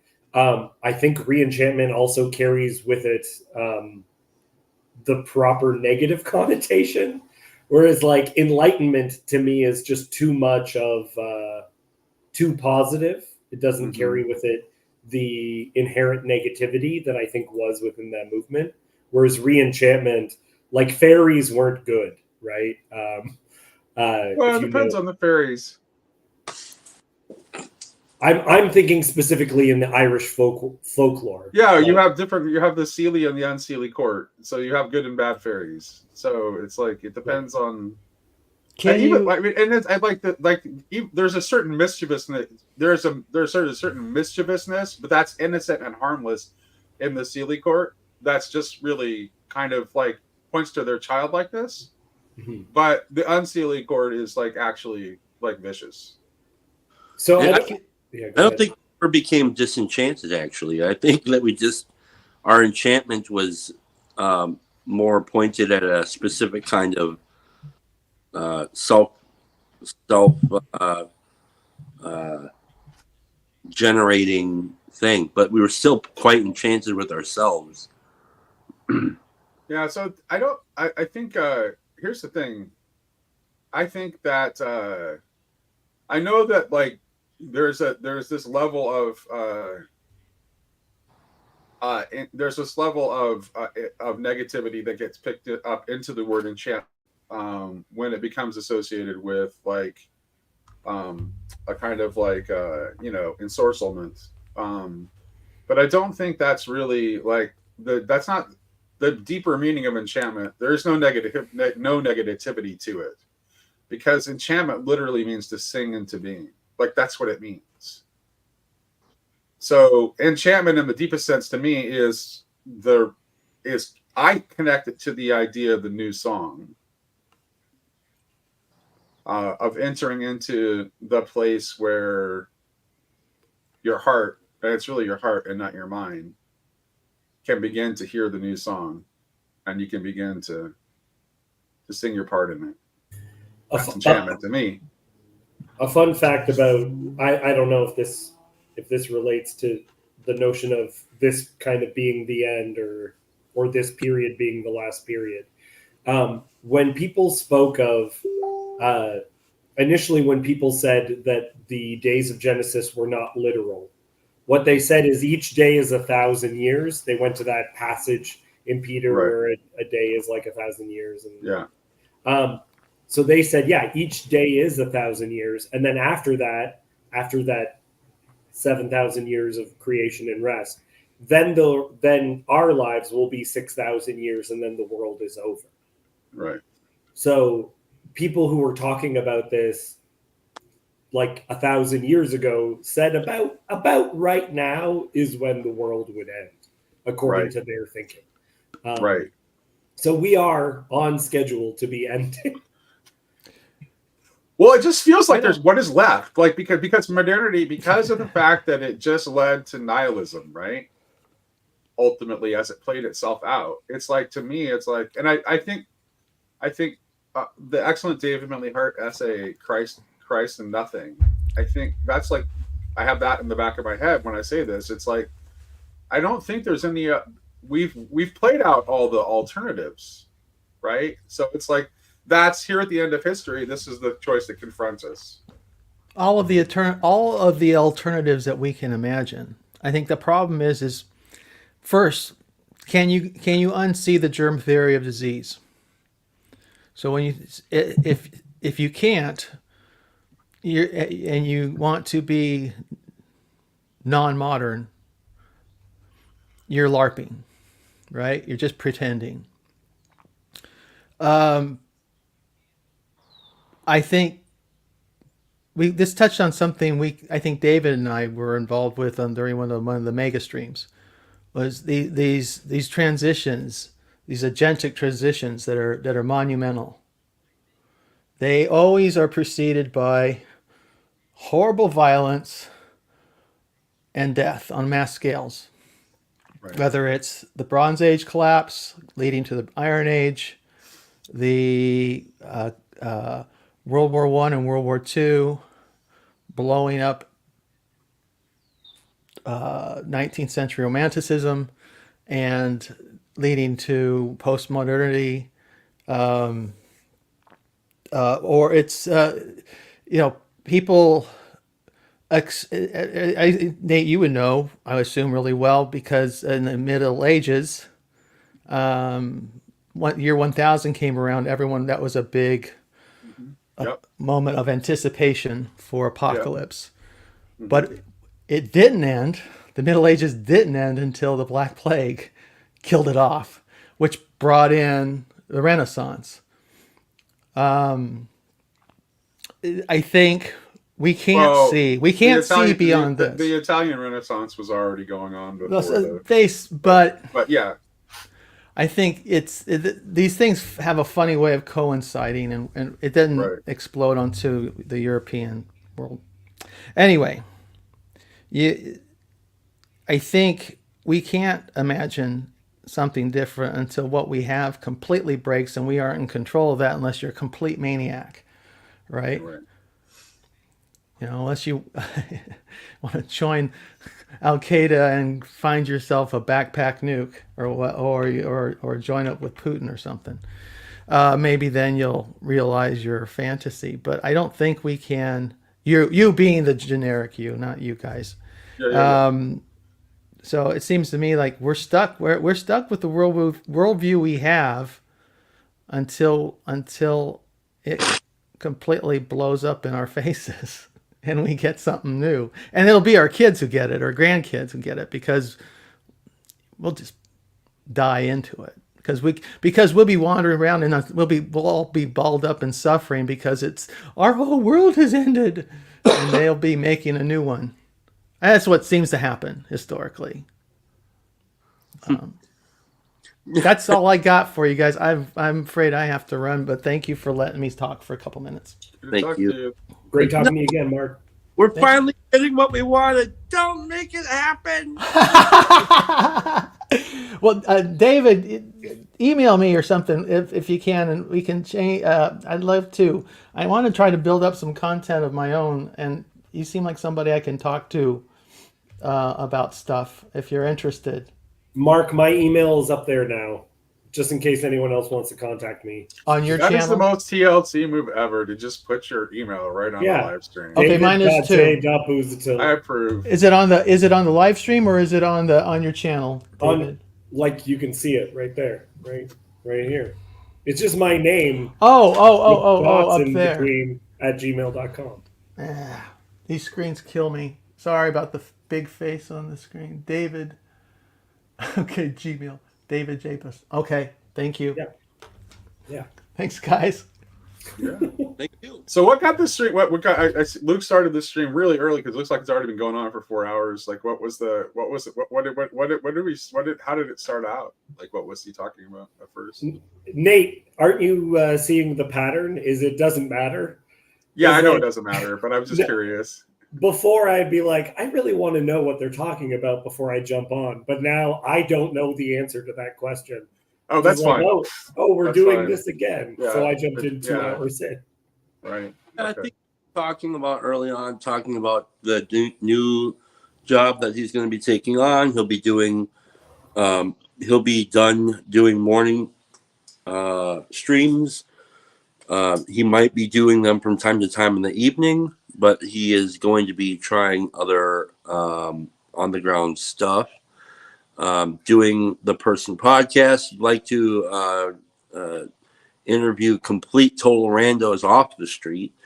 Oh, nice. Different things like that. And then we got into Peterson, Alex O'Connor, and talked about different avenues about that. We talked about Noah Hyde stuff. We talked about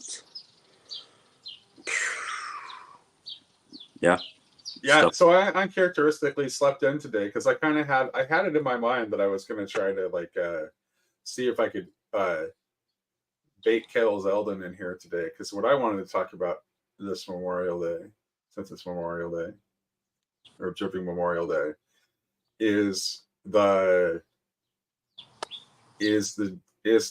kind of like deconstruction of the American myth that Kale has been posting about on Twitter, or excuse me, X, lately, because I have a sense of like he's been posting things like challenging, the narrative that we were the good guy in the Second World War, and questioning the use of the bomb, and suggesting that actually that the end of the war was the end of the world, and that because of the kind of evil that we had to do in order to overcome evil, and that process, that something was permanently broken. And of course, that all this is interesting because, like, I think Kale is like, we're close to the same age, and he leans conservative, so it's surprising to hear those kinds of things coming from a conservative voice. It's the kind of things that you would hear when I was younger from maybe some more radical corners of progressive politics. You'd hear that kind of thing, but you are starting to hear more and more of that kind of thinking shockingly enough, coming from conservative corners. And that's a part of me that senses that he's onto something. And there's a part of me that is like, for those of you who don't, I identify as a Christian anarchist nowadays, but like I was a neocon for like most of my adult life, and very hawkish neocon. And I get excited chanting USA with everybody else, and I certainly have a certain like love of country, and this course leads into this like question of like, well, what is the difference between the state and the nation? Because you have certain thinkers like John Milbank who will and many others who will kind of suggest that, well, the modern state is not the same thing as a nation. And I kind of, in one sense, I understand what they're talking about, because the nation is like, describes like the actual like people group that has a distinctive character that doesn't necessarily have anything to do with the structure of its government, whereas the state is just like the actual like governmental structure. But at the same time, like those things are always go hand in hand. So I don't see, it's like, so I kind of like see and don't see that separation. And so there's just like, I find myself like having all kinds of conflicting and contradictory thoughts about this. And I thought that this Memorial Day would be a good opportunity to talk about that kind of thing, because So- it is Memorial Day, right? Yeah, So- yeah. So Nate, well, not for me. I'm Canadian. Well, yeah. You just had your Remembrance Day like earlier in the week, right, or last week? It was Victoria Day. Oh, Victoria the Day, opposite of remembrance of Memorial. Really Day. strange thing that's happening that I noticed. I just got a news notification the other day, maybe it was yesterday, that the Milwaukee lakefront fireworks are shut down this year because of lack of funds and lack of people that are willing to work at the parade and the fireworks. So like and then I was like, oh, that's interesting. Is that happening in other places? So of course I looked, and that is happening in other places. It has been happening for the last several years. I think that is tied to this as well, and it's deeply complex. There's many layers to this. It's showing up in lack of participation in people's day jobs. It's not that people are incapable of working. It's that they do not want to go to work, and so they're not actually getting jobs. That's happening a lot. And then for a lot of places that do have them, there's a complete, there's almost, it's a real super fuzzy work ethic. So they don't really, it's so everything is so messy and sloshy that I think it's tied to what whatever this topic is. We don't really have a positive national identity. I think the identity of the nation, I would say that people in America think that, of course, we're Americans, but there's not reverence for, in other words, there's not a patriotic reverence for being American. I think we kind of take it, we're deconstructing it kind of like, the way that Christianity was taken less and less serious. That frame has been happening on the patriotic frame as well. It's like, and not even, and again, this goes back to prejudices. Mm-hmm. They're cultural memes that get handed out over the course of a person's lifetime, and they're easily adopted ideals, and I don't have to examine them, and I'll just take that ideal, and that'll become a part of what I believe about the reality that I'm living in. And so America is name the thing. America is a capitalist monstrous machine that doesn't care about, blah, blah, blah, blah, all these different kinds of things. So that'd be my little thing on there. But I started to see this, like I said, around these fireworks. That's huge. I don't know if that doesn't seem like a big idea to you guys, but like the fact that major. No, I agree. Because what you're saying is there's not enough people willing to give their time to celebrate and to make much of celebrating this topic. Mm-hmm. That's what fireworks are, right? It's like the most extravagant celebration. And not only that, they have the money, but we're saying we don't think it's worth spending that money on this. We'll put it. Yeah, that's a new one on me. I know, like throughout my lifetime, it's like more and more municipalities have banned people from like doing their own fireworks. Like that's become more and more common because of safetyism, basically. When I was a kid, it's just like we were incredibly unsafe, but it was a lot of fun. And now it's like there's so much concern over with people's safety and fire risk and all that most municipalities have banned it. But most they haven't canceled, at least around where I am, they haven't canceled any fireworks shows yet. Like fireworks shows are still going on. That's interesting. I see this. I feel like in certain quarters, I certainly do see what you're saying, Chad. Like I do sense that where like there are a lot of people who don't have a sense of national identity and aren't invested in being Americans. But I think it's like, I still think it's a tiny minority though. Like if you go to a place where like normal people gather, like go to a ball game and watch people during the national anthem. And it's like, I mean, there are lots of people that are still love being American and are proud of being American, even though they might hate the government. They might hate the government. They might not like the path we're on. They might hate Congress. They might hate the president. They might hate our institutions, but they're still proud of being an American. Yeah. And I think sporting events is kind of like where we see that the most. Because for whatever reason. I would also look at the age demographics there. Yeah. There's a lot. It's going to be a big factor. Are you saying only old people go to baseball games? No. But I would say mostly.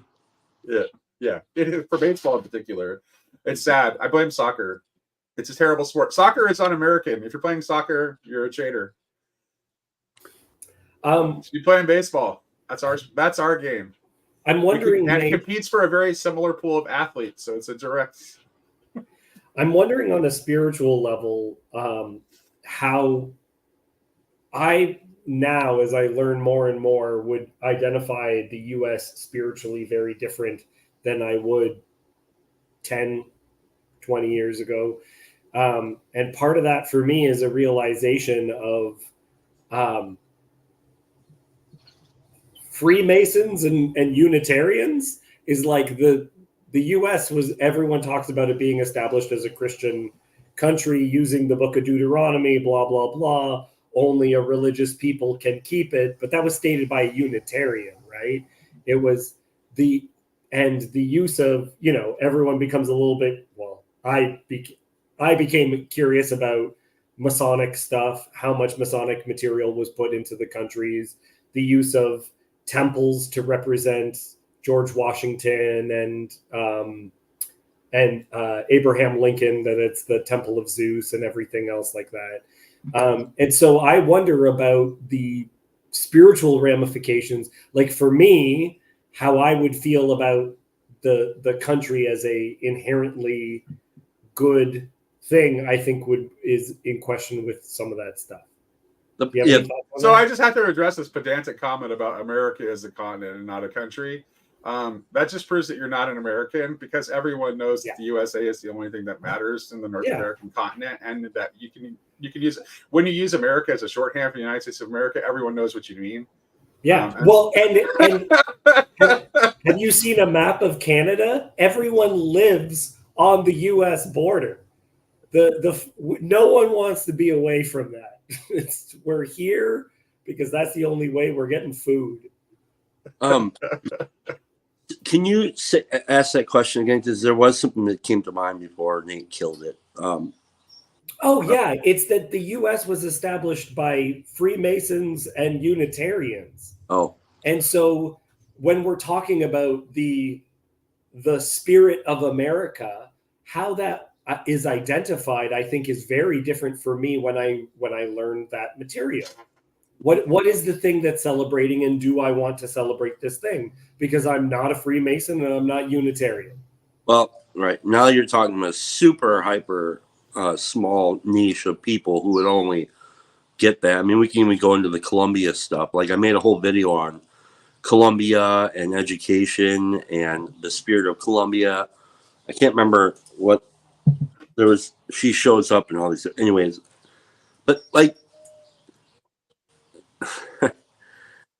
like at the end of the day, if even our secular frame is wearing away, our religious frame and our secular frame is wearing away, then what good is the Unitarian or Masonic principles anyways? So we're kind of floating into like a more, well, also we're still talking about very niche pockets of people. So it's hard to really make a good argument here, I think. I think for the most, well, I would imagine Nate, how many Americans would you say identify as Christian? Percentage. It's more, this is interesting thing is that I think that in most of rural America, right outside of the urban areas, I think in any state, even in blue states, most people even if they don't attend church, basically identify as vaguely Christian in some way. Like they have their reasons for not going to church. They might feel that like the people in church are self-righteous, or they don't like the way they're treated when they go to church or whatever. I mean, maybe this is like when I say I'm a redneck that reads, I mean that's not something that's real. I mean, that's like I grew up in rural Washington State, like so. And I know a lot of people that are like I know like kind of people I'm talking about. I know a lot of people like that who like they have like all kinds of struggles in their lives, and they are very poor, and they maybe don't go to church regularly, but they absolutely believe in God and see themselves as Christian. So I don't think we can't just take church attendance as like the only measure of that. I think that this country is still like far more Christian than people suspect. Yeah, I agree. That if shit were to hit the fan, yeah. If shit were to really hit the fan, I think that we would actually show up in a way that we might be pretty pessimistic in the public like light. We might be pessimistic about our unity with each other. Right, we might say, "Oh, f those dudes," and now f those dudes.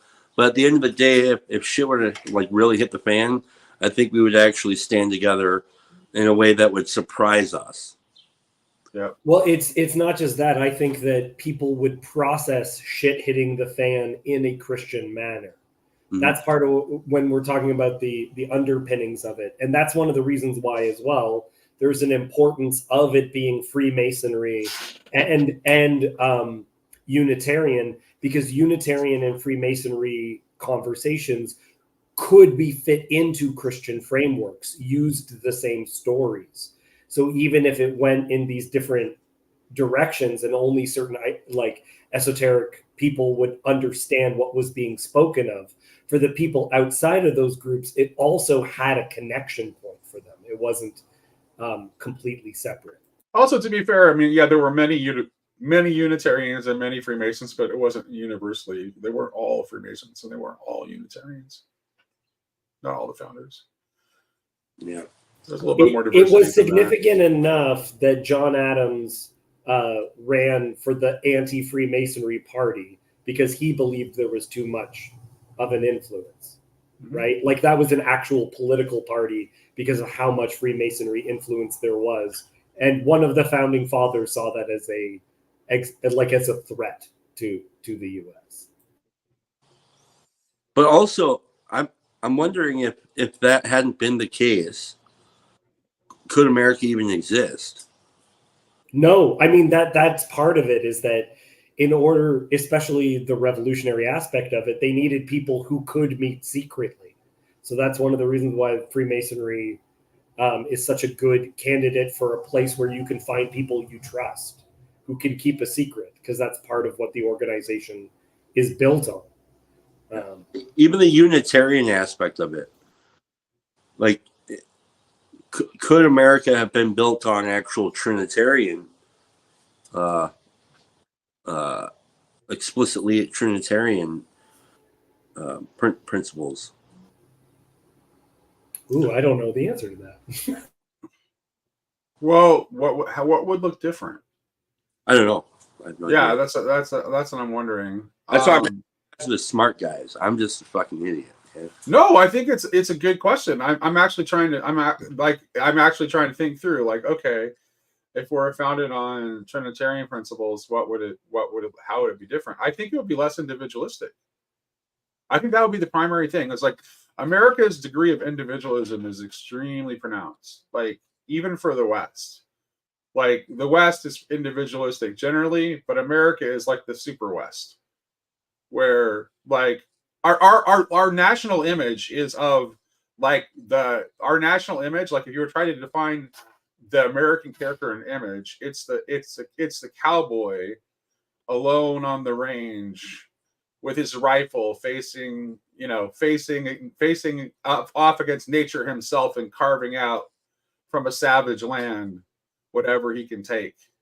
Chris, get in here. Dude, Chris, get in here. Come on. I'll drop the link again so people don't have to scroll up and look for it. Chris Q. It's funny. Neil was asking me the other day. He's like, I don't know. You know that song that you have where Gavin's singing and it says Chris Q? I don't know who Chris Q is. Come on, show him, bro. Q. Yeah, I've talked to Chris in a long time. It'd be good to see him.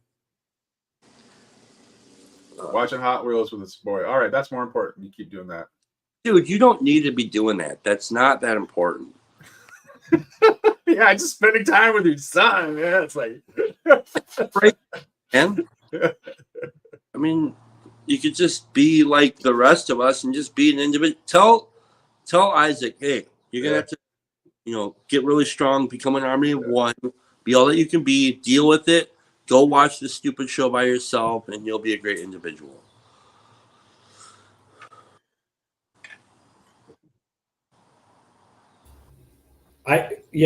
So I don't know.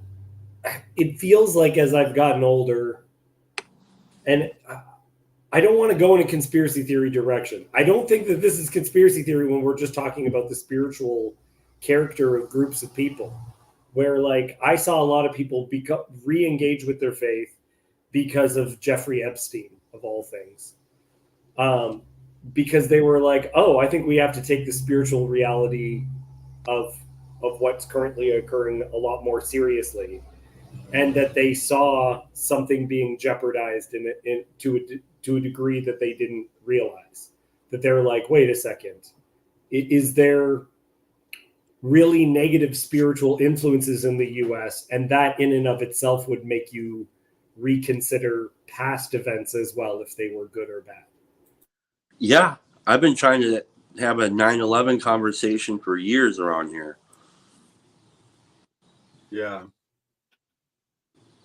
Grim hasn't taken you up on that, because that seems like Grim would be there right away. It's just like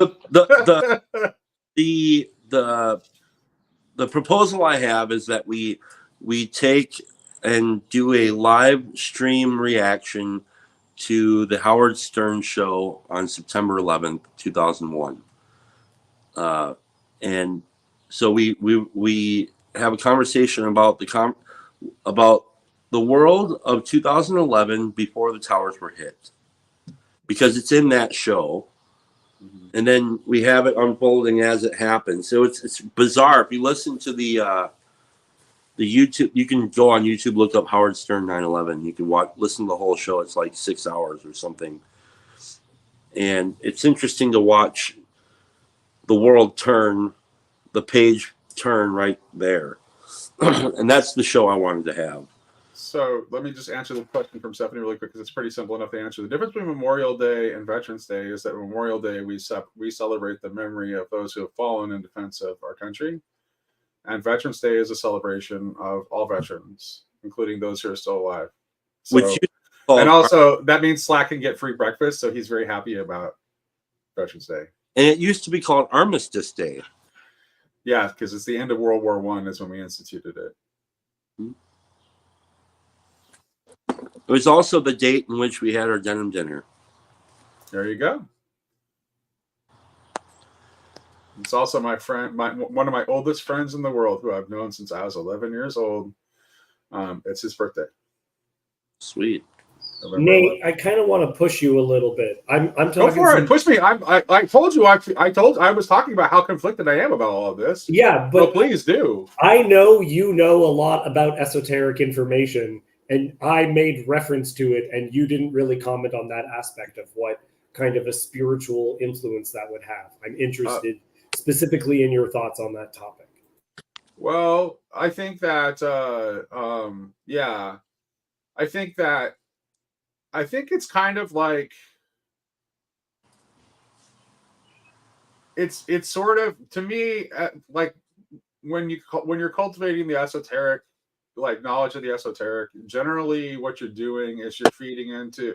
No, I try in what I do on Grail Country is like I try to like point toward like how some of the esoteric content can point in a different direction if you look through a different lens, which is why I mostly talk about Tomberg, because Tomberg became a Catholic, And he's essentially trying to like point people who are into esotericism in a different direction toward the Catholic faith, quite bluntly, is what he's doing.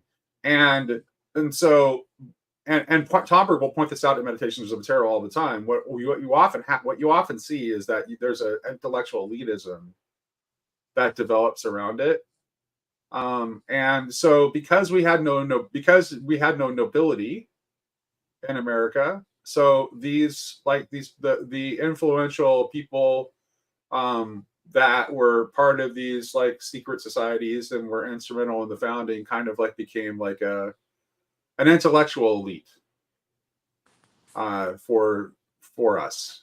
And so I mean that's what I see as its most direct impact. Now in terms of like the character of what it like, I think that the character of it being of it having an influence of esoteric knowledge is that I think that it actually like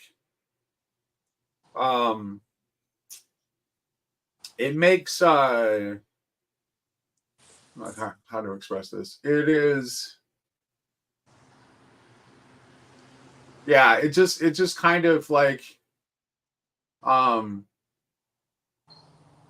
it depends, like, because they weren't very open about it, right? So I can't really say that. I don't really know. I don't really know, honestly, like what impact that might have had.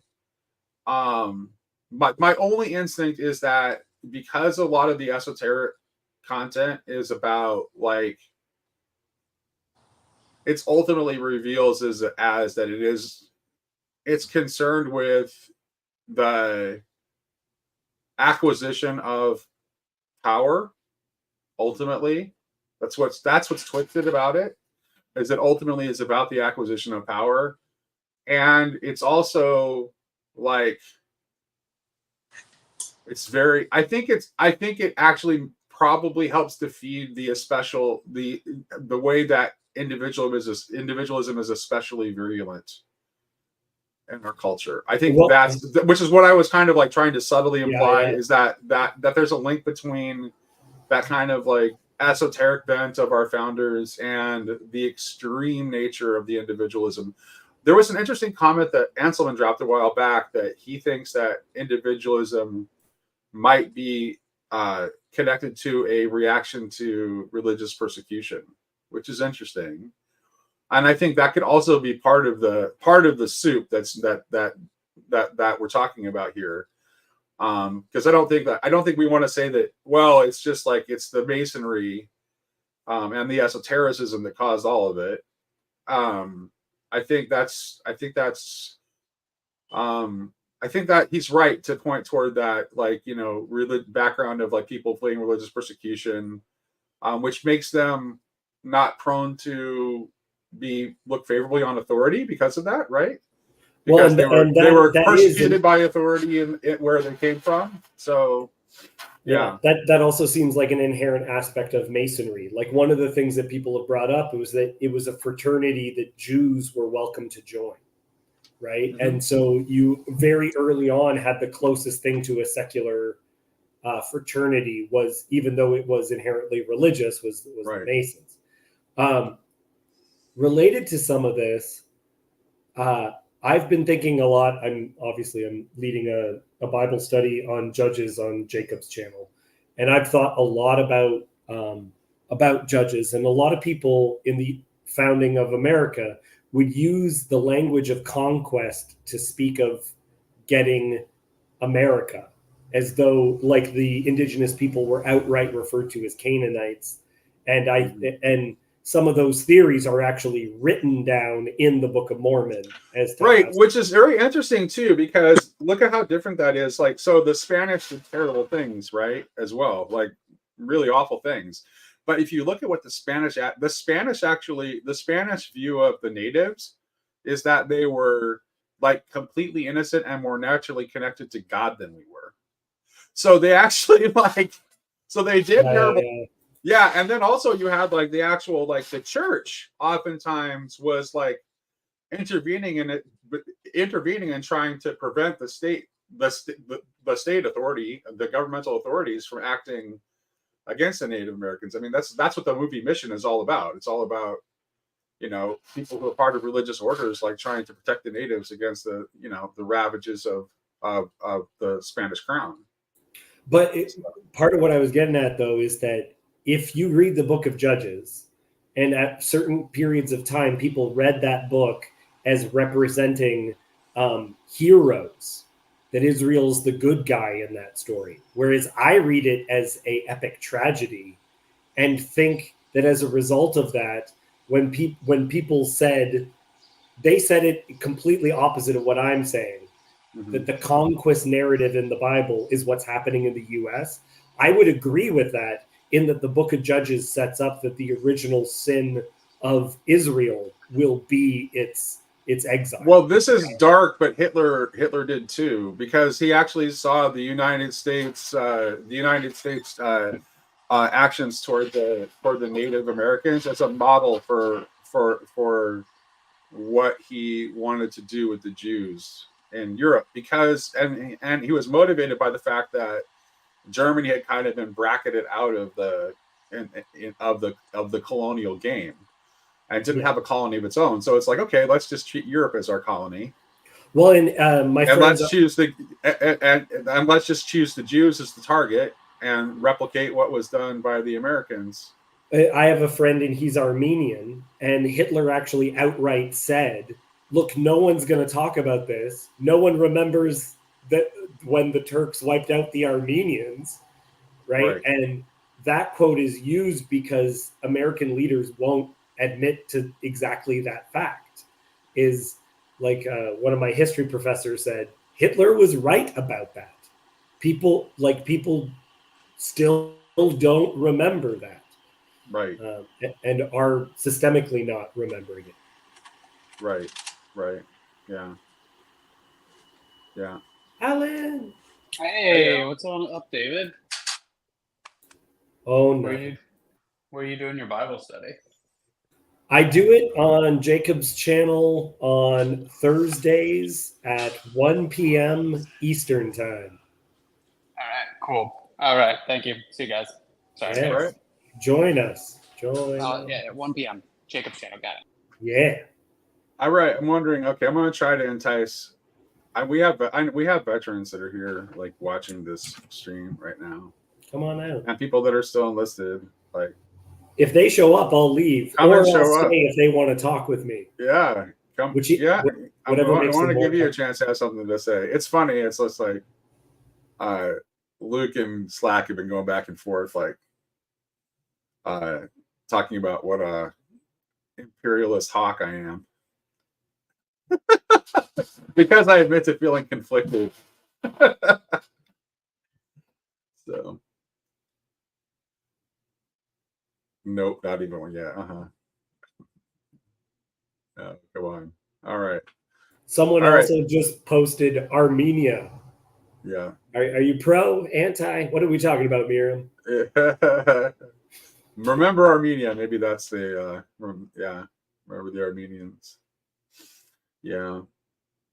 So I don't know. It's like what genocides do we remember from like deeper in history? The Celts. What's it called? Caesar bragged about how many Celts he killed specifically. Yeah, but do we remember that? I don't think we remember that. I don't think most people remember that. I mean, it's like, yeah, I'm aware of it too because I'm a history nerd, but yeah, I don't know.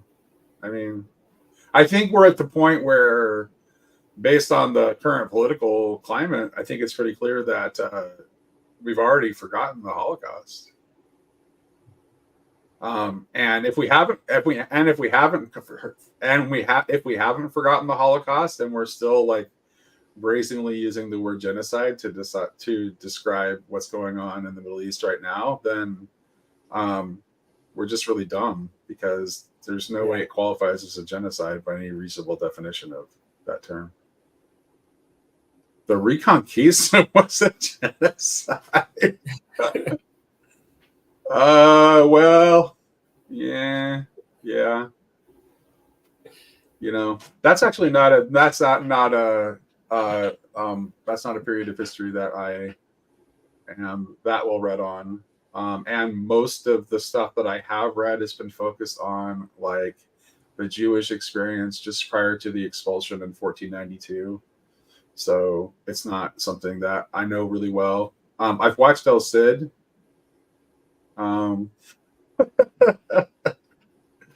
So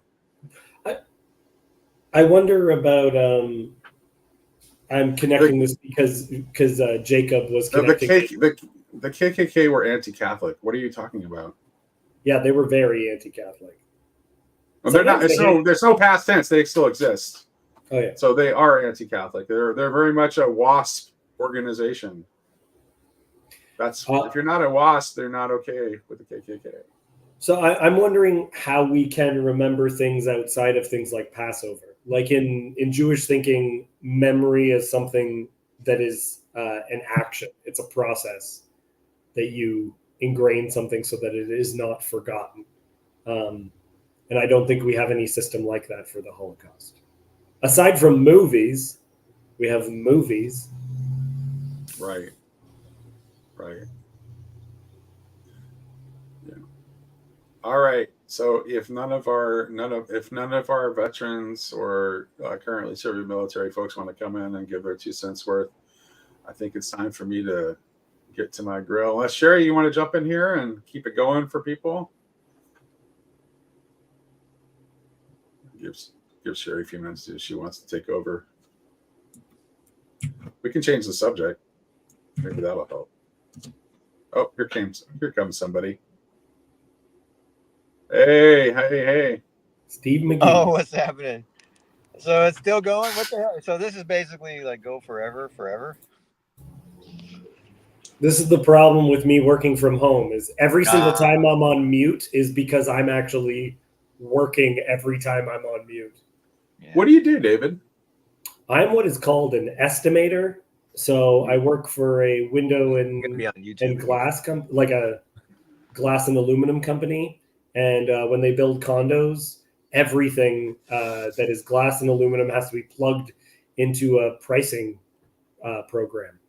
And so as soon as I hit pause, I'm putting that all in and then coming up with like $3 million quotes. Yeah. I do great.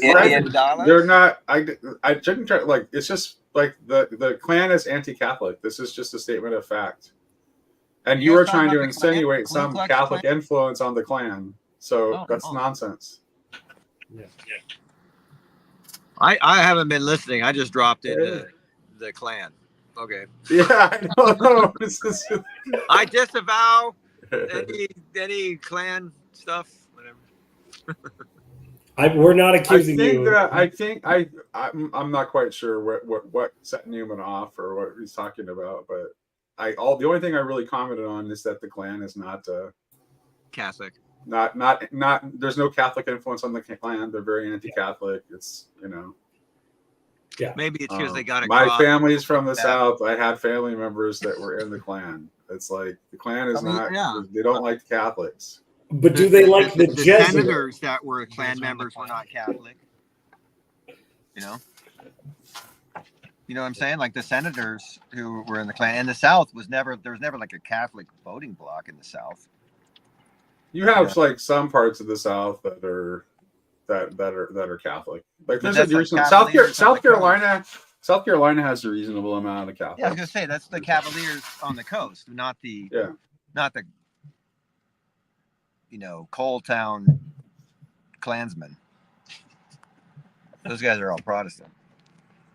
That's my family, so I know. I don't know if I have family members who were Klan members, but they were like you definitely did. Appalachia. Yeah, I heard my granny told a story about this uncle who would mysteriously disappear at certain times and like that they found Klan robes in his.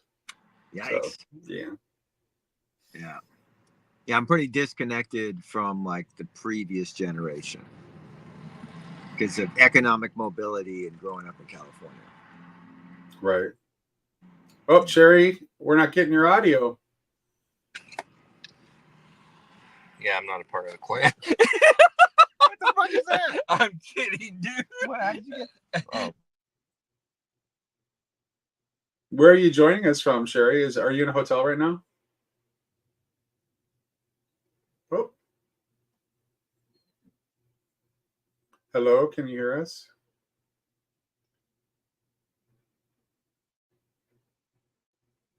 Still can't hear you. Can you hear me now? Yes, I can hear you now. We have Sherry.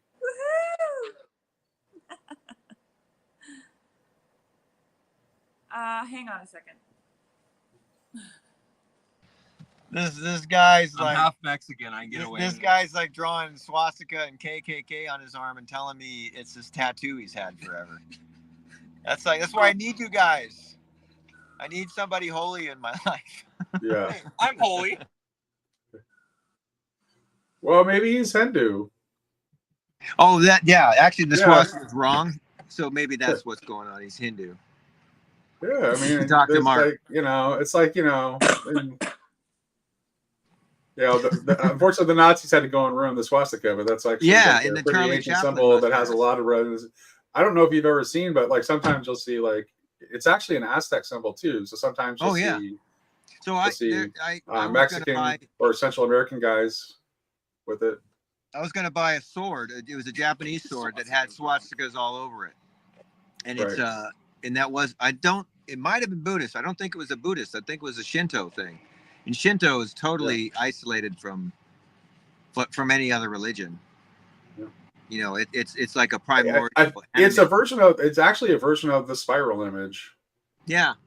And certain forms of the swastika make it more obvious that you can see that. Yeah. I knew Its it connection to the was spiral image. That's how I So. just was like trying to make it quick so you didn't. No, I see hear it. you. I hear you. So I got. Oh, did you? Oh, he wiped it off. He's about to go buy a chair from somebody. There we go. Yeah. Right. Yeah. No, really. it's getting Seriously. quiet. That's. Yeah. Yeah.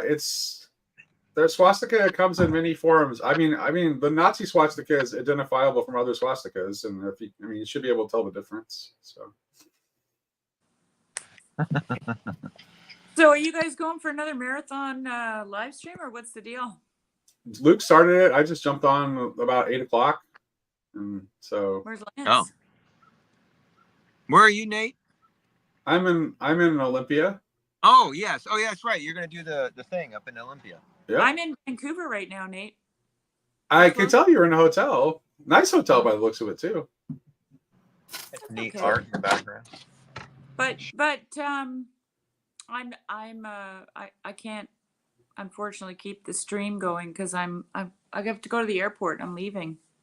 Yeah. All right. Well. Like not right this minute, but I'm, eventually I have to go.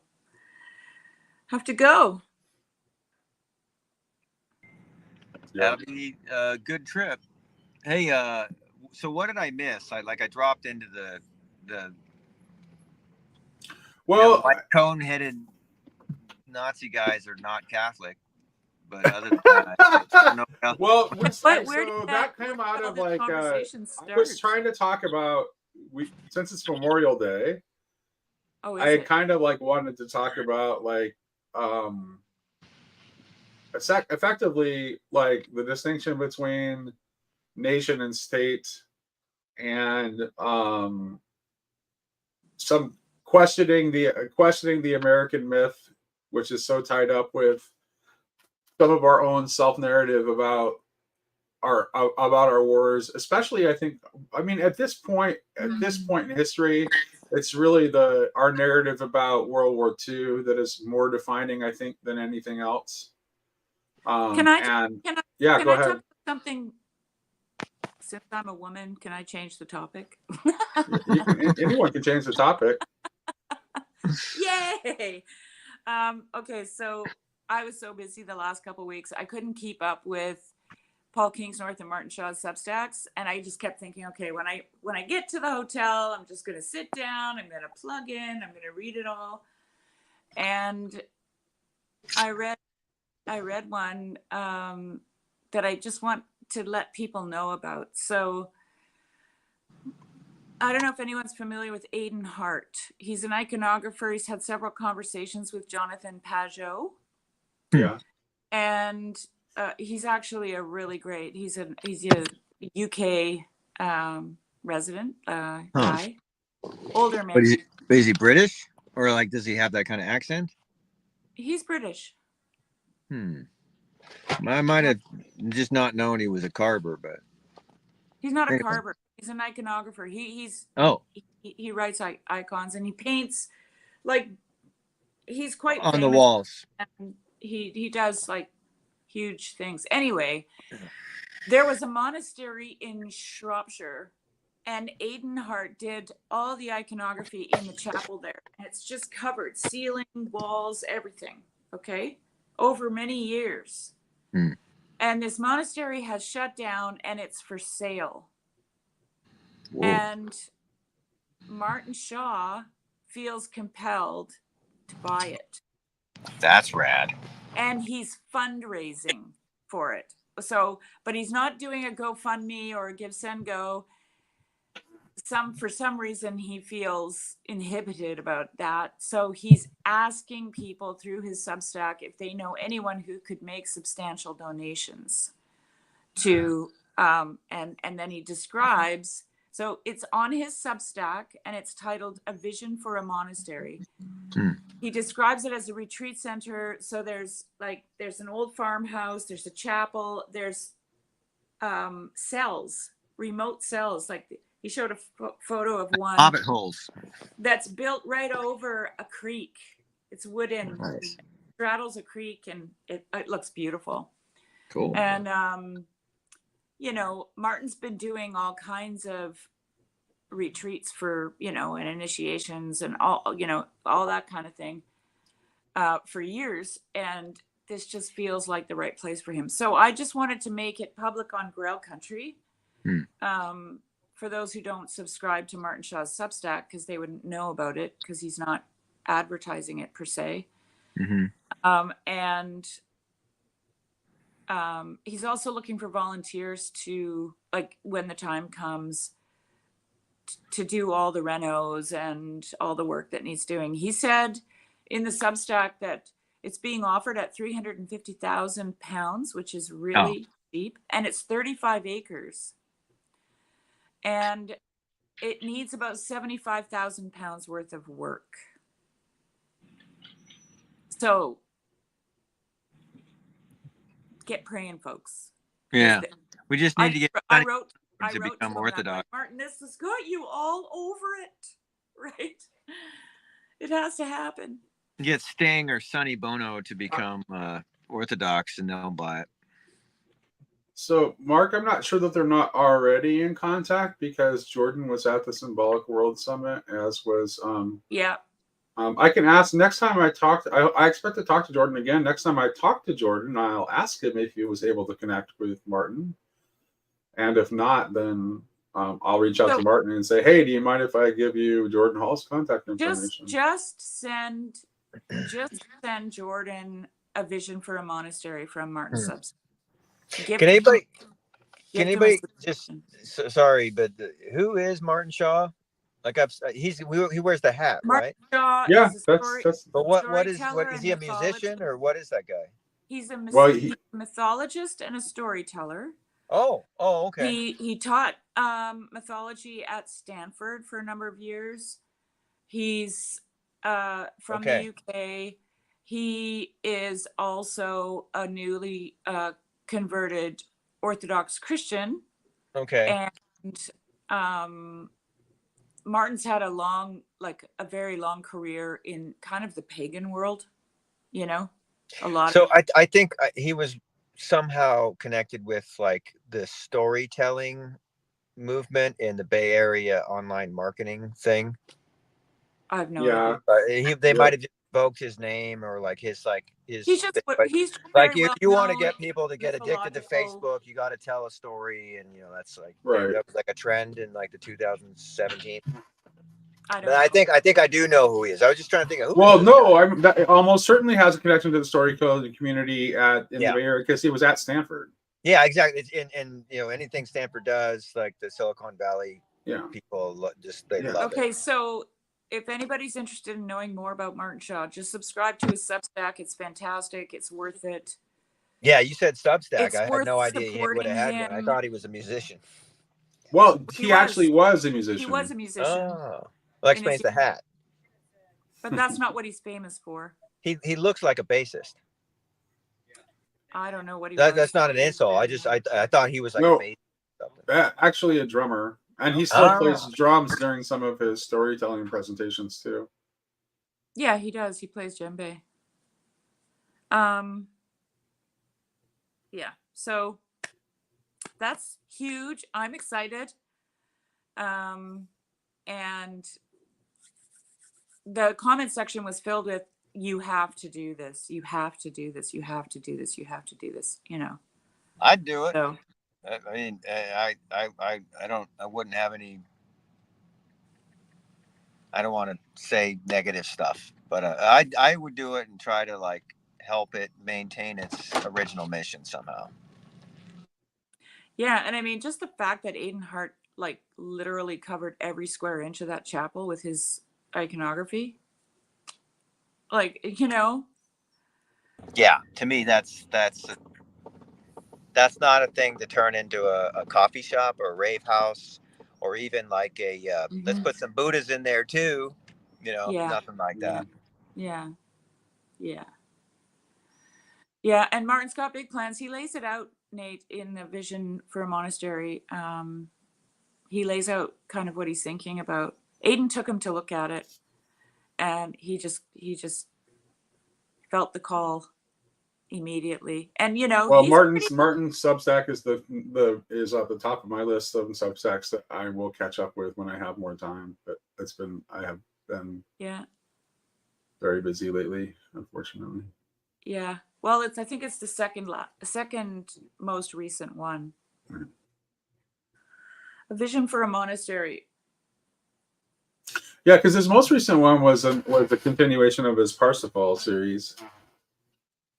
Yeah, but he's been doing another series on Inishowen, which is an island that he went to Right. visit. Yeah. Yep. And such good reflections. And then he's also got a whole, like, before the next Parsifal, he's got this secondary essay called Thrown Away Stories.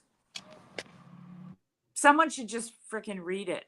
It's like on the channel. It's maybe 6 minutes long. And Parsifal thing. It's exactly what this little corner is about.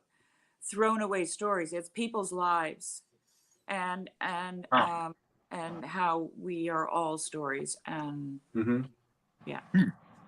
Yeah, it sounds interesting. Yeah. Subscribe, folks. Subscribe. I think this turned into a promotion, a full-on promotion. You know, no, I obviously I fully endorse promoting Martin Shaw. Well, it's better than promoting the KKK. Yeah, certainly better than promoting the Or KKK. swastikas. That is right. Yeah. For those, yes, this is important. Yes, it is called the House of Beast and Vines. That is the name of the Substack. Put it up there for a second. Yeah, so and can if get if you subscribe yearly,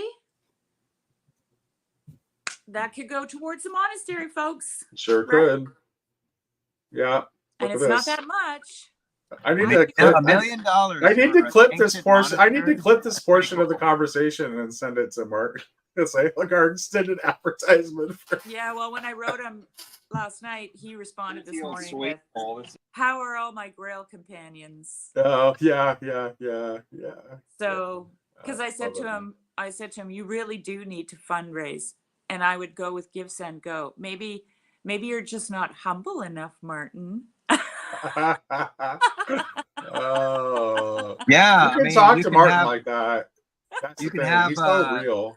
a lady in King Herod's court give you some money too. You got to humble yourself, you know. I was just teasing him. Here's the I think maybe that he's going about it the way he's going about it in order to avoid the giving the percentages that most of these platforms will take from the funds. Well, a lot of people were pointing out that GoFundMe is just a ripoff because they get almost 3% of everything. But Give, Send, Go is awesome. They take a very small amount. They're a Christian organization, and yeah, They're I good. wasn't familiar with that one. Well, they're the Sound one good. that stepped in and saved the trucker convoy in Canada. Oh, okay. Yeah, yeah, and they got taken to task for it. That's how I heard of them. Yeah. Be nice if some sort of international police agency would go in for the trucker thing too and get that money back to all those people. But Well, at least again, they I'll end my political interjection. Steve, at least they've now been able to use their bank accounts again. Yeah, exactly. Right. It's like, oh, don't worry about the number of the beast and all that kind of stuff. It's just whatever. It's like, well, it sounds like it's happening. So Sherry, let me ask you before you get off stream, just in the subject that I was trying to explore, which I have very conflicted feelings about. I would just want to, what do you think if you were to try to describe, like if you wanted to use an image to describe the Canadian character, like what image would you use?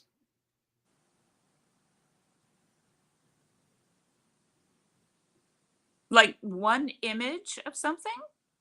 Or Well, just like for example, it's like I like pointed how the image of the cowboy, which internationally is kind of like the first thing that people think about when they think about America, about the United States of Either America. a bounty or a bear. Like I talked about the way in which that's appropriate. I could only do it with a short descriptive paragraph. And Okay. it Do it became however. it became really clear to me. So I grew up, I would say, with some propaganda that in school that where we would have to write essays on how we are not nothing, okay? How we have no identity, how Canadians have Right. no identity. And when I think about that, I'm like, geez, was that propaganda? Because holy shit, like we so have an identity, okay? And then it became really clear to me when I watched all the Canadians coming out to support the truckers, not the party in Ottawa, but the people along the roadways. Right. Okay. Yeah. And I saw families with little kids and Canadian flags in January when it was like minus 35 degrees Celsius. Yeah. Right. Bundled up with some bonfires going on the side of the road. I saw a bunch of guys that made a huge sign that said Great White North, right? And it was also very If Islam were the last religion on earth, I would choose to be an atheist. Anyway, non sequitur. It was very providential that all of this took place in the coldest month of the year. In Canada, totally. Okay, because this is the heart of the Canadian people. They are warm, they are loving, they are harmless. And they're fair. They're harmless people, okay? Like seriously harmless, but they love their country and they're tough because of the weather. Yeah. Okay. And they're generous. I mean, there were all along the highways in Manitoba and Saskatchewan, there were Hutterites. Yeah. Standing out there cooking It was food like the for Canadian the truckers. it's like a Canadian Palm Sunday. It was amazing. And then even the so-called, occupation or whatever the government wanted to call it, in Ottawa, I mean, they were cleaning the streets, they were playing street hockey, they had bouncy castles for the kids. They shipped in some inflatable hot tubs for people. That's right. Here's the thing, though. How can a people whose national sport is hockey be harmless? Well, they're not harmless in the sense that they've got a lot of endurance, but they're not Cracker Jacks, if you want to put it that way. They don't have guns, right? Well, they're They're not- definitely a don't tread on me. They stand their ground. It doesn't matter if it's minus 40 degrees out there. They stand their ground because they love their country, and I don't Right, care. and love of country. That is like love of country. That is about. This is part of the thing I wanted to talk about. Well, you said country. You didn't say love of government, right? It has nothing to do. This love of country has nothing to do with with the state or the government or anything like that. It's like it has to do with an identity that is connected to the land that you live in. The land. And I don't think it's like nation, but it's because very it's a nation of immigrants. I think country's the word, because a nation would traditionally be, you know, a people, an ethnicity, and the land, and then but you come out west, like where we are, it's like we're all disconnected from that, so we have to form something new. So the Canadian identity is new. It's even split in half. It's got like two identities, you know. But I mean, if China invades Canada, the Quebecois and the Albertans will be side by side, you know, saving each other's lives, right? And they're not that different. They No, only they're not. they are. It's like sibling rivalry, you know. Here's the thing: Canada is 40 million people, and it's the second largest country in the world. So what trumps in here in Canada? The land. Mm-hmm. Okay. We are a people of the land. So I know that's why they. Does live. anyone know who this guy is and like what I ever did to piss him off so much, other than pointing out that the Klan wasn't Catholic? Just leave him alone. Yeah. Just ignore him. It's called mind over matter. I no longer mind because you don't matter. Corey, I have not read Slotkin. I just FYI, I want to answer your question. I don't know where it was in the chat, but I saw it. My ADD makes it really hard for me to like try to follow this comments and still have a conversation. I'm unable, so I don't. But yeah, they like, so the idea of like they love their country. I think that's like America, like the you know, especially it's not propaganda of like we love our country, we have our flag. When you hear me talk about love of country as an American, you have no idea what it means to a Canadian. It's not the same. Oh, okay. Now that's provocative, Sherry. Let's hear that. Sorry, I disagree. I think it is the same, but it's been hijacked by excellent propagandists. But Maybe. like, yeah, I mean, because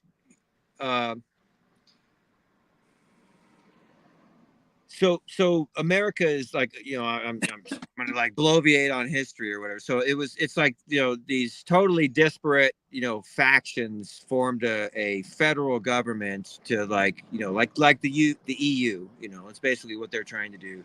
But like the rest of it, like the over the mountain people, and then the Midlanders who moved into like the heartlands, like, you know, the Pennsylvania Dutch and the Germans who moved out there to like grow cows and stuff like that. And then the miners and the pioneers and all that, and then like the religious asylum seeker people, you know, it's like they have their identity. And then if anything, War of 1812, so the Revolutionary War, then the War of 1812, and then the Spanish War really kind of helped people recognize their identity. Because like when Texas and Arizona were having a problem with Mexico, or Spain and then Mexico, it's like New York cared about it. And it's not just the bankers, but the New Englanders cared about it a little bit at least, but they weren't just like, screw them, you know. And so there is some type of, also there is an ethos of America, but it's been totally bastardized. And because if cable news never happened and then the internet never happened, it would have been more obvious. But I was alive and paying attention to things when I was younger, and I know there was still propaganda because it was like anti-communism, all that kind of stuff was going on. But there's definitely still, it's like we have baseball, and that's American, you know, and like the West being independent and free. I mean, you know, you could say any negative thing you want about our individualism and stuff like that, but that's very much that's what our country is. And you know, you go to like wilderness, or you know, like I'm a mountaineer, a climber. You go to like places to climb in other countries, they don't protect the environment. I mean, Canada does, United States does, America does. It's like a big part of our culture, and you don't find that other places. There's no hotels and you know, tramways to the top of our majestic peaks in this country. You have to fucking walk for a long ways to even get to see some of that stuff. Same thing with Canada, and that I think America does have it is a country, and people can identify with that country, but it's just been more and more fragmented for the past 40 years, especially last 20 years. Yeah. So I just want to give And that's Newman going to happen to Canada. I just want to give Newman credit for this one. Is actually there's a grain of truth in this one. What's I'm a that? troll dwarf. That I'm a troll dwarf hobbit. That's kind of on point. I'll give him that one. Aren't you tall? Yeah, that's what I'm saying. But I'm tall, but I have the proportions of a dwarf. I have Okay. very, very short legs and a long torso. Okay. And I got the beard, and I have the temperament of a hobbit. So yeah, it's kind of true. Well, there you go. You got I'm a hairy troll feet? dwarf hobbit. You got hairy feet? I do. Nice. You don't have a ring, do you? No, I do. I have, but it's a silicone wedding Okay, band good, because yeah. my actual white gold wedding bands, I kept either losing them or getting them destroyed inside my grills. Ah. Because my hands have a tendency to shrink. Yeah, and change expand. size. So it's like easy for a ring to slip off. But the silicone actually adheres better than metal.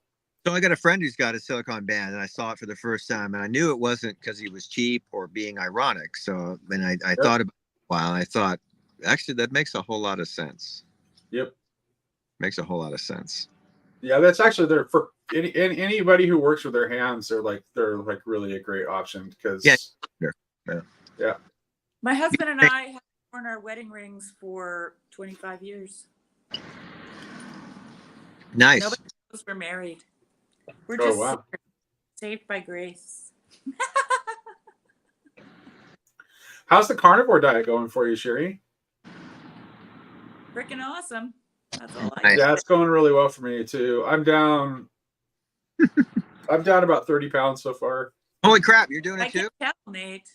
So you're gonna I also notice that you are a lot less how do I put this, agitated, and because there's such a thing as carnivore zen, right? Well, it's interesting. I'm less agitated but more aggressive.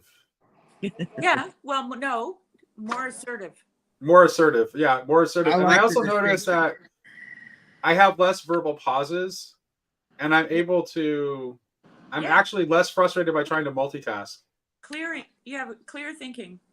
Yeah. Brain fog is going away. Yeah, I went carnivore around 2018, and I felt it was somewhat remarkable, especially like my weight, my fitness with no exercise at all. That was kind of shocking. But also, my brain ability and my energy and all that kind of stuff. You definitely drink water, and don't forget, like you need salt. It might need magnesium and all that stuff. So don't neglect that. There's advice out there about all that stuff. But unfortunately, it's been 5 years now. Or I guess whatever. It's been a while. Some of my chronic symptoms are back. And I eat these little like meat sticks, and I eat bacon and eggs, and I'm wondering, like, is that what the deal is? But also I'm exposed to molds, So I don't know now. And then it's like the worst hay fever season ever, so, but I've just been feeling like crap for a while, Yeah, the major problem I've had so far is that my skin is like super dry. Yeah. Carnivore will like be hard on your skin when you first, it's the transition stuff. I totally disagree with that, Steve. Like, I had chronic dry heels so bad all my life. Okay, like ever since I was a teenager. Me too. The cracks would be deep that I could hardly sometimes walk on my feet because they hurt so bad. I know what you're talking about. And they're almost gone. Okay. So carnivore will cure that stuff, but what I'm talking about is the keto flu, the keto rash. Oh well, Right. yeah. So that's a temporary thing that happens. That's temporary. Yeah, But yeah. I was talking to my son before this on FaceTime, and I was telling him I don't know what it is, but my skin is like. Well, it's weird because I have more dry skin. I have dry skin and itching, but but actual patches of eczema are starting to clear up. That's the Yeah. weird part. Well, Yeah. it could be So soap it's like- too, by the way. And I've never had smooth, soft feet before, Yeah. and they're smooth and soft. Like it's the first time in my life. I can't believe it. Yeah, I got people telling me, and I'm No, I'm not open to this kind of feedback, but like people would say, Steve, your face is looking really much. It's so much clearer. Your skin's Yeah. looking good. I'm like, whoever says stuff like that, Yeah. But like people were commenting. it's I'm like, really what the hell did I look like before? Jeez. Also, my hair was falling out in handfuls, and it's growing so fast now, and it's getting thick the way it used to be, and I'm cutting my fingernails almost once a week. Yeah, me too. Mm-hmm. It's crazy. I have to be more on top of it now. Yeah. I still have problems that Otherwise, you start looking like a werewolf. I got a couple problems that haven't gone away, like fingernail like infection kind of stuff that I was hoping would be resolved, and it did seem to improve somewhat. But I just it's not magic. And again, like I said, I'm not full lion, and it could be the quality of the bacon, especially, and then also like these meat sticks. I'm eating too many of them, and Meat sticks are terrible. They're full of chemicals. well, the ones I buy are not that. They're not Bacon's okay occasionally, but not. I think the bacon is crap, and the meat sticks are actually not that. Yeah, bad, but you can cure your own. You can cure your own bacon though. you can also just eat pork belly. I love I can pork also belly. just eat meat. I'm fine with that. I don't. Well, pork I mean- I'm very happy. I don't mind that I eat the same thing every day. I eat the same thing every day at the same time. It doesn't bother me at all. Me too. Mm-hmm. I'm about So- one meal a day. Some days a little more, but usually one meal a day. Yeah, I'm eating one meal a day, but I do need variety. Yeah. So I started. I did for the first 3 weeks. I did like pure lion diet, and then I started gradually introducing other stuff. So I'm like, I'm eating pasture raised eggs. at What was all. that? No pork. I don't want them. I want where's the beef? Well, I'm gonna actually, cook some I pork actually ribs. just I'm gonna cook some remembered. pork ribs today because Yeah, I just remember because I'd forgotten that. I like also my pork. During the beginning, when I first started, I was able to go to a cafeteria during lunch, and I just got hamburger patties, and then I would eat some kind of a steak at night, and that was it, and that was like probably the peak is when I was just lying, and I was like taking magnesium pills every night, and because I would get cramps. But the real reason I get the cramp is because occasionally people would take me to coffee to complain about how bad my consulting was, and I'd get a mocha, which is sugar, and then I'd have like horrible cramps in my legs. Yeah. But I they don't go do away. I don't do any salt anymore. I don't do any electrolytes, and I don't. There you go, Nate. That's what. So we're this was me in 2019 when this was like I'd been keto for about 3 years at this point. So this is the like my previous low carb journey. This was like the results that I got, and so. But I'm not doing this for weight loss. I'm doing this because of my health. Like Yeah. I had such trouble recovering from the the heart attack was just the culmination of a long journey of ill health, and Yes, Christmas crunch is not keto slack. It was Christmas Day. It was a cheat day, but that was like good. That was good milk from the Tenino Creamery I was having with it. yeah. Anyway, I'm gonna sign off, Nate. Yeah, good luck with your trip. Oh yeah, it'll be great. I'm excited. Have fun with your family. I'm going to. Bye, guys. Bye-bye.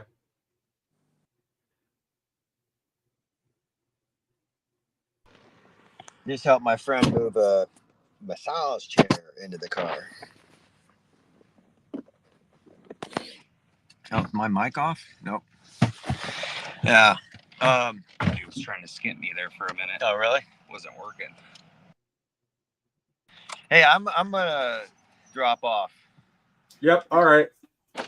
So See you later.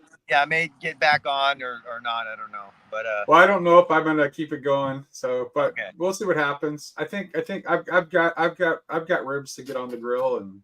yeah. Right on. All right. Talk Well, to it's you later. good to actually interact with you. We haven't really talked much, so Yeah. Good to talk to you, Steve. yeah. I'll see you later, Bilbo Baggins. All right. I'll give you a second. Bilbo Baggins. All right. I'll keep going a little bit longer. It looks like. Okay. Well, I'm about. No, to you can go. You can go, Steve. We're there. That I keep forgetting how to get out of here. All right. Bye. Bye. Let's see. While I wait for company, I am going to. Let's see.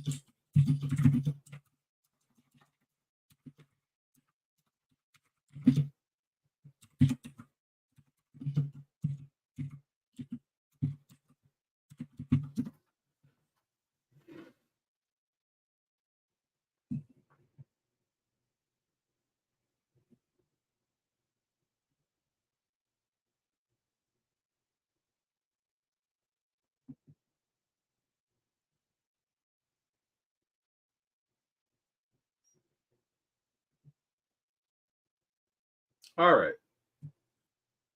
So I guess I will just let's see. I was gonna just read something, but I could respond to some of the comments. All right. So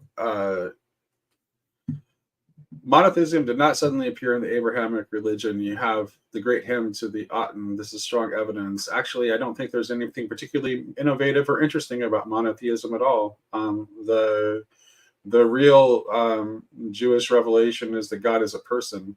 That's the thing that matters. And monotheism isn't particularly interesting or important.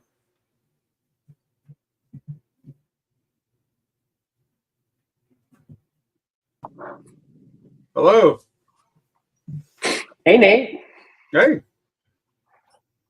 It's impressive. It's almost up to 5.5 hours. These things just keep having a life. I know. It just keeps happening. Yeah.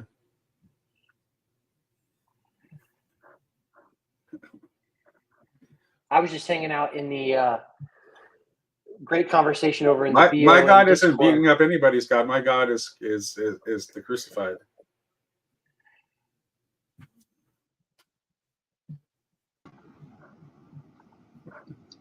Just thought I'd keep you company for a minute until you get some more people, but Lance beat me to it. So, yeah. Hey, Nick, can I toss out something really quick? I'm sorry. Just I'm in my car. The Jordan Hall connection. I think I wasn't thinking for him as necessarily as the financial source for Shaw, but I think someone like Shaw could probably use the man's expertise at managing projects and large sums of money and probably because Shaw's an artist, he's a shaman type of character. I'm not sure, because I don't know what his background is. He's got a little bit of a. But I'm saying he's shown enough, like in the way he's like managed his own project with his wilding. Yeah, I mean, he seems like he has a good business sense to him too, I think. Yeah, I don't mean to suggest anything negative about it. I'm just thinking that something like, I mean, when you look at something, well, I can buy a property for X number, $300,000, $500,000, whatever it is. You've got, of course, he's got to modify the facility, update it. You've got lots of hidden fees, and then you've got operational costs. And then because you don't want it to die its first year, you've got to be able to project out how long you can operate at a loss at such a bleed rate, and so on. So that's where I think someone like Jordan Hall could be really of use to someone like Shaw on such a project, unless Shaw completely has the vision in mind and knows exactly what he's doing. And just needs connections with people with more money than us. I mean, I'm certainly Martin don't have much to Shaw's give. network is Martin's pretty well connected guy. Okay. Yeah, he's got a network. Like, in fact, the first guy. Okay, so like for example, like the first conversation I had with Martin Shaw, the day we talked was the day that the Queen passed.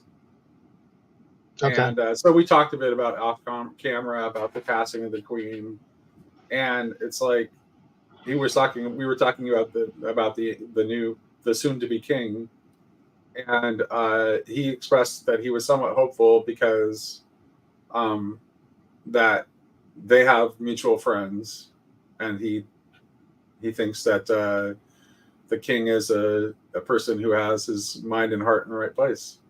So. Yeah.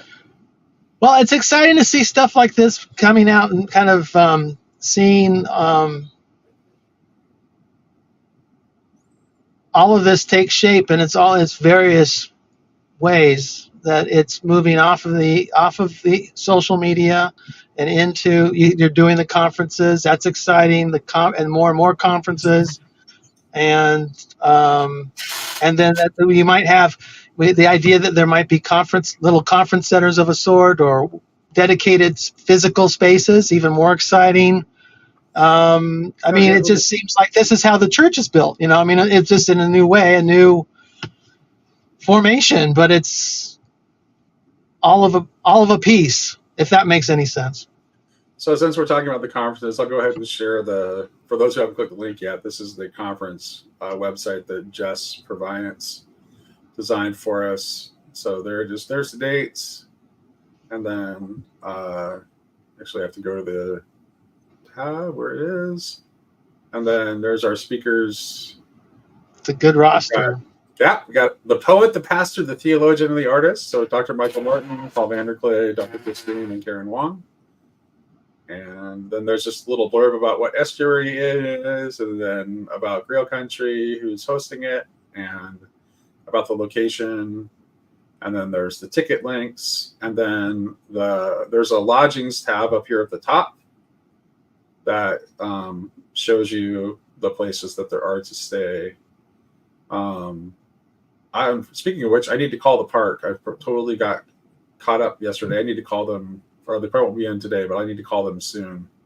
But the park, it was interesting. They at